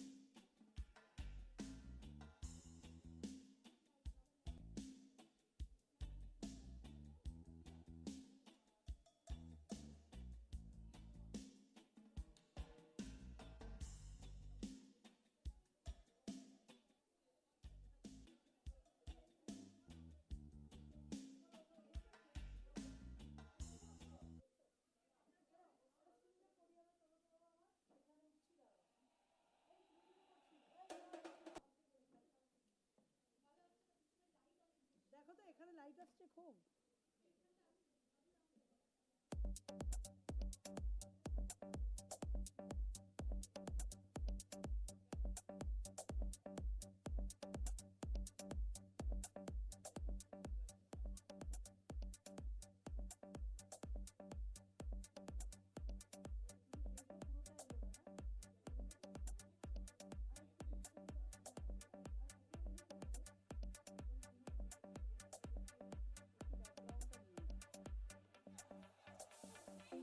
না এরকম একটু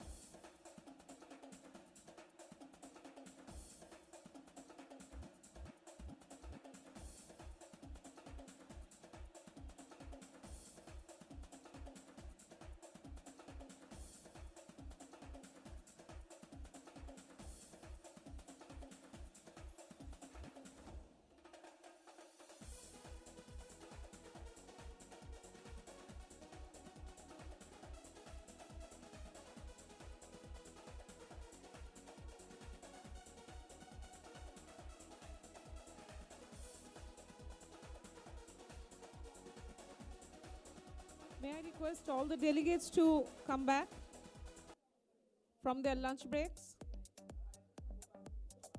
In few minutes, we have to start our next session.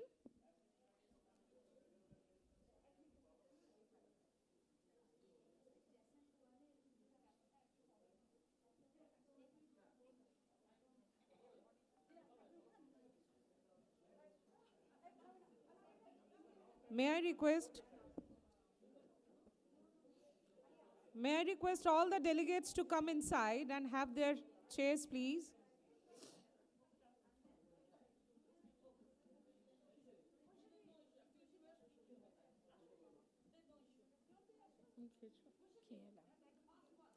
আমি তো মিষ্টি টিষ্টি কিছু খাই না, অতএব আমার জাস্ট গপাক গপ কটা খেলাম, ব্যাস হয়ে গেল।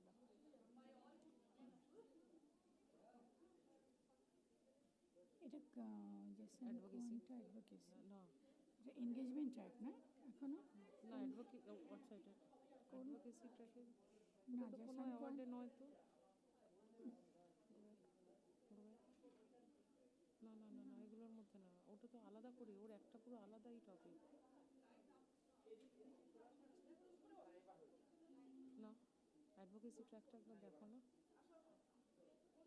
আমাকে একবার ইয়েটা দিও।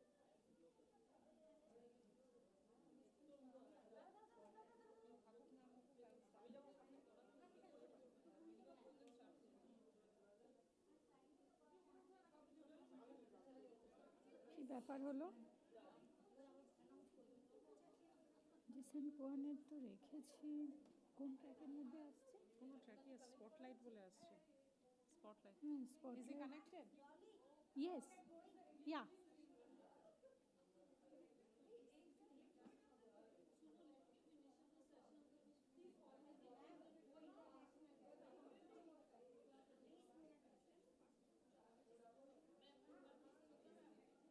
এই যে Jason,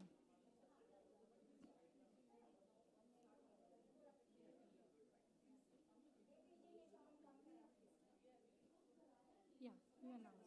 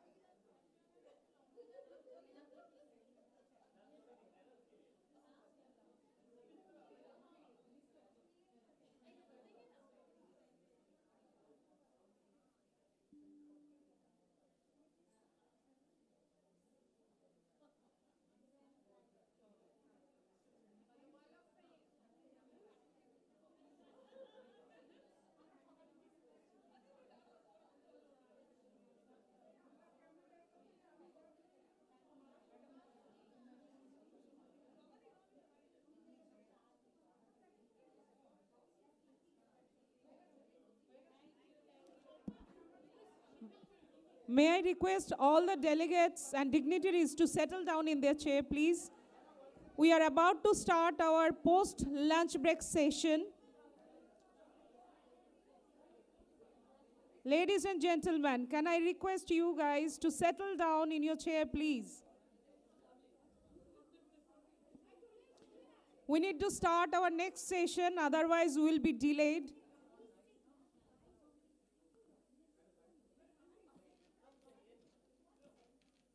May I request all the delegates to sit down, please?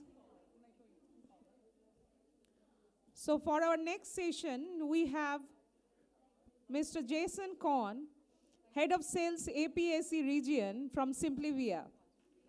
He is a registered nurse since 2000, and he is an overseas speaker for Oncology closed system transfer device, infection control of catheter-related bloodstream infection.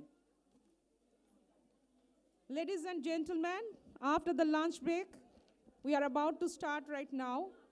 Our spotlight speaker will be addressing the important topic of safe handling of IV chemo drugs.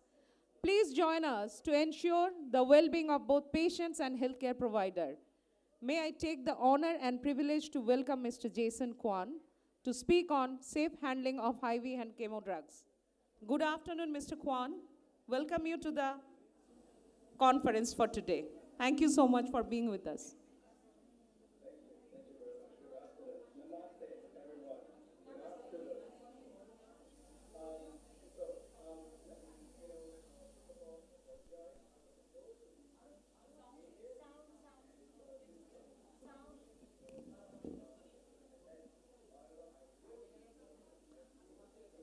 Mr. Jason, sorry for interruption. We cannot hear you properly.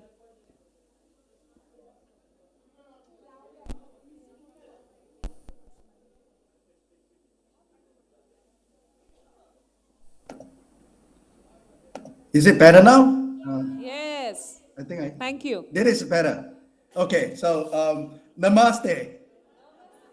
So let me just apologize that I am supposed to be together with you in Kolkata. However, due to some visa issues, I couldn't be with you. However, I just want to let you know, I love India and I miss India, right? I mean, the culture so rich, the food, everything is so lovely. I really miss the garlic naan, stuff like that. I'll catch up with you. So first of all, I want to thank Ms. Dolly Biswas from the Fortis Healthcare, for organizing this as well. So thank you very much for organizing this session. Now, let me start off the presentation. Ms. Dolly, hope I click the share button. Hold on, is this one? Okay.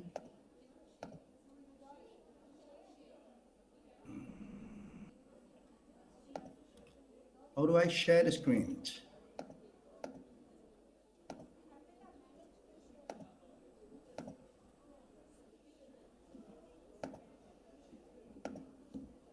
Can you see my screen?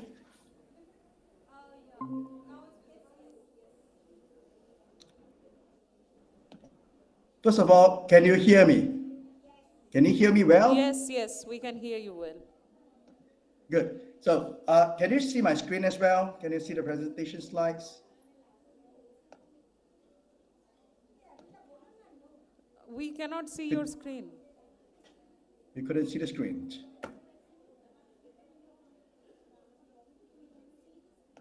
I'm trying it. We can actually, we were seeing your screen, but we could not see your slides. You could see the screen without the slides. Okay, entire screen. Let me try again. Entire screen shared.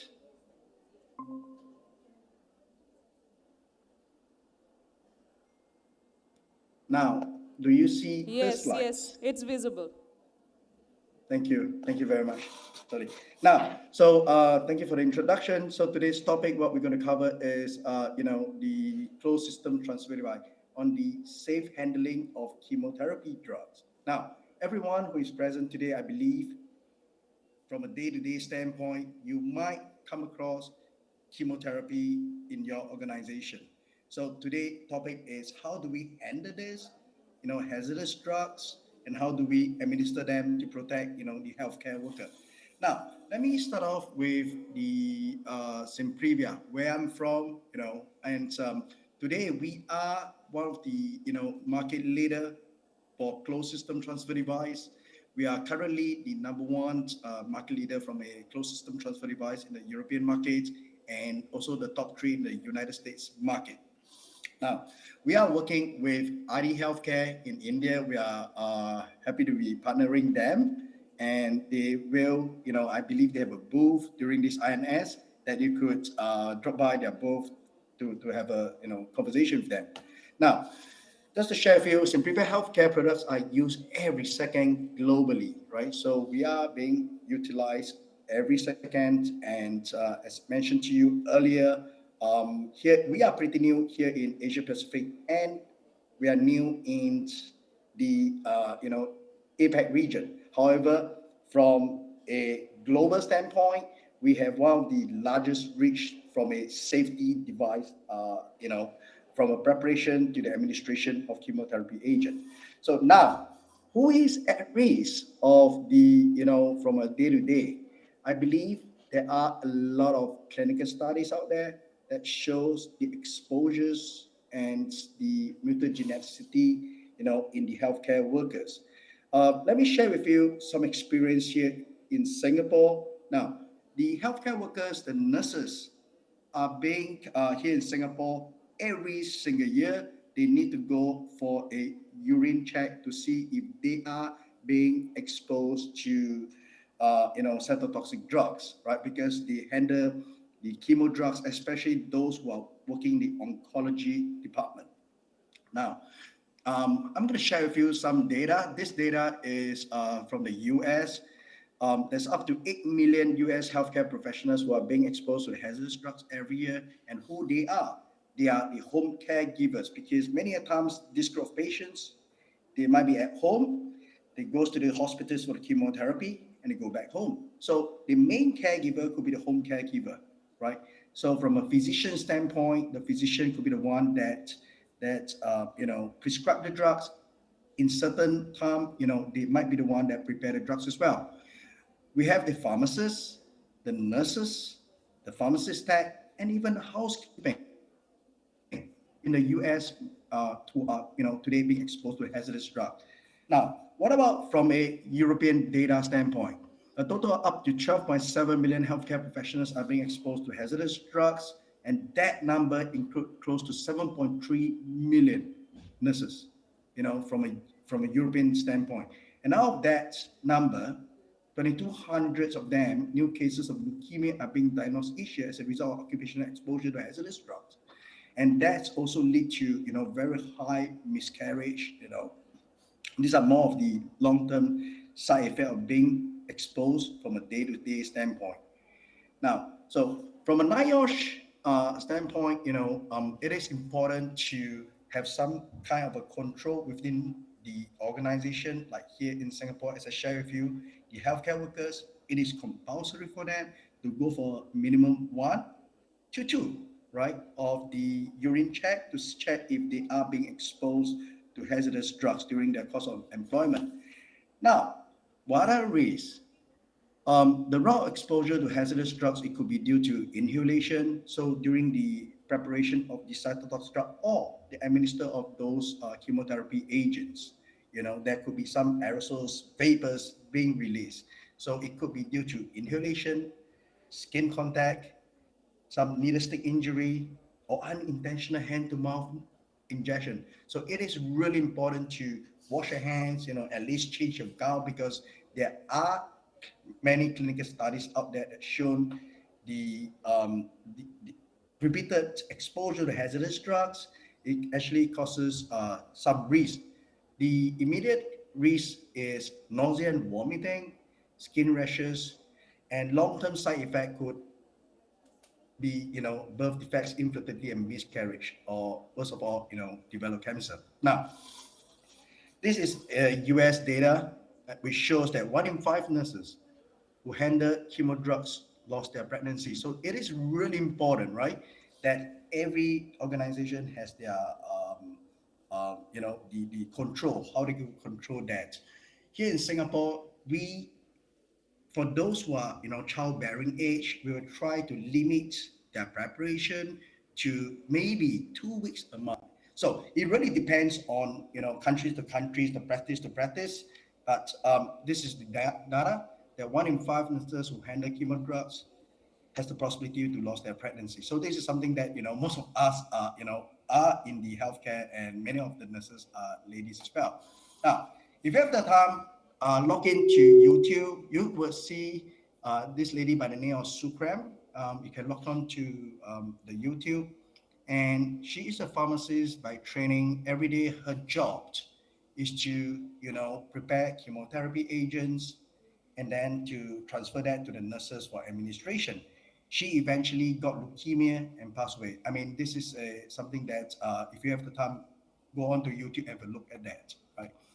Now, so where does the exposure to hazardous drugs occur, right? So there was many studies out there. In some facilities, there could be a biological safety cabinet like the one that you've seen in the photo. So you have the pharmacists, sometimes nurses wearing a gown like a PPE, going into the BSC cabinet, preparing all the drugs. Now, with all this control, they were still found that, the chemo drugs could be found on the tabletop, sometimes on the chairs, on the floors, and even the gloves of the pharmacists or the nurses that prepare the drugs, touching the IV bag and transfer out. So these are some of the things that we have to look into. And what about from a patient room standpoint? Again, there are studies out there that they use a fluorescent tracer to trace exactly where are the chemo spillage in the administration wards. And exposure can happen during, the preparation, transportation, administration, and disposal phase. And they found that the chemo drugs was found, almost like everywhere in the administration. So I'm happy to share with you more studies on that. Now, what are the solutions? And these solutions are actually coming out from a NIOSH standpoint. So let me coach you that. The NIOSH standard of a closed system transfer device, what it does is that it mechanically prohibits the transfer of environmental contaminants into the system and the escape of hazardous drug or vapors concentrated outside the system. To put it in layman's term, what it means is that at no point in time, nothing should get into the valve during the, reinstitution, and nothing should escape out from the valve. So nothing in, nothing out, right? So this is a definition from the from a NIOSH standpoint. Now, there are different devices in the market that provides different levels of protection. What we are very familiar with are the open system where, you could be using a syringe, a needle, a hypodermic needle going into the valves to aspirate the drugs out. Through that, sometimes, right, there could be some escape of vapors, aerosols during the compounding process. The next system that you might be familiar with is what we call as a closed system, where you might see a needle-free connectors, right, a closed pipe connectors that prevent the vapors, escape, or aerosolization of the hazardous drugs. However, it only provides a moderate protection, and the highest based on the US FDA guideline is a closed system drug transfer device. What it does is that it prevents mechanical prevention of microbial ingress during the submission to the US FDA, that you must show that the device is free of microbial ingress for the next 7 days, no escape of hazardous drugs or vapors, and more importantly, no transfer of environmental contaminants that will provide the highest ultimate protection. Now, there are various bodies, I believe, from a pharmacist standpoint and also from a nursing standpoint, what are the drugs that is considered hazardous, right? So the device that many countries are actually following, I believe that includes India, is that we follow, a lot towards the European, the US. So the US Pharmacopoeia also enforces this strict regulation that preparation of cytotox has to be treated in care, right? Now, let me share with you some data from the US. So today in the United States, more and more hospitals are adopting a closed system drug transfer device. right? So if you look at the chart here, back in 2010, that was like close to what, 13 years ago? We are looking at 42%. But that numbers, because of all the educations, the USP, you know, the NIOSH trying to push out regulation to protect the healthcare workers. Now we are seeing more than 90% adoption rate in the US. What about the European market? So the European market, again, we have a huge countries and many countries out there that still practice unsafe, needed, and strange. However, we are also seeing the trend that more and more countries are moving towards, right, because of safety and also, you know, ease of use. So you could see that more and more countries within the European market are also moving towards that. Now, what are the things that we want to see from above to strange, or what we call as a value standpoint? I think what any companies will want to bring is something that is simple, most importantly, the safety, and provide the highest regulatory standard and cost effectiveness. Now, there are also devices out there that during, you know, especially from a nursing's perspective, that we give a lot of bolus, right? We give a lot of bolus. It could be a bolus chemo that we give to the patient through an IV push. This bolus that we give to the patient, we want to ensure that firstly, there is minimal dead space or residual volume, that whatever that you, the doctor prescribed and you infused into the patient get the exact dose. Secondly, the safety behind the whole thing, that whatever I'm infusing into the patient, nothing escape out into the environment and causes, any aerosols vapors that get into the healthcare workers. Now, there are different devices in the market that allows that whole protection of the bioadapters. And here I want to share with you one of the device. So in Simprevia, we have a device called a Toxic Guard. And this company is quite interesting that they have a drug binding matrix. And where does this Toxic Guard comes about, or the origin of that, is that, during the chemical warfare, as you can see in the photo, you have that air mask. What it does is that it captures all the vapors, during the chemical. So it uses the same activated charcoal drug binding matrix to absorb in all the escape of vapors, aerosols from the valves. Now, the Toxic technology, which is made out of a 0.2 micron membrane, what it does is that at 0.2 micron level membrane, it only allows sterile air to pass through or out, right? And we have the activated charcoal matrix. What it does is that it absorbs in any escape. Let me give you some good example, like, very volatile drugs, like 5-FU. I believe in your institution, you will see that drugs very frequently. So the doctor could have said, okay, let's give a 5-FU to the patient. And that are those very volatile drugs. Or even cyclophosphamide, very volatile, that it could escape out. So the activated charcoal drug binding matrix, it absorbs in the hazardous vapors. Right. Now, there are also devices in the market that has a very low minimum dead space, and that is something really important for nurses. Right? For us nurses, it's really important because we want to give the dose that is required to the patient, and yet from a nursing perspective, it must prevent needle-stick injury, to us.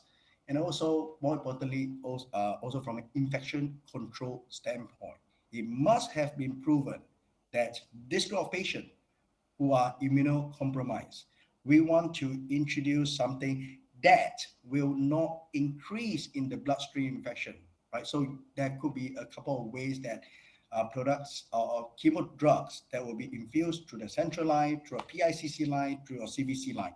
So these devices here, what it does is that it also will not increase in bloodstream infection, which is highly important for this group of patients. Now, it is also important to select a device that are compatible with all known hazardous drugs, whether that device let's say, if you are using paclitaxel, taxol drugs, is that device compatible? So it is important for us to choose a device that is compatible with all known hazardous drugs. Now, let me share with you some of the clinical studies that was done. And there are studies out there that was doing, testing on real drugs. And from a Simprevia standpoint, we tested out on drugs like etoposide, doxorubicin, carboplatin, cyclophosphamide 5-FU, and paclitaxel. So these are some of the studies that I'm happy to share with you on that, or RD Healthcare. During the submission to the US FDA, CSTD companies has, as I mentioned earlier, has to show that the device are good to go for at least 7 days, that demonstrate zero contamination growth during the 7 days. However, there are also companies that does more demonstrate and does more clinical studies and shows that what they call as a beyond use dating up to 30 days. It keep your drug valve sterile for the next 30 days, which is important, right? Which is really important from that standpoint. Now, I think globally, a lot of hospitals, especially, let me name you, Australia, Sweden, they are looking into PVC-free system because it is not so toxic, and then it's good for the environment, environmental friendly. So these are some of the things that you should be looking out for when you select a device.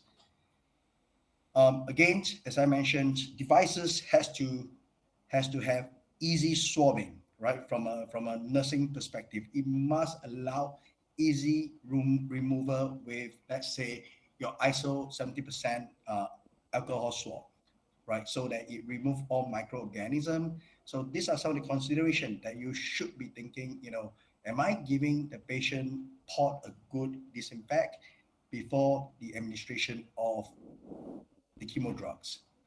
Now, let me share with you some photos of some of the devices being used here in Singapore.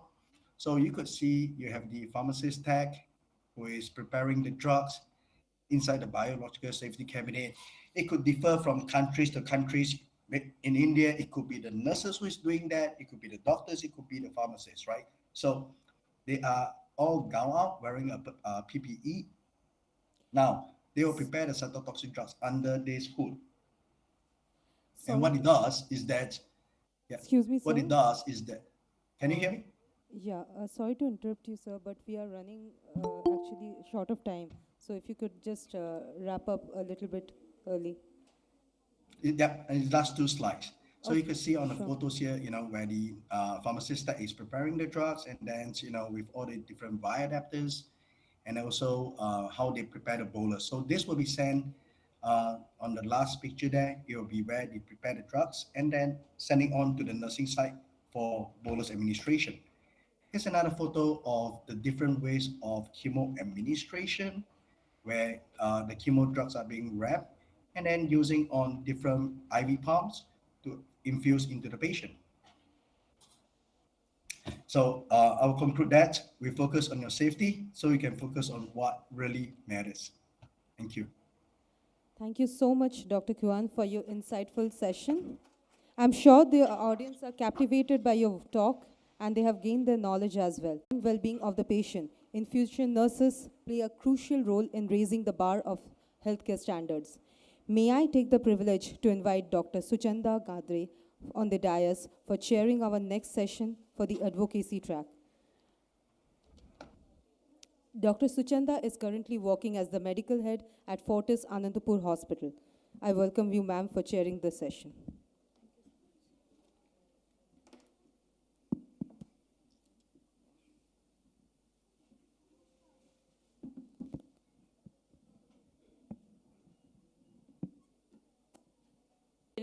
Call on stage Dr. Bimla Kapoor. She needs no introduction. She is the chairperson of Committee of Experts in National Nursing and Midwifery Bill 2020 with MOH and FW Government of India, chairperson of nurse-patient ratio in the country, chairperson on reviewing the guidelines of nursing development in the country. So I would like to request Dr. Bimla ma'am to please come on the stage Yeah, panelist. She's coming. So we'll not waste further minute. Yeah, she's here. Please come on the stage, ma'am.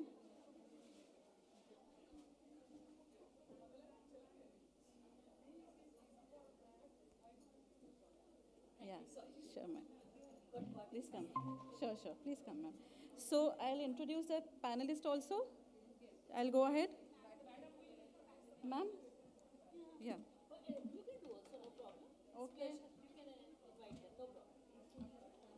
So let me introduce our panelist, Professor Dr. S. Mani, Professor Smriti Mani, ex-principal, Government College of Nursing, Medical College and Hospital, Kolkata. Next, Professor Dr. Anjana Dhal, President, Delhi Nursing Council. Welcome, ma'am. And I would like to request my colleague and friend, Mr. Anirudh Banerjee, HR Operations General Manager at Narayana Health. Welcome on stage, Mr. Banerjee. So I'll take my seat.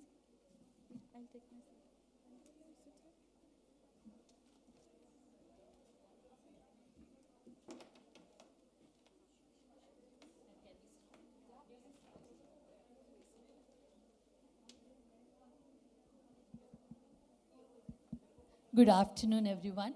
Hope you had very lovely lunch. We are going to cut short the things because we are a little delayed. And also what I'm hearing since yesterday and today morning especially, the one which we had, the quiz, many of the points are covered in terms of the standards of INS. So we had a plan to do something more, but seeing to the paucity of time, we'll try to stick to certain things which are more required at the moment, which are more concerns at the moment, because I have got three very strong people in their field. One is that we have Smriti Mani, Dr. Smriti Mani, and she has been working as in the directorate and knows the pulse of nursing and knows how the regulatory things work, which is very tough. And I have another person, Anjana Dhal madam.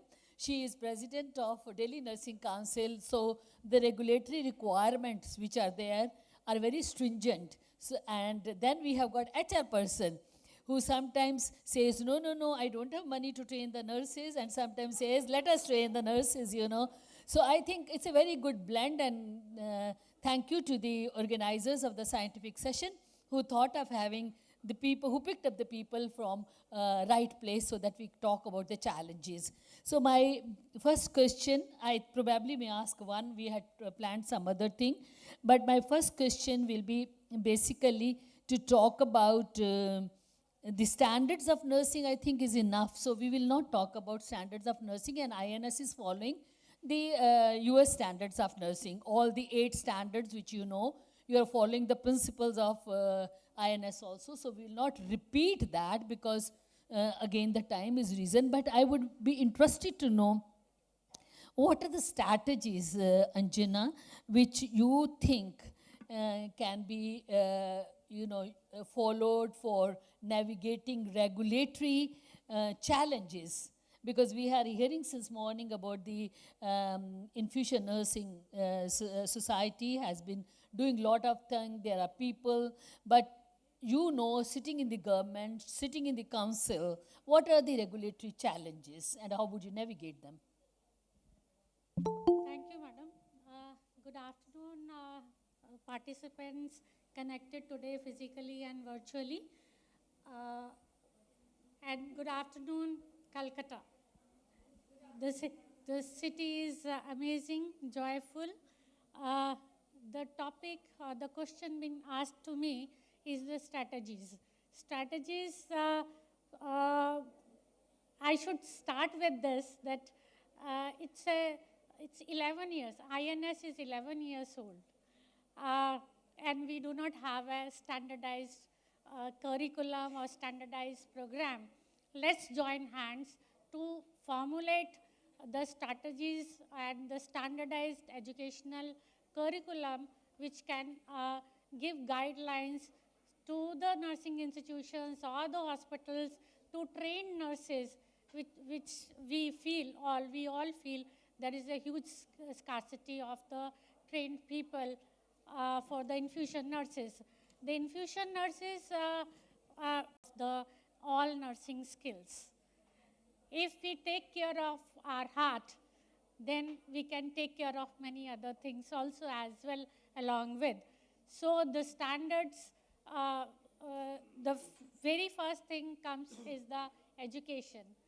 Any discipline, any profession has the foundation well built when it has a standardized curriculum or the standardized training program. So the people who are interested at the registered nurses can take up this program. Unfortunately, in India, we do not have, but the few other countries do have the nurse infusion training program. So we can start at least from Delhi. I have spoken to Madam Colonel Binumol and Madam Sandhya, and we can join few hands, Madam Thangama, the people who are at least sitting in Delhi. We can put together our contribution to develop this program. And once it is developed, and that we can float across Delhi, and we can give a diploma or certificate from the Delhi Nursing Council. So this way, the hospital employees, the hospital employers will get the benefit of getting the qualified trained nurses for the purpose, and the people who are working, they will also feel job satisfaction and they feel contented to work with the patients. So the infusion nurses have the variety of challenges, a variety of the things they have to undergo, including the medication and total parenteral nutrition, chemotherapy, and dialyzing, many things they can be trained for. So, and training nurses alone will not be sufficient. You have to train the patients also, and the caregiver also need to be educated, because these patients are on a long-term illness, chronic problems, so they keep on getting long-term infusion therapy. So they need to be trained, they need to be educated about the medication they are being given, what are the effects, side effects, and the possible complications. So I get from here, Madam Anjana, we'll come back to you again, because you are in the regulatory body, that one is training is very important, and two, before that a curriculum is to be developed, a curriculum for the nursing professional, and also a sort of short kind of things for the caregivers. Yeah, I would like to add over here, if it is floated from the Delhi Nursing Council, that it can be standardized, that can be implemented by the many hospitals or many institutions, and the same can be monitored. See, developing curriculum is little easy, but implementation part is little difficult. So that need to be monitored, and it can be monitored through the council. Thank you so much. I'll come back to you because I've got a very important question. You are in the council. Madam Smriti, you have been in the government and you still help them. My question to you is that being in the government, you know that the infusion nurses are working in the private sector. And in your government sector, you don't have the infusion nurses. So how are you going to handle this challenge? And how are you going to see that you regulate, or you talk to the directorate to regulate these kind of nurses and give them, like she's saying, training or some program, because you have worked in the DHS, and that makes a lot of sense. That how will you do that? Because you have right in front of you some nurses working and some not working in the government. Yes, okay. Please. Thank you very much, ma'am. Actually, how my infusion nurses are working, whether they are providing quality care or not, how can you check it? Through the standard only. You can check it that whether the nurse is doing according to the standard or not. But in private nursing, I don't know whether you are following standards or not. But in government, I know, ma'am, they are not at all following, because new nurses, they are not trained in. So what about my infusion leaders? So I will tell my ANS leaders to advocate, to be proactive, come to the government, because you are doing something good for the quality patient care. So already practice standards are there, 66 standards are there, 9 sections. So, but we are not utilizing all those things. You are not properly giving training to your staff. And not only that, I know there are so many problems, challenges. That is the shortage of staff nurses. And one nurse is doing. So you will tell me that how can I implement? How can I make that only one infusion nurse? She will look after all those things. But it's not possible. Come to government and tell advocacy, do the advocacy that government, private, all nurses will follow the practice standards. You have to implement it. Madam is here from the Delhi Nursing Council. So she is there. Our West Bengal Nursing Council must be there. So call a meeting, go to our health secretary and DHSR. These are the practice standards. We want to implement it. You have to provide the support, that is protectional support, to empower our nurses, because they will be able to do, because there are patient, if there is patient death, if there is any complications, so everybody will tell who told you, who empowered you, is there any government order? So go and bring that government order for all, not only for the private, but for the government also. So you have to go and advocate for that. Advocacy. Smriti madam, proactive. you are in the government. You want the private sector to approach the government? Are you sitting in the government, will call the private sector and see some standards are made and they are implemented?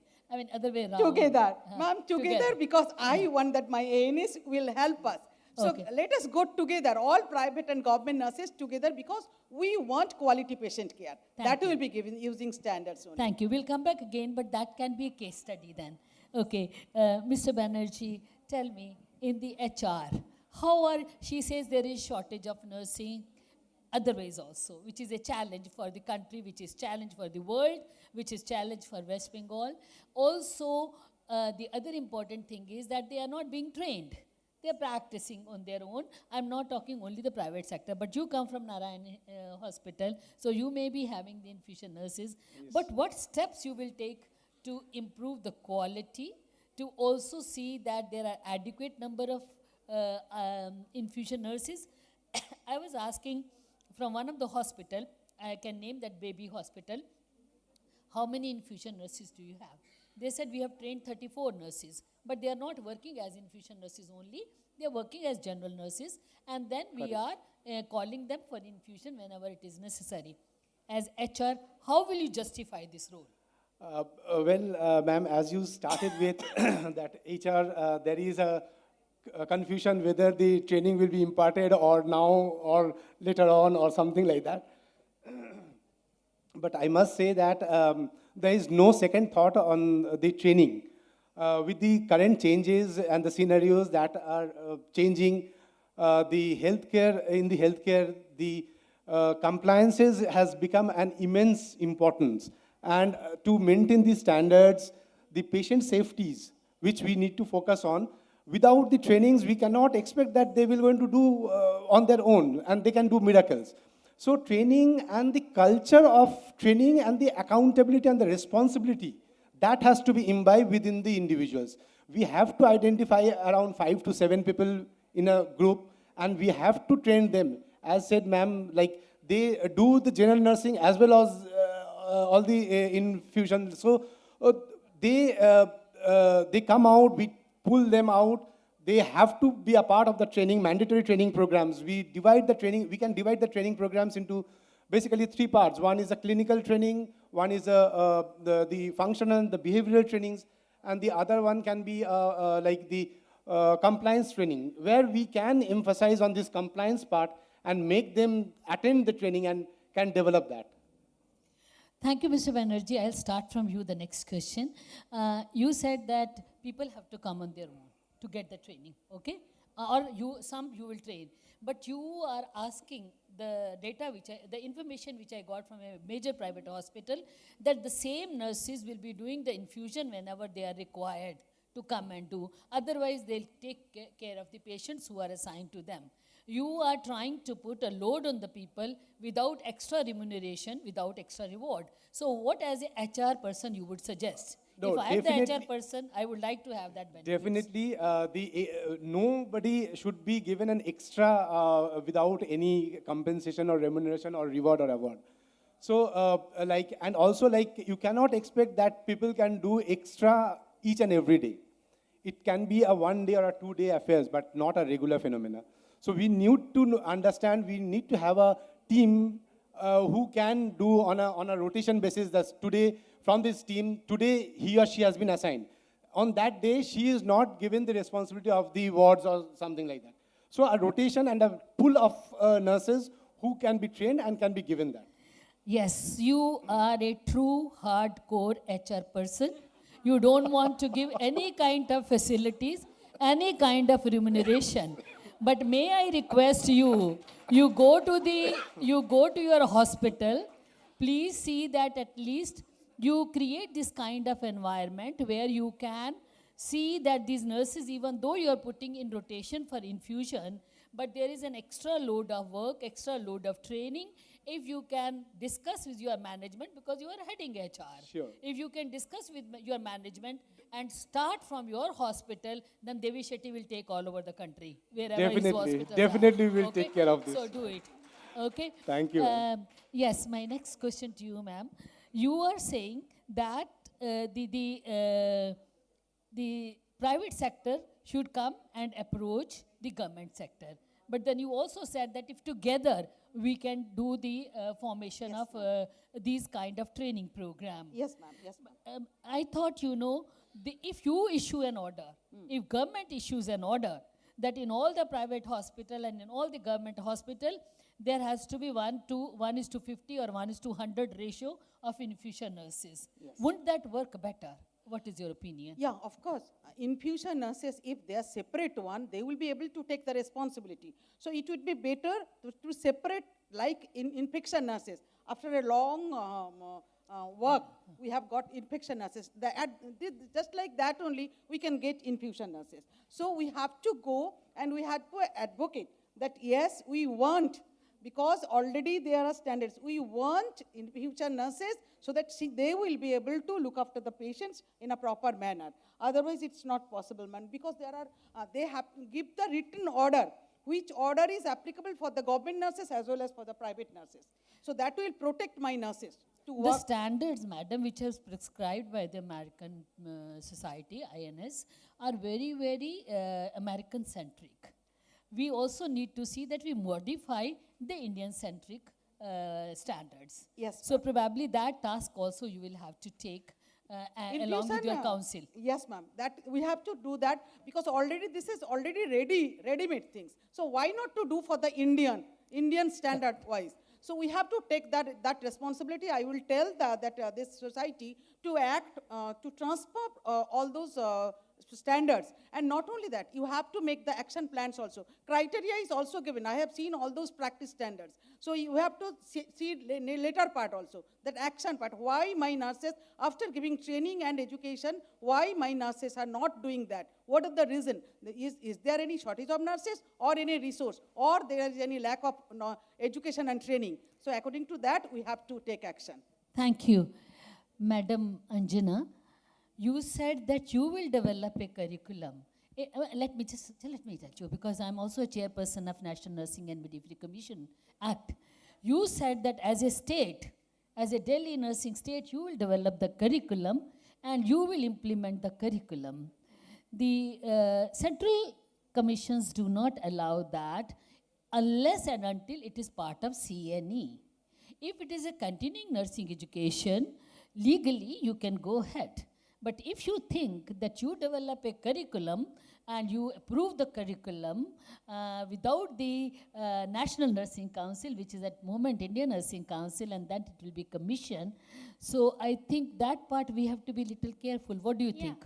Madam, I have never said that I will approve. The approval has to be from the competent authorities. See, somebody has to come forward assessing the need of the nursing societies. As we said, this is the most important part of the nursing skills. So we must have trained nurses for this program, for this to take up this kind of a job. So once this kind of a curriculum is developed, it can be taken up for the approval from the competent authorities, from the commission, then only it will be floated for the implementation. Of course, the implementation part is being checked, monitored by the state nursing councils. Yes. So that can be total protocol will be followed. Oh, that okay. that cannot be without any protocol. Then advantage of this kind of a curriculum is that you will have the certified nurses, and the employers have the confidence of hiring such nurses. Thank and you. This can avoid lots of error, cost effective for the patient, for the hospital, and many other benefits. So I'll just cut short on this, so that Thank you. I protocol got. has to be followed. Thank you so much, Madam Anjana. With the shortage of qualified nurses otherwise, with the lack of access of resources even for infusion nurses, with the inadequate equipment and supplies, we do not have up-to-date training, and we also require support from the other healthcare professionals. We also have for nurses long hours. Now, these infusion nurses, the studies which I have seen yesterday were mainly they're talking about infusion studies. They never said infusion nurses. So that's why I asked them, are you talking about other person than the nurses also? So if you are going to have only infusion nurses, do you think that category will have an identity itself, or they will become only the technician kind of people in the country? Because they have done their GNM, they have done their BSc, they do their certificate program on infusion or continuing nursing education program, then you assign them only to do the infusion work. Okay? So how, as a council, how are you going to categorize these people, taking away such a large number?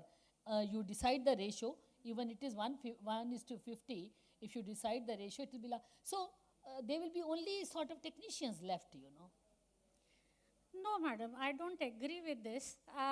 You check out with the other countries like Canada, US, they have the infusion nurses in place who are working on calls and working in the ICUs and emergencies, and they can, their qualification and experience is being utilized. See, these things are new in our country, like the nurse practitioner program, which is a very well-developed program for a degree program, this is 2 years.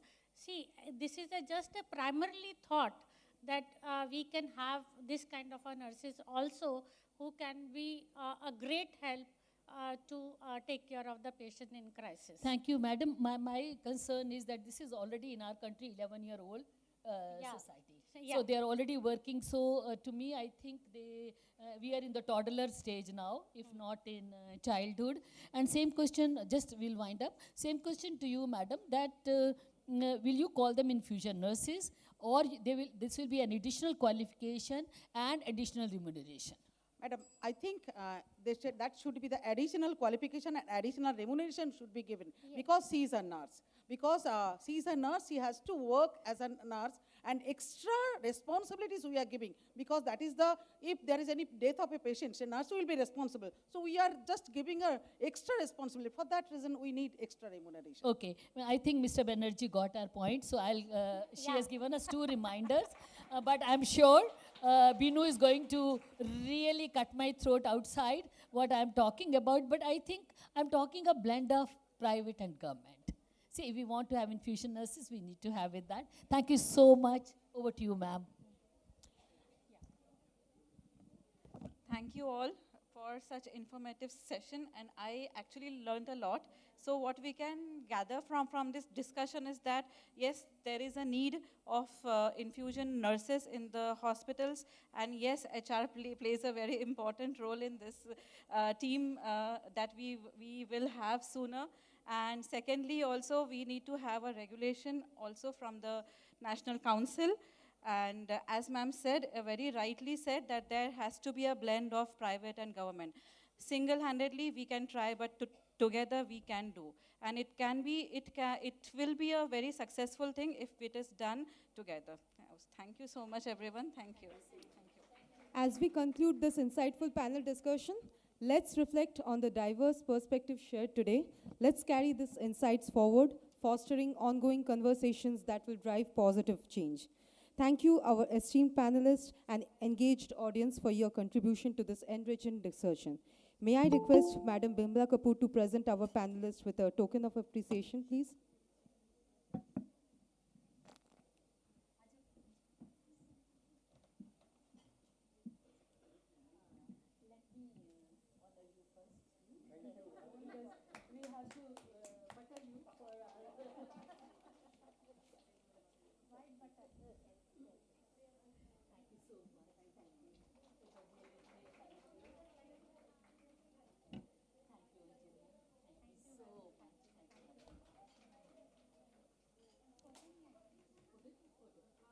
May I request Dr. Suchanda to please present Madam Bimla Kapoor with a token of appreciation?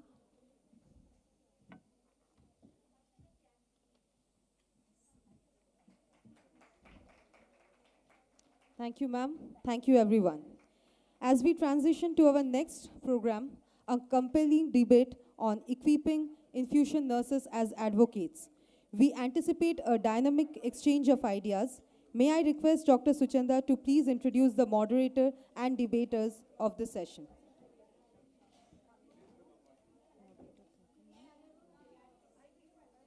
Yeah, for the next session, we can start. Can we start? Is it working? Hello? Yeah. We can start, right? So I would request Madam Thangam Gomez to please be on the stage. She also needs no introduction, and she is like nursepreneur and CEO of Signia Healthcare. And yesterday only I met her, ma'am. Day before yesterday we met. So I would request all the panelists also to be on the stage.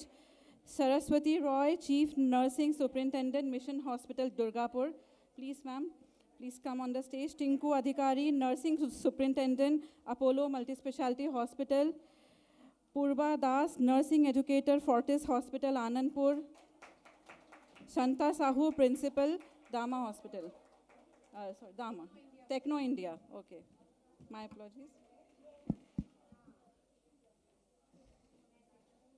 Shall I start? Sure. কেমন আছে Kolkata? How much bhalo? Back. Okay. The debate is between me and my flight in the evening. Okay. So, lot of debates have happened from yesterday till today. Multiple times, much has been discussed. So the question here is, should we have infusion nurse or not? So let's ask the audience. So we will divide the audience, this half and this half. Yes? Whoever raises maximum yes will go to that side. Tell me, infusion nurses, yes? More hands this side. So this side is yes. Okay. So it's your job to pep up the debaters. Okay. So this side is no. So you are up to you. Now you pull them down, but don't pull their hair. Everything else is possible. Okay. So they all have been introduced. Before that, I'll start with an incident. One day I get a call. The ICU in charge comes to me and says, the patient is screaming and, we have a big problem. I said, what happened? Can I have some quiet? Those who are talking, they can go outside and have chit-chat, take photos, no problem. My left side is a little hard of hearing, but right side can hear very well. Okay. All right. So the nurse comes, the in charge comes and tells me, ma'am, the doctor wrote injection KCL 40 milliequivalent over 4 hours. And my ICU nurse started neat KCL. Neat. It's like neat gin. No water added. So neat KCL through peripheral line. So that time I also went, okay. So a lot of things happened after that. I'm not going to make the story long. So let's not confuse infusion nurse as someone who is there to put cannulas. Let's get that out of the way. There is a whole lot of therapy that happens intravascular, right? So let's have that perspective in our mind. And you are going to be the judges. And I have the real privilege to have these young nurses sitting here who is going to talk about for and against. And please understand, the final decision is not with them. Final decision is with the audience. Tayar? Okay. So let's ask who is going to talk for? You are for? Oh, they are all alternatively sitting nicely. Huh? So Purba is going to talk for, and Saraswati is going to talk for, not for, against. I was so surprised to meet her. I know her before, I know others, but I met her first time. I must give credit to Kolkata to have a lot of courageous nurses. Congratulations, Kolkata. Yes, I found a very courageous nurse here, and you will hear her talk. Thank you. And Santa, of course, I know you. Thank you. And Manashi. So, oh, Tinku. You know, once she got into sari, she looks like Manashi. That's the problem. I'm getting confused. When they come out of Zoom, they look different. So, I'll do a one quick question to all of you before you start talking, so that some adrenaline can flow in to all the people. Just one question. Now, what is that one word that will describe you enjoying your profession? Any word, it's your word. The patient satisfaction once they are getting satisfied after the care and their blessings. Great. Patient satisfaction and their blessings. Agreed? Yes. Give them a big hand. For.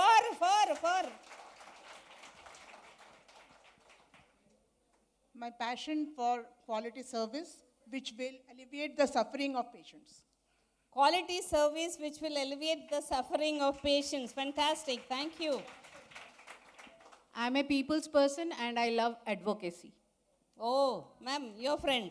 She loves advocacy. Okay, please give them big hand. Thank you so much. Yes, Tinku. Patient going home with smile, giving thanks to nurses. Okay, great. Going home with smile, giving thanks to nurses. With that, let me invite Purba to start her debate. And let's see where this crowd is going to cheer them how much. But not when they're talking, just after they finish. And each one of you have 2 minutes. I can stretch to maybe 2.5 minutes, not more. Okay? Yes, Purba, thank you. Thank you so much, ma'am, for giving me this opportunity. And a very good afternoon to all the people present over here. 1 to 2 years ago, there was an incident happened in India. A nurse allocated with a baby was have no idea about how to disconnect the PM line, and she was trying to cut it off. And it was happened that she cut the baby's finger. I think most of the people knows about the incident. That was happened unintentionally, but intentionally she discarded the finger in dustbin. And the baby was undergone through an amputation period, and this such sentinel event, these are unpardonable actually. But why such incidents are happening nowadays? Is it preventable? Actually, answer is with us only. And training and handhold them in every step can prevent this. But who will train them? Are we having that much of time to take every single staff with us? No, because we are having so many responsibilities. Nurse educators, the in-charges, the quality nurses, infection control nurses, they are always busy in so many things. So we cannot handhold these people. But infusion is the most important. This is an invasive procedure. So we need some designated person who can handhold them. And that is the infusion nurses. So being a nurse educator, I must say that every healthcare sector should have the designated infusion nurses. And there are a few points I would like to highlight. In this post-COVID era, the people, the in-charges, the HOD who are present here, I must say that they will agree with me. The quality of providing care of the nurses is going towards the lower side because they are having less exposure in the clinical field. And but the upgradation in the engineering devices, the technology is every day. So we need to make those nurses familiar with basics as well as this advanced procedure. And furthermore, nowadays in this cosmopolitan world, there are so many higher opportunities for the nurses, and the nurses are going towards the better opportunity for their betterment. So there is a higher attrition rate everywhere. So the healthcare sector are welcoming the new nurses to resolve the problem. Again, the new nurses are coming in the system, and we have to make them acquainted with the hospital system, healthcare sector system. So to train them, to help them in every step, to be with them, we need the designated nurses. That is the infusion nurses. Another thing is that there are so many complications nowadays. Major and minor complications are happening everywhere, anytime. And in abroad, this type of complications, major and minor complications, the people are, they are facing the legal consequences. But we must say that we are fortunate that in India, such incidents are not happening, the nurses are not getting punished, but the day is not so far. So being a nurse educator, I must say that all the healthcare sector must have the designated infusion nurse who are enough empowered to take proper action on each and every single moment, and train the nurses and be with them in everywhere. And that will help them, that will help the nurses for their betterment, and not only that, but ensure the patient safety and quality care. Thank you. Hello, this side. Let's hear some clap now. If you agree with her, you should clap the highest. Come on, once again. Yes, yes, yes. This is yes side. This is default yes side. We will decide in the end who is yes and who is no. Okay? So Purba made a very passionate case about having specially trained nurses to look over the young nurses. So let's see what Saraswati has in reply. So I would suggest yes, people should stand here so that you can get the clap, and no, people should stand there so you can get the clap from there. Okay. Yeah, go ahead. Wow, Purva, you have given your highlights. So first, a very small story. Let me tell you all about my relationship with the infusion nursing, actually. I'm not an infusion nurse, but when I was a staff nurse, I did one mistake, and due to which I wrote my first explanation letter. Let me differ that it was not an apology letter. It was an explanation letter. And my teacher is sitting over in the second row, Kasturidi. She was my clinical instructor in Citiviers. So what I did, the whole night I struggled a lot with the patient, and there was a hell of infusions going on. And in the morning, we used to have a very big team coming for the handovers, you know. So she came and she saw and then moved out. I say, oh my God, aaj bach gaye. Then she came back once again and she asked me, okay, finally everything was okay. Then what made you come again? She told, Acha, just tell me, with what you have made the infusions? So then I said, madam, you have told me that for a diabetic patient, I must make with NS. So, and for non-diabetic patient, I can go with 5% dextrose sometimes.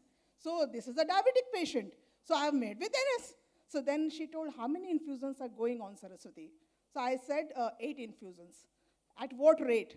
At 10 ml, something was, NORAD was at 8 ml per hour, something was at 6 ml per hour, like this. Then she told, what will extra sodium lead to? You tell me. What problems you have made for the patient?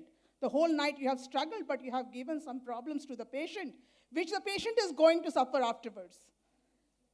Just, it is now also I am having goosebumps that what I did that day. And she never told me anything. She just told me that you write an explanation letter, what mistake you did, what you understood, and then what you're going to practice. Then she took me with her for a cup of tea. She counseled me, and then that was it. That day, I understood that competence-based curriculum in our CNEs is very much important. And we all must see, we are nursing leaders now, some short of, but it gave me a lesson that day, that whenever any junior commits mistake, put a blame-free environment to that person, counsel that person, so that that person will not run away, that person will not commit more mistakes. Rather, that person will make others learn that this type, like I am speaking in this forum before you all, I'm having the privilege to do so. So I'm now proud today that I have been given that sort of environment. So thanks to my teachers, Shampadi is there, Kasturi is there, Kalindi madam has not yet come. So that's what. So this is the thing. So what I am emphasizing on, see, we are working in private sectors, and you all will believe that leaving behind some of the private sectors, all will not be able to give you all the facilities. They do have some constraints, you know. If I now, in my institution, as it is in Durgapur, the management is very helpful, very supportive. But the thing is that they are not able to give me that. So what I have done, I have made an IV team. I have led my infection control nurses to take a part in it. So what is my concern is we can give a competence-based learning on the bedside in our CNEs, and then we can also validate their competencies at regular intervals. That should be done. That I have started with some form of checklist and all. It is very easy, and our seniors can take part in it. So thereby, what is my aim? That to train the existing nurses everywhere, so that it becomes cost-effective and our patient gets the safest care. Because safety is not only our convenience. It is for the patient treatment, patient recovery. It should be done. Thank you. Woo.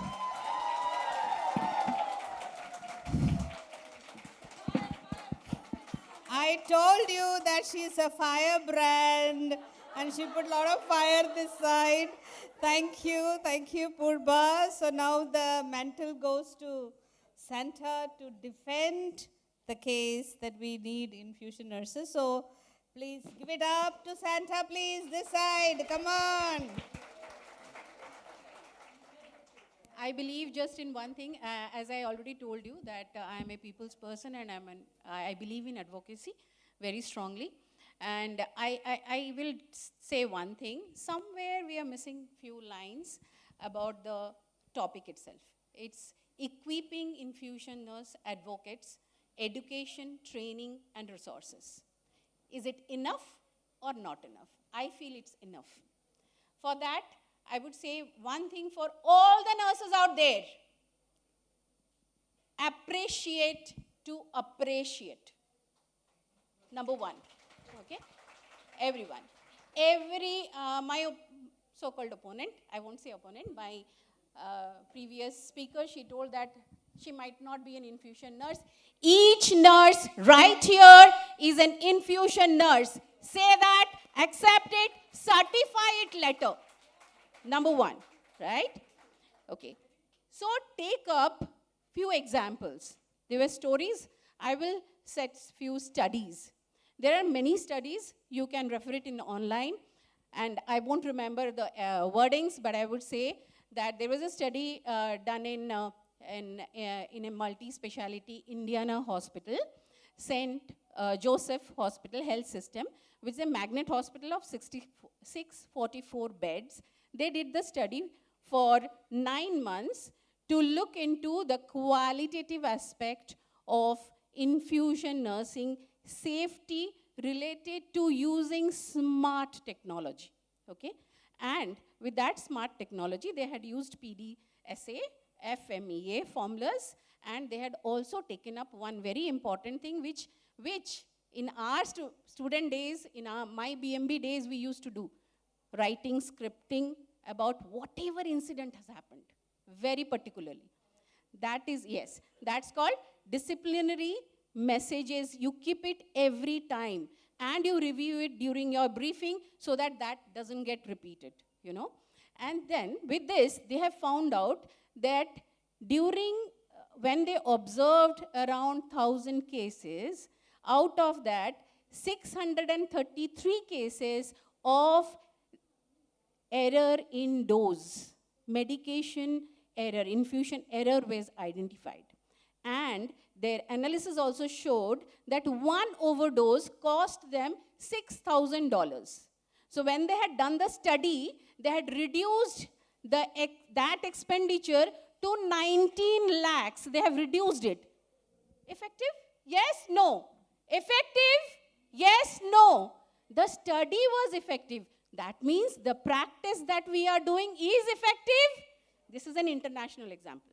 Now come to the national example, this study was done by multidisciplinary That is, the pharmacists were involved, pharmacy department, the teaching department, and the infection control department, and the biochemistry department, microbiology department.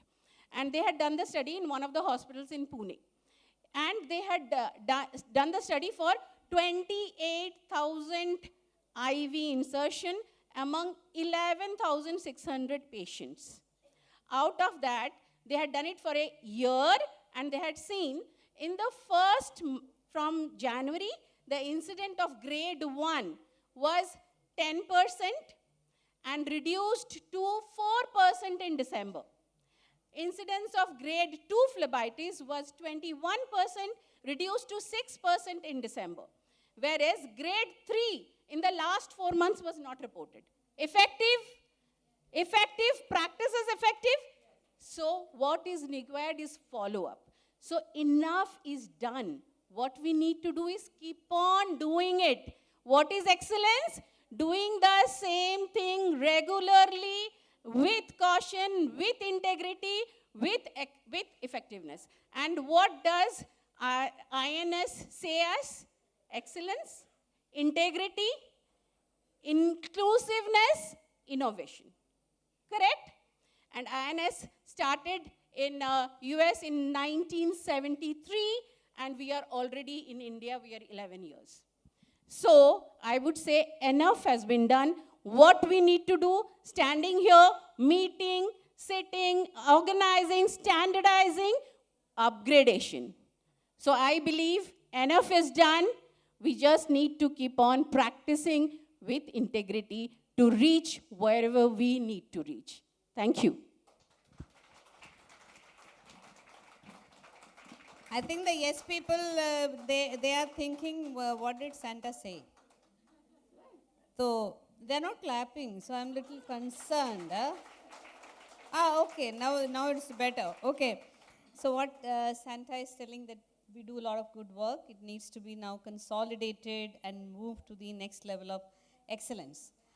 But there is always a thought, there is a spectrum in our hospitals. There can be pockets of excellence, there can be a lot of average, and there are pockets of worry. All of us agree, all the academicians, leaders, everyone agree. So we need to balance somewhere. So I always look at 3 Ps before I call my last speaker to speak and argue that, infusion nurse is not required. So we will listen to her in a minute. I want to give this 3 Ps for you to remember. I am very fond of making all these triple A's and triple Ps. So this 3 Ps means, I used to have this dilemma, because we are in a country where we are progressing very fast. That's my first P. The second P is being practical, being relevant. This is very important. I think some time ago, Madam Mibla mentioned that it is okay for US. So I would always say, we always look westward, because we are not progressive enough to create our own evidence-based practices. So we are always looking westward, which is fine. We don't have time, we have our own battles. So we look at them and balance the progress between practical, and the last P is my favorite one, ensuring that patient safety is at the center. What needs to be done for patient safety must be done in a practical way, but not in a regressive manner, but in a progressive manner. So I'm not advocating yes or no. We are going to listen to Tinku, what she has got to say. Give it up to Tinku, please. Hello, this team, airport. We will go in a minute. Namaskar. Many thanks to INS organizers and my esteemed leaders and my friends, and the most importantly, my audience. Ms. Shanta, very surprising after hearing your thoughts. Insufficient facts always invite dangers, right? So, can you tell me, a few infusion nurses are an extra hands of taking care of infusion, or they will handle all the infusion related issues, or they will handle only complicated infusions, or they will provide nursing training. The job role itself is not clear to consultants and other healthcare management system. Sometimes they are asking, one girl is going with back, what she is doing there? What whole day she is roaming with back and she is doing? They don't know what is the function of infusion nurses. Now you tell me, India needs 4.5 million nurses, bedside nurses by 2024. Which nurse will get priority? Infusion nurse or allocation nurse? Right? Now you tell me, few infusion nurse, how can provide for all the patients 24/7? In my understanding, they will be Spider-Man. All nurse will be Spider-Man. They will be all there on toes, and they will go one ward to another ward.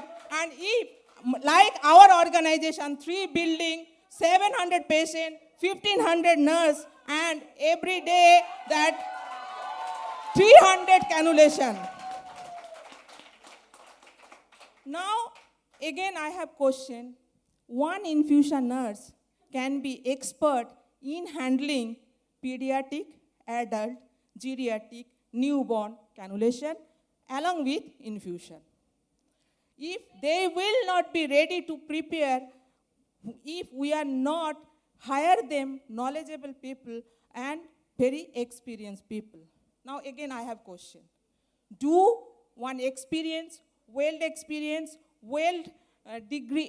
having so much degree, they will ready to work as an infusion nurse in bedside? No. In India, no. If yes, what will be the pay scale? What will be the designation? What will be the category? What will be the career path? Is there? One more point is there. Every time you will listen, we need to have the multi-skilling.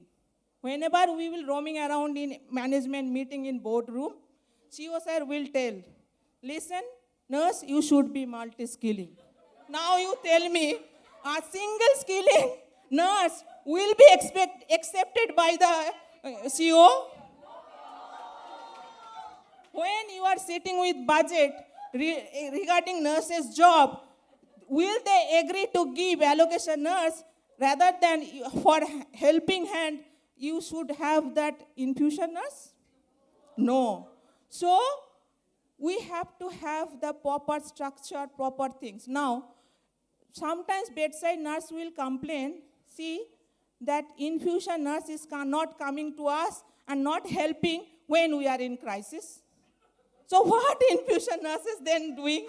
So then infusion nurse will tell, whenever we are ready to go home, there is call for typical cannulation, and we will be late for 1 hour, 2 hours every day. Frustration, anxiety, everything. Lastly, I will tell, when demand is not fulfilled with supply, supply is not fulfilled with demand, it's indicative that misallocated capitals. Thank you. Oh, wow.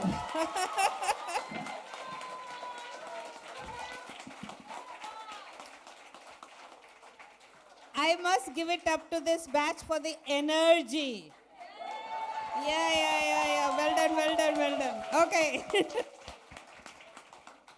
Now, thank you so much to all of you, because we are definitely running short of time. I also have a flight to catch.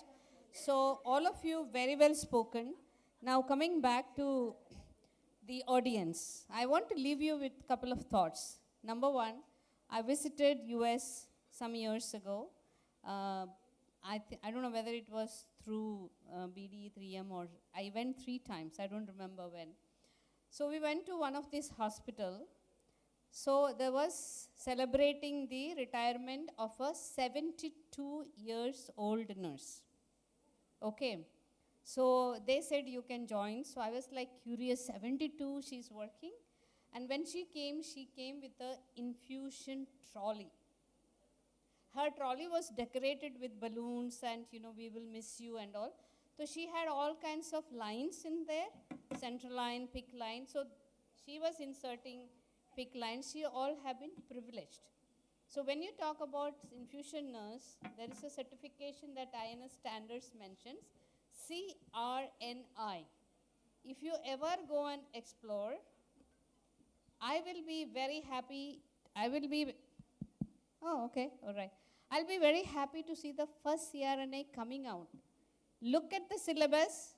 Many of you will say, TK, infusion nurse essay is good enough, The idea of having infusion nurse, we are taking baby steps.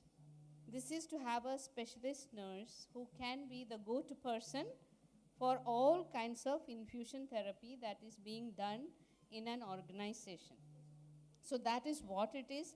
So my take, both of them are right. And as I told you, we have to be progressive, but we need to be practical and relevant and making sure what is best for our patients. That is my personal take, because I think that nurses are educated enough to take specialty courses. Now with problems of attritions and so many new nurses coming in, all leaders here are struggling with novel ideas that how to develop the skills and make the patient care safer. Only these people will have stories. So let me ask the final question. So what will be the final verdict? Let's see. I'm sure that all of you debated because you were given a role. But all of us are for patient safety. Whatever needs to be done must be done. Yes, we should not hesitate from doing that. Whatever role that we are doing, whether it is CEO, CFO, HR, I always say, ask one question. Is this right for the patient? If it is right, we have to step up what we are doing. So with that, let me ask the question. Is there a need to start the infusion nurse? Do we need infusion nurses? Yes or no? Both side. Please raise your hands.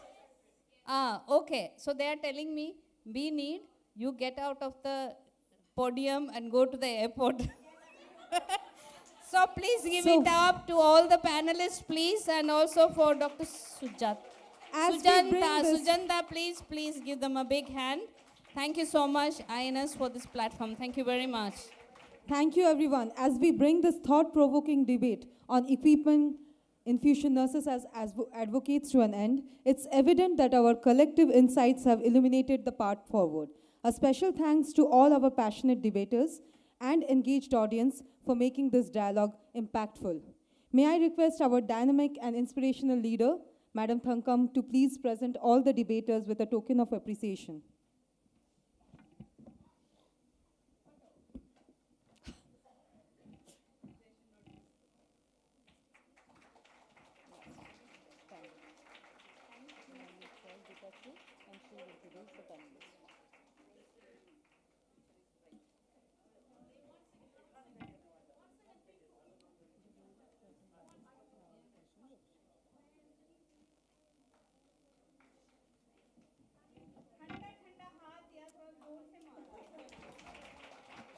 Can we have a round of applause for the debaters, please?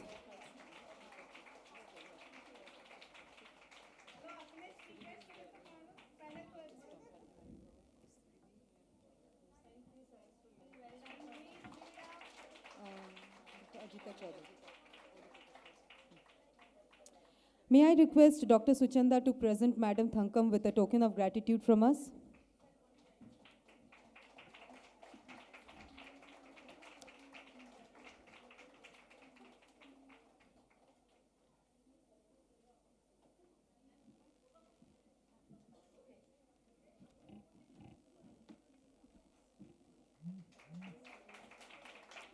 As we transition to our next session focused on raising the bar, empowering patients, enriching practice, the patient's active participation is integral to achieving optimal outcomes. Let's make this session a collaborative space for learning and growth. May I request Dr. Sujanda to chair the session, please?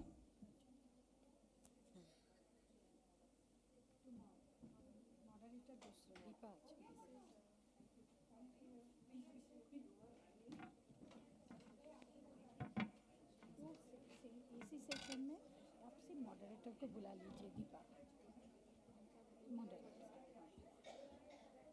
इसको দেখা যাচ্ছে না তো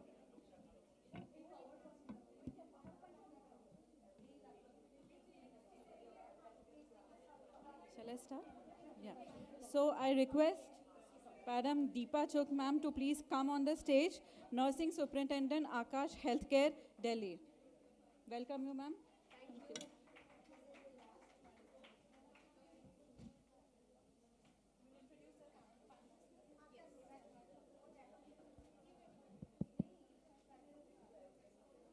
So keeping the copyright of infusion practices with the nurses, it's time for us to stand for our patients and also be the brand ambassador for our profession. As Tanka madam just now said, that first always ask, is it right for the patient? Let the patient decide whether it is right or wrong. Ladies and gentlemen, good afternoon. After the hot debate which we had from a hot lady, let's now have the panelists with us. We have Dr. Kasturi Mandal, who is principal at National College, R.N. Tagore. Next panelist, we have Lieutenant Colonel Ajita Datta, Military Nursing Services. She is the Vice Principal, College of Nursing, Command Hospital. Ms. Harvinder Kaur, Faculty, College of Nursing, RML Hospital. We have eminent personalities with us from different arenas of nursing. Without wasting much of our time, because we are running short, and already the organizers have told us to cut short 5 to 7 minutes further, let us directly start with the question-answer session. I would first like to start with the senior most. That does not mean that you are old, okay? You are still young. Age is just number. So with the senior most person, Madam Harvinder Kaur, ma'am, in what ways do you feel that patient empowerment contribute to better outcomes in infusion therapy, and how come nurses play a role in fostering this empowerment? Okay, thank you, Deepa. Thank you very much. I should start my talk from this, that it is not the strength of the body. It is the strength of the mind which makes you more stronger. So patient empowerment, it relates with the body as well as with the mind. When you empower your patient, it is not very important when you are taking care of the patient. It's an active role of the patient if it is there. Then you will get a support from the patient. You will get a cooperation from the patient. You will relieve the fear, the confusion of the patient. And again, it will help the healthcare provider to give a better care, because care is a continuous care.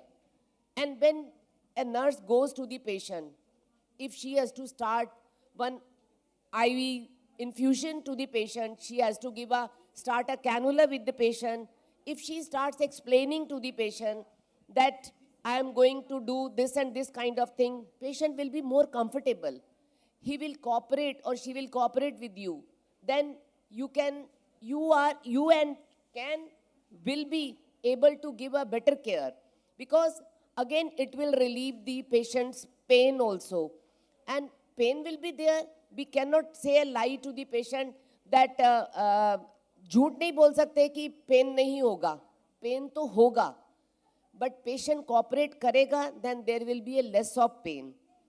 And when there is a cooperation, patient will have a trust on you, that you are a nurse and you have explained me, then patient will not say anything to you. Because I had gone through this procedure only few days back. Only I was in the hospital and one infusion nurse came to me.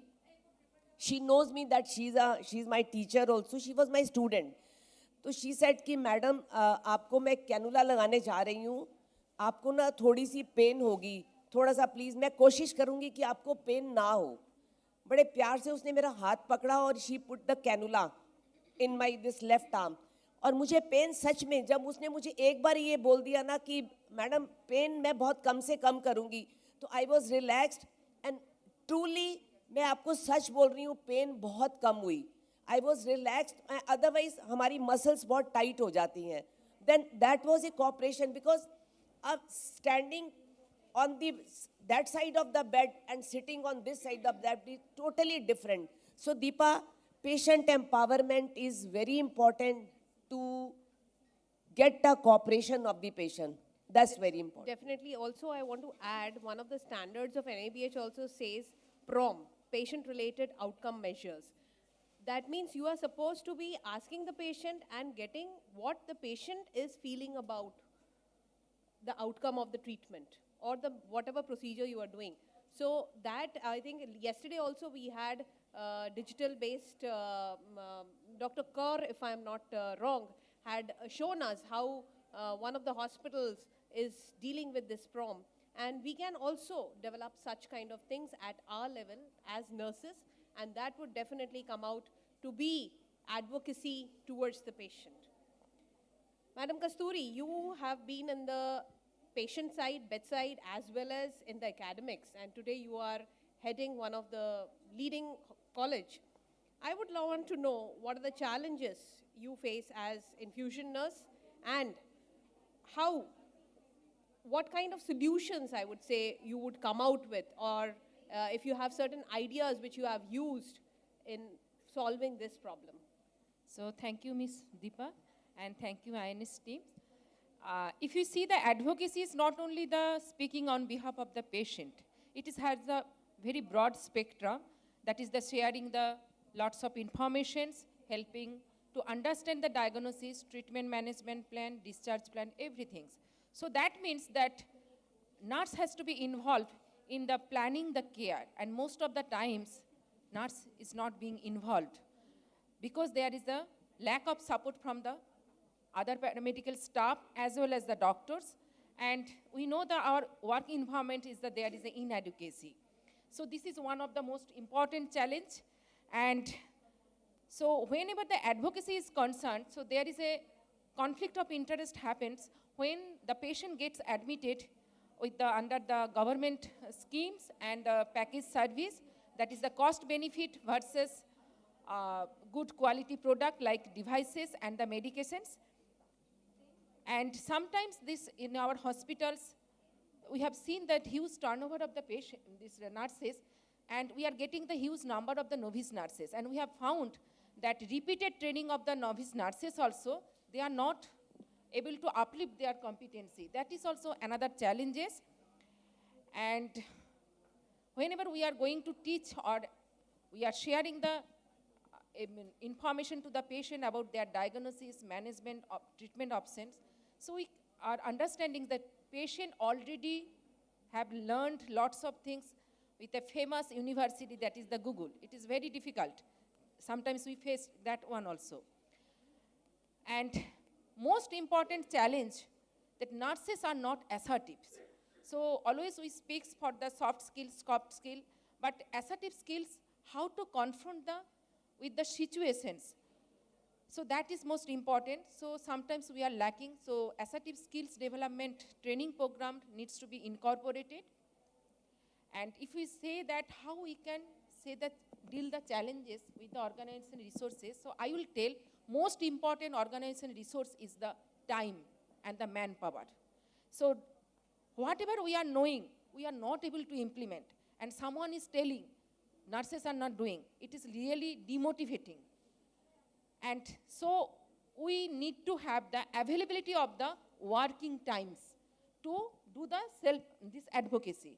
And advocacy is not a one-day phenomena.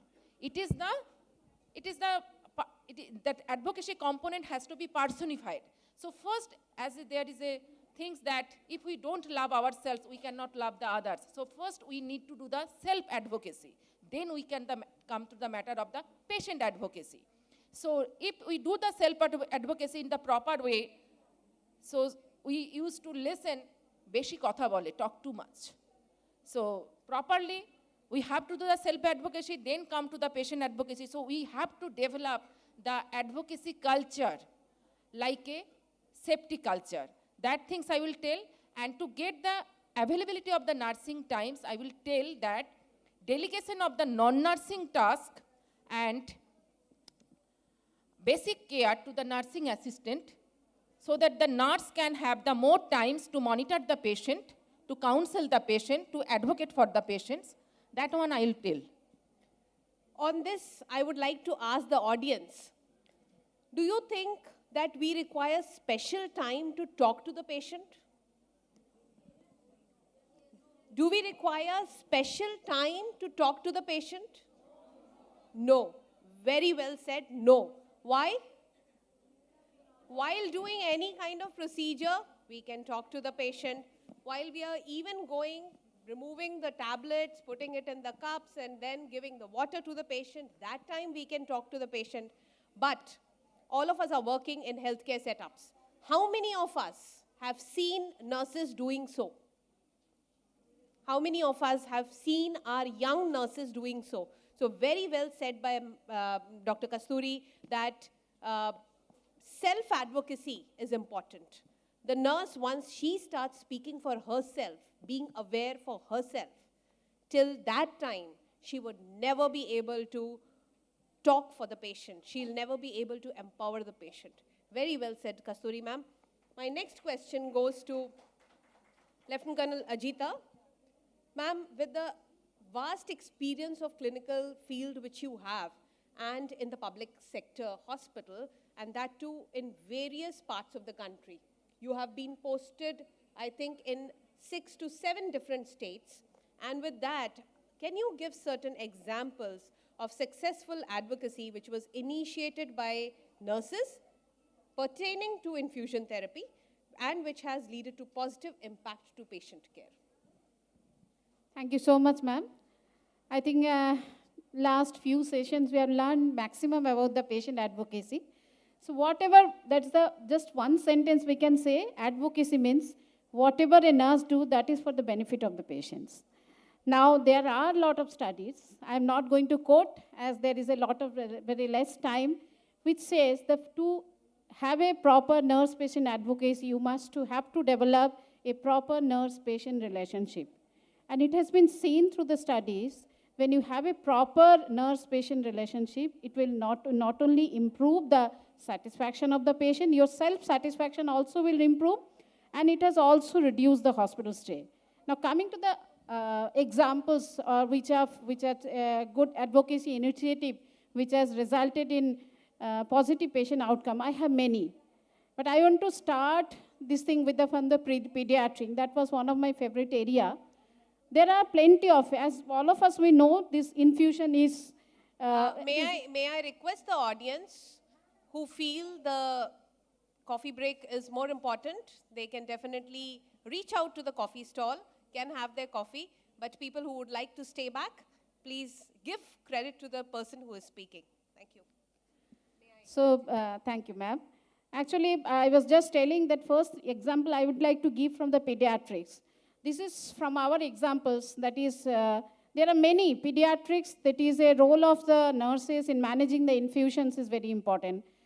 Why? Because there are plenty of pediatrics, there are high-risk groups. It is the nurse who has to judge which vein has to be selected and how to maintain it, because sometimes it is very difficult for the pediatric clients to maintain the line.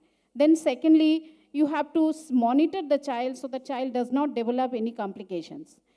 And many examples, like there are certain children like with a malignant disorders or children with a thalassemia, I have seen it is not only the children, a nurse has to teach the parents or the immediate caregiver also.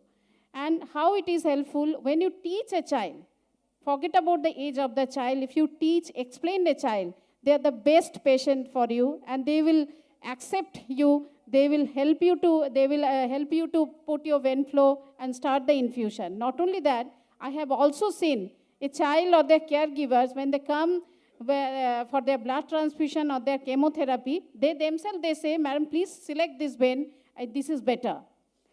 Now coming to the another area where we very frequently we use, there is a infusions that is especially in intensive care unit. Very commonly, the majority of the patients, they are on inotropes.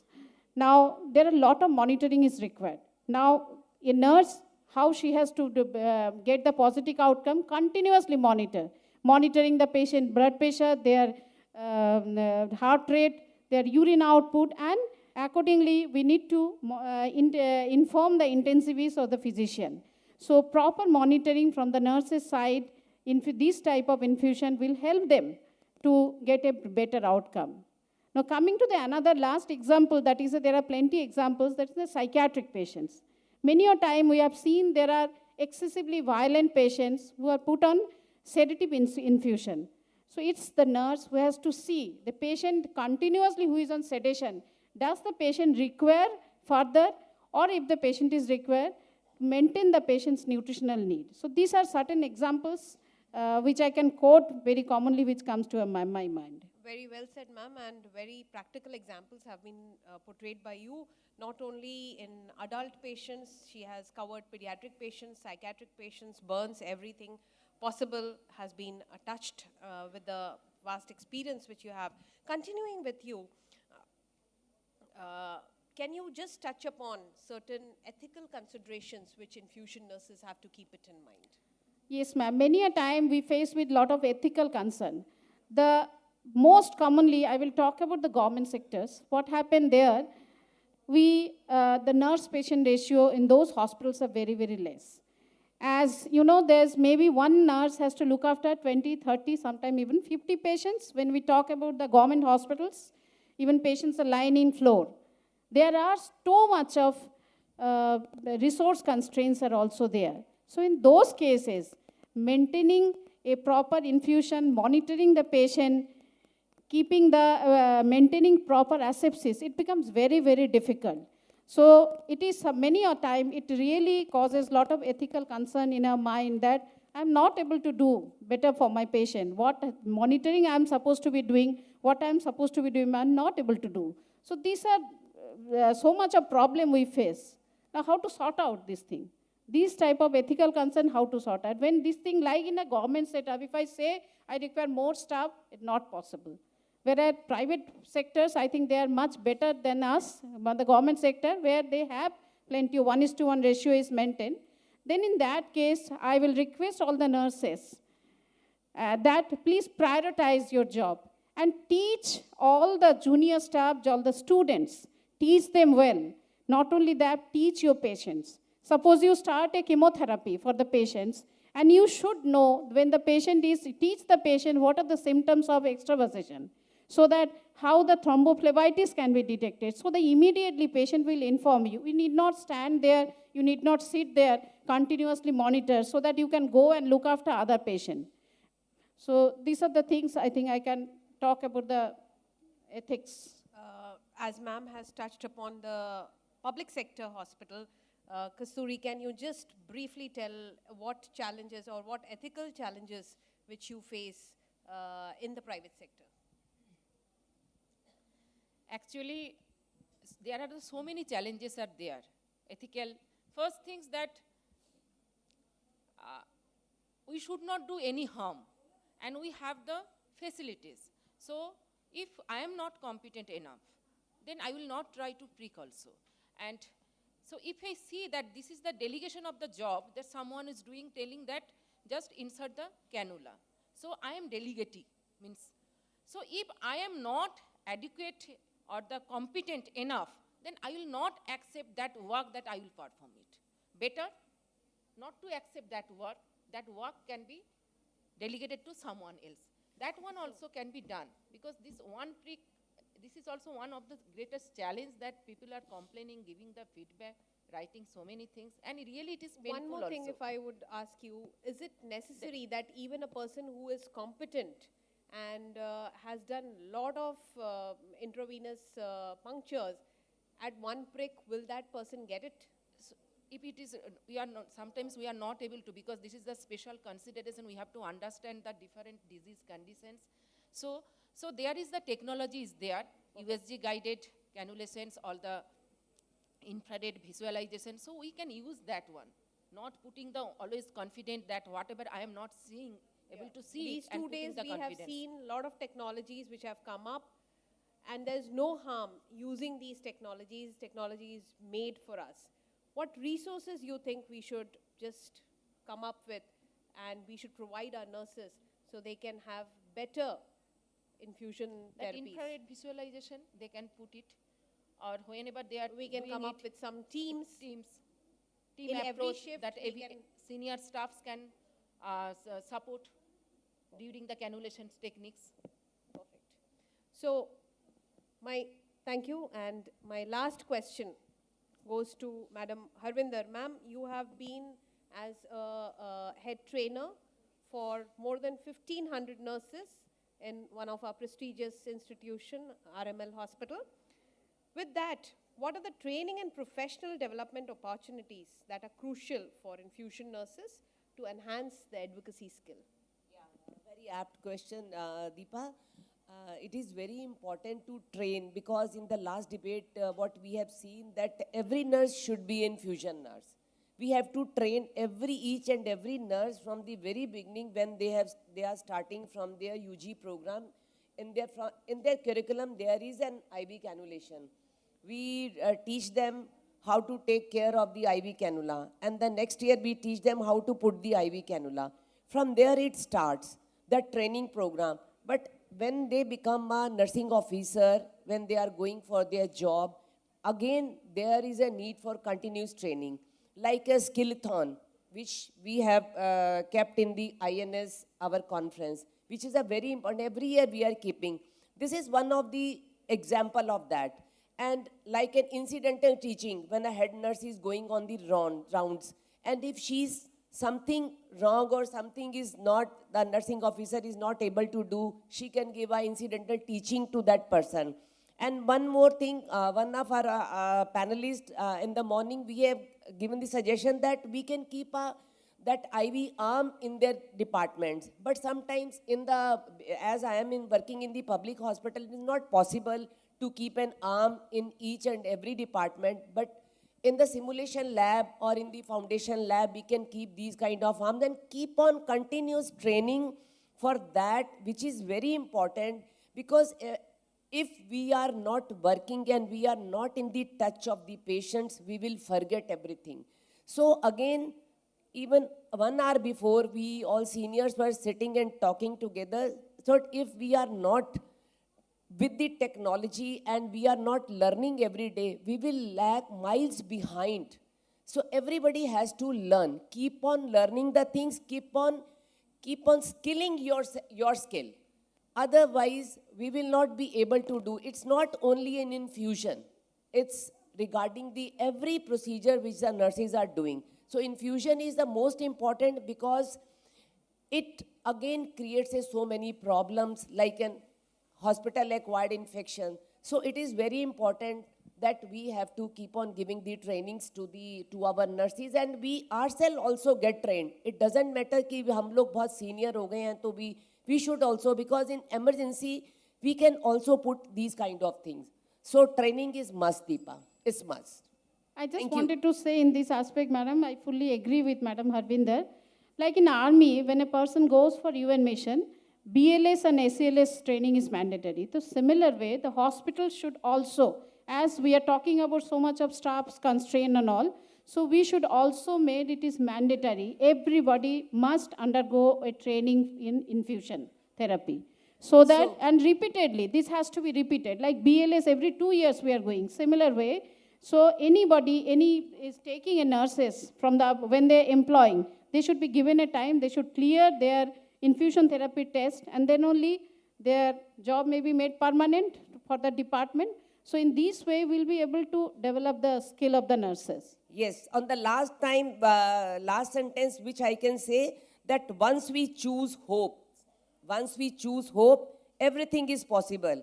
And our greatest weakness lies in giving up. So we should not give up at any cost of our life. We should not give up that many kar sakti. I can do, and I will do, and definitely I will do for everything, for my patients' safety, and for myself also.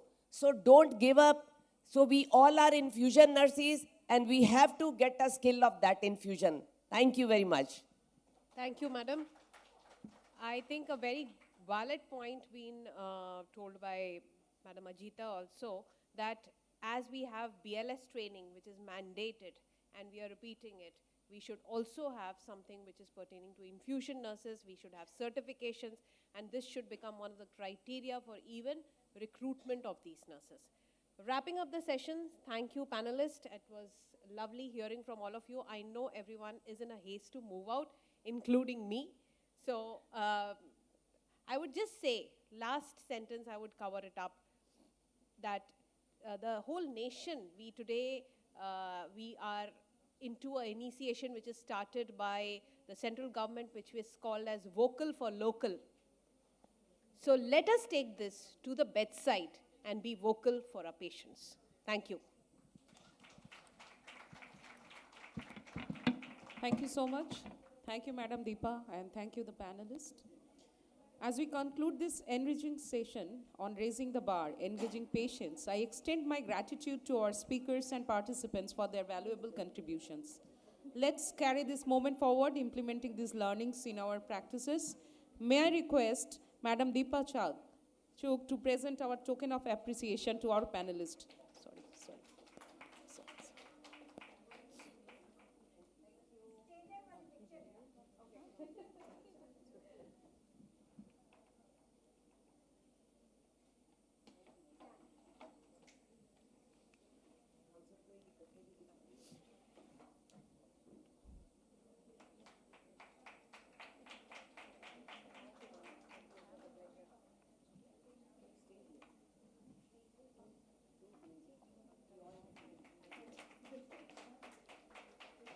May I take this opportunity to present a moment of gratitude to Madam Deepa Chugh by Dr. Suchandra.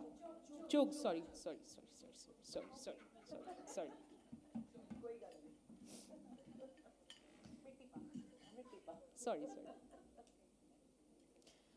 May I request Madam Avanti Gopan to give a token of gratitude to Dr. Suchandra Gadri.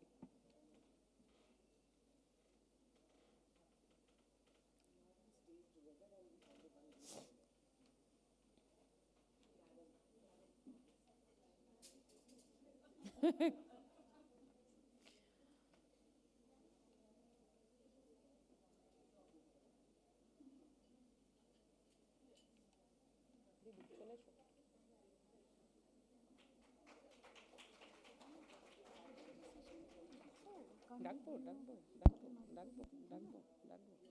তুমি সঙ্গে থাকো, একটু কিছু বলতে হলে ফট করে বলো। ভ্যালিডিক্টরি সেশনে, হ্যাঁ।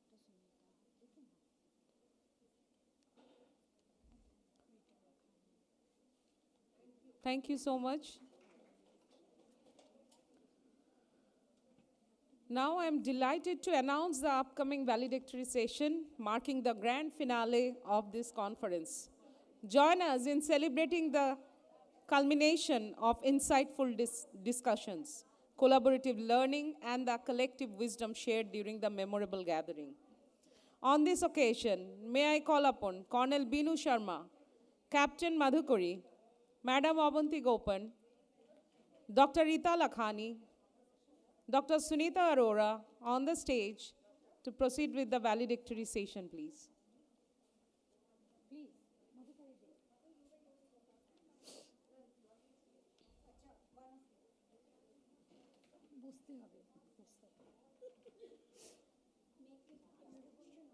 Shorty hai, madam.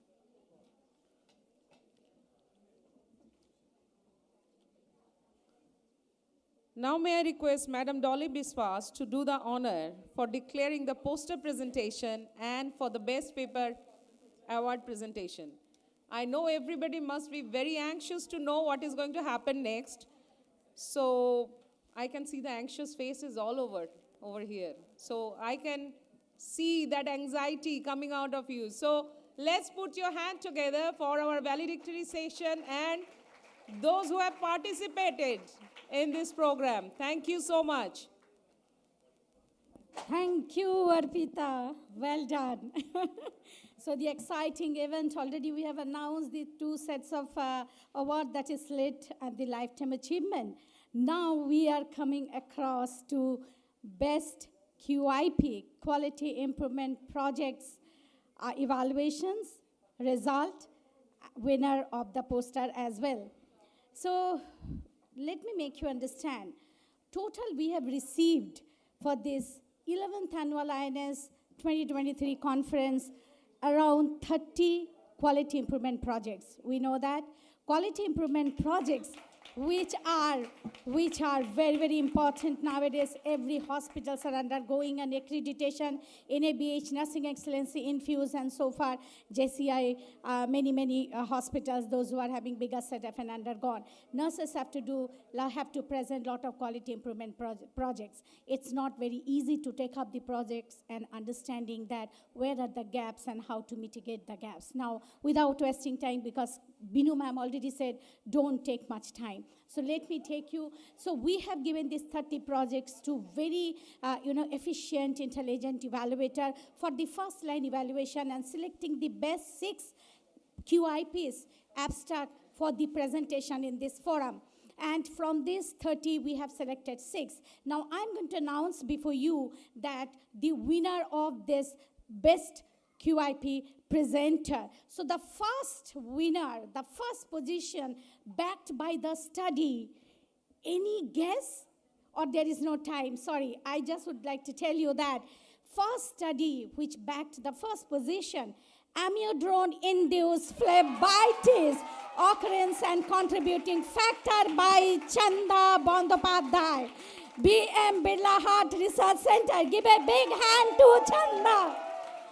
So the first position backed by Miss Chanda. Chanda, I know that the juries of this abstract presenter, Dr. Rita Lakhani, Dr. Shubhro Jyoti, and Dr. Sunita have done a very intelligent and meticulous assessment and evaluation of this abstract. And they have asked an enormous questions which everybody has answered.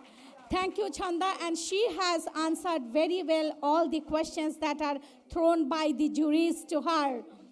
Appreciate your effort, Chanda. Keep it up. Keep going. BM Birla Heart Research Center, Chanda. And I appreciate Shalidi giving her the opportunity. Shoma, then Sanchita, I'm seeing the entire team is standing. You all can come and take the photographs afterwards, huh? Not now. Okay, now coming to the second position. Second position backed by the study, an evidence-based approach on reduction and prevention of MRSI, medical adhesive-related skin injury on post-cardiac catheterization patient admitted in coronary care unit by Fortis Anandpur, Momita Shaha. Momita Shaha. So give a big hand to Momita. Well done, Momita. You have presented very well, and the questions which are asked to you have answered well. So Momita has bagged the second position in abstract presentation. Congratulations, Momita, to you. Keep it up, keep going, and many more QIPs I hope that you will be developing in future. Give a big hand to Momita. Third position. Yeah, this is Bimita is from Fortis Anandpur, Kolkata. Third position in this QIP presentation, prevention of BSI in dialysis unit at a tertiary care hospital in Mumbai by Reshma. Hello, Reshma. Yes. Give a big hand to Reshma. Reshma belongs to KDAH Hospital, Mumbai. Well done, Reshma. Well presented. All the presenters, they have presented their thoughts in the QIPs very well. So congratulations.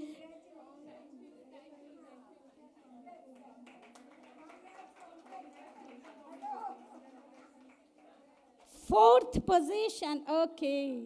Thank you, Reshma. Well done.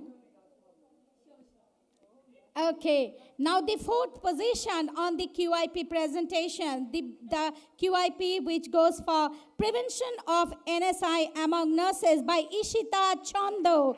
Ishita belonged to AIG Hospital, Hyderabad. Well done, Ishita. Congratulations. Very smart presentation that you have done. And you have presented each and every aspects of your QIP excellently. Congratulations, Ishita, to you. From AIG Hospital, I think Madam Bindu is heading the organization. Give a big hand to Ishita Chando.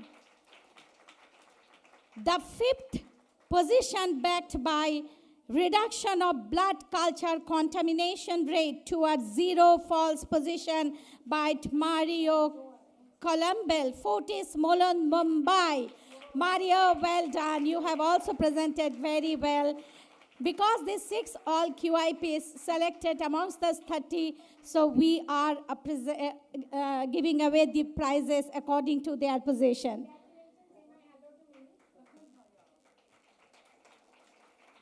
And this, congratulations, Mario. Well done. And the 6 positions acquired by a study to understand the effectiveness of money drop usage for the fluid medication blood transfusion in ward by Lima. Lima belonged to Sakra World Hospital. Well done, Lima. Keep it up. Congratulations to you. Give a big hand to Lima. Well done, Lima. Thank you, thank you. Now I'll be announcing the next poster competition. So the poster, I'd like to request you to just give me 2 minutes so that we can call. So the poster, we have received around 12 posters, and from there we have selected 4 positions only. And these posters, the first position goes to Ambani Hospital, Mumbai. If anyone is there, the first position, making catheter-related bloodstream infections from the reduction of bloodstream infection from pediatric ICU. This is backed by first position, Mumbai Hospital, Ambani Hospital, sorry, Ambani Hospital, yeah. So all, yes. Please come and back the first position in poster presentation.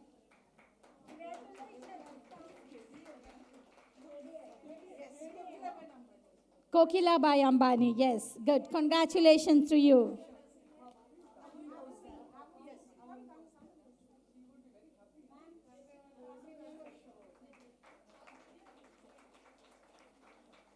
What is her name actually? What's your name, please? Shaila. Shaila, congratulations to you. Thank you. The second position in poster presentation, assessment of occurrence of NSI and sharp injury. I think this poster is Fortis Kolkata.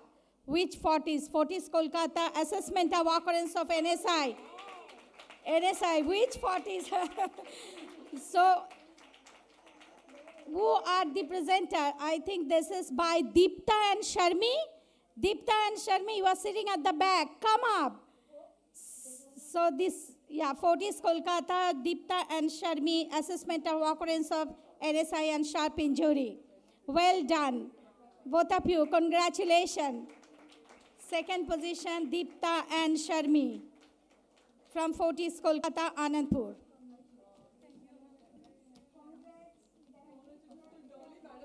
Thank you. Thank you. Congratulations to both of you. Now the third position, hospital name is not mentioned in the poster anywhere. It's on best practices intravenous therapy. Which hospital? Engaging and empowering infusion nurses for identification of grade 1 phlebitis. Grade 1 phlebitis. Which hospital? Please come up. Sakra Hospital. Which hospital? Medica, okay, Medica, Josna Mole and team. Anju Thompson, Josna Mole and team. Okay, engaging and empowering. No Thomas, no, he's Thompson. George Thompson. No, Josna Mol. Josna Mol. So congratulations, Josna Mol and team for acquiring the third position in the poster presentation.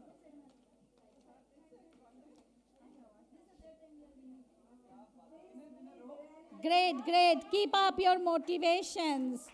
Great. Congratulations to Anju as well. Now the fourth position backed by team of ICNs and admin roll-up bedside leader in increasing competencies of staff nurses in safe infusion practice. No name of the hospital. Whose project? Who roll-up bedside leaders? Fourth one. Okay, great, great. Increasing competency of staff nurse in safe in safe infusion therapy. Medica Hospital, Kolkata. Congratulations, Josna Mol and team once again. Medica Super Speciality Hospital, Kolkata. Congratulations. So double congratulations to both of you. Thank you, thank you. Well done.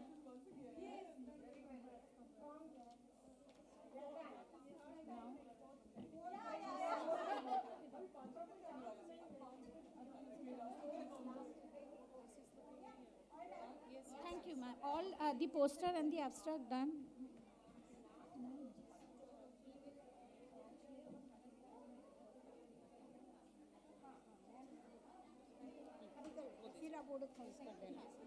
So we are coming to the end of the program. It's a very, very successful 11th National Conference just getting concluded. Very glad to see the hall still 3/4 full at the end of almost the third day of the event.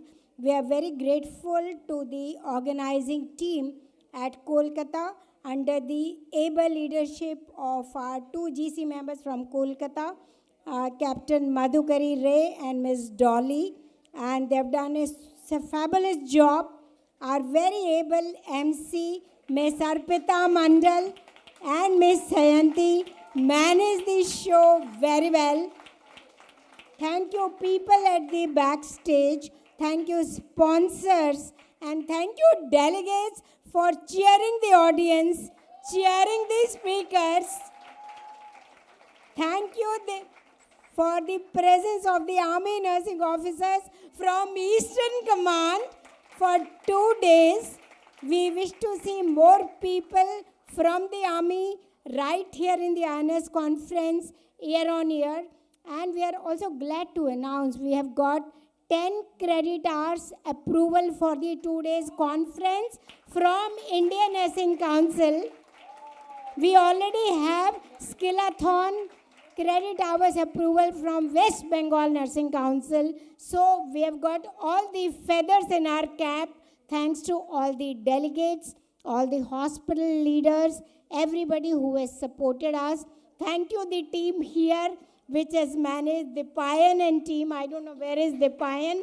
They've done a fabulous job. The YouTube live for 2 days did not have even a nano glitch. Nobody ever reached out to us that audio or visual is hampered. Internet was superb. And thank you Hotel Park for giving us very delicious food for 2 days. I am sure we had 1,500 virtual participants. I just got to know the number. 400 people in this room yesterday and today. That was our lunch count, so I know it is 400 plus. And we are looking forward to see many of you at Hyderabad next year around the month of November in a good weather. Come and attend INS, do the shopping of pearls. And we look forward to see you with lots of competition winnings, the BD Mastermind, the Lit Award, the Prerna Awards, the poster competition, the best paper competition, and you tell us what to do. We will do it for you. INS is here to support the nursing fraternity in the country and if God permits, beyond the country. Thank you and see you all. Come, can we facilitate you? Please come. Arpita and Sandy on the stage for managing the show, please. Come, Madhu and everyone, please help us. Yes. Come. You did a great job. And despite all the hassles, also the memento.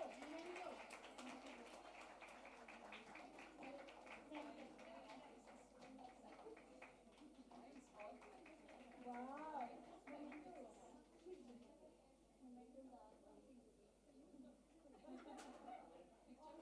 Picture हो जाए.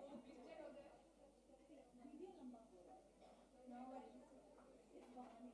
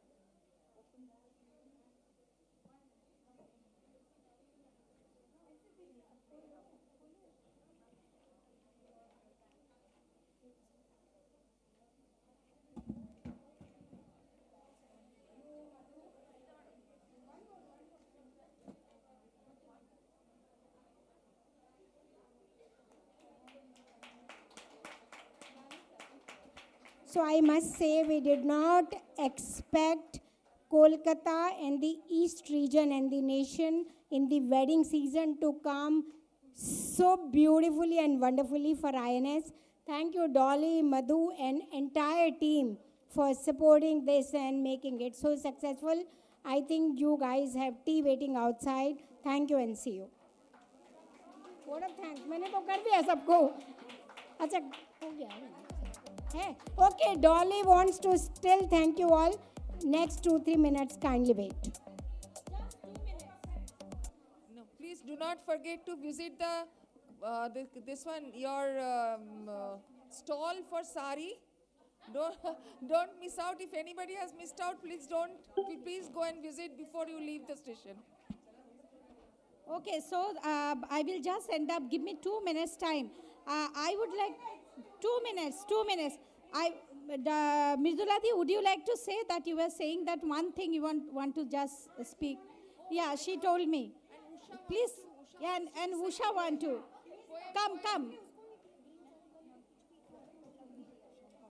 Shampoo का presentation था. We forgot to thank you for all the back-end management. Please come, receive your memento. Sujata as well.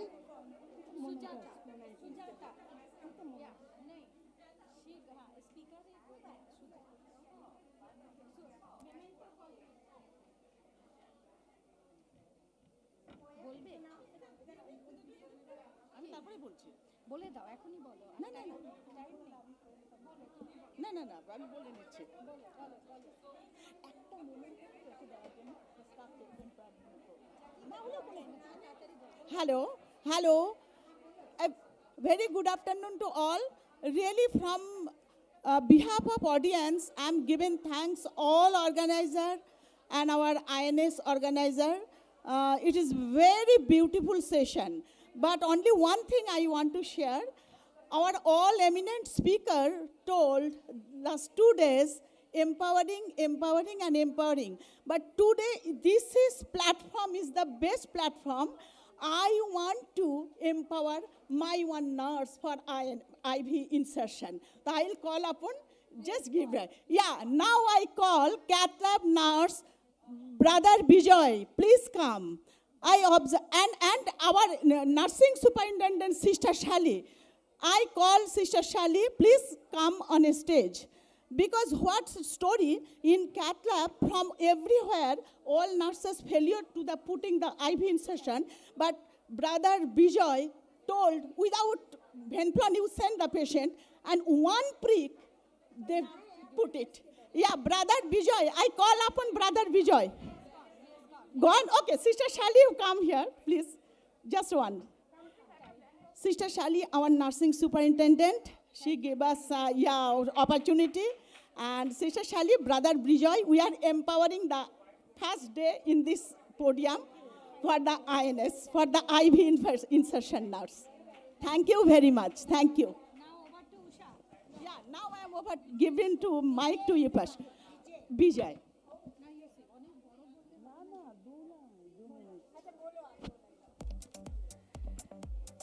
Good afternoon. I used to write poems, so I have written the poem's name INS 2023. It was a light, cool and bright morning, feeling excited to see the huge nurses gathering. INS National Conference is in City of Joy. This is the time for nurses to take a breath and enjoy. We are all the nurses present at Hotel Park. These colorful nurses made the environment a gorgeous park. All the heroes are here from different renowned brands. Help to get for the INS a good grant. Juniors to senior, there are mixed matches of age in years. Whole day discussion went on without any fears. 2 days passed with lots of enjoyment. We all found here many new talents. Foods were very yummy and too tasty. Throughout 2 days, we have learned about infusion safety. Let's encourage ourselves for getting a good IV infusions. Ending my poem by sending you all a New Year's congratulations. Thank you.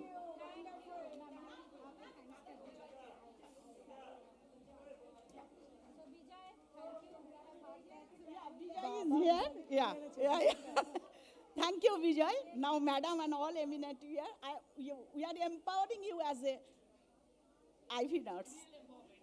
Yeah.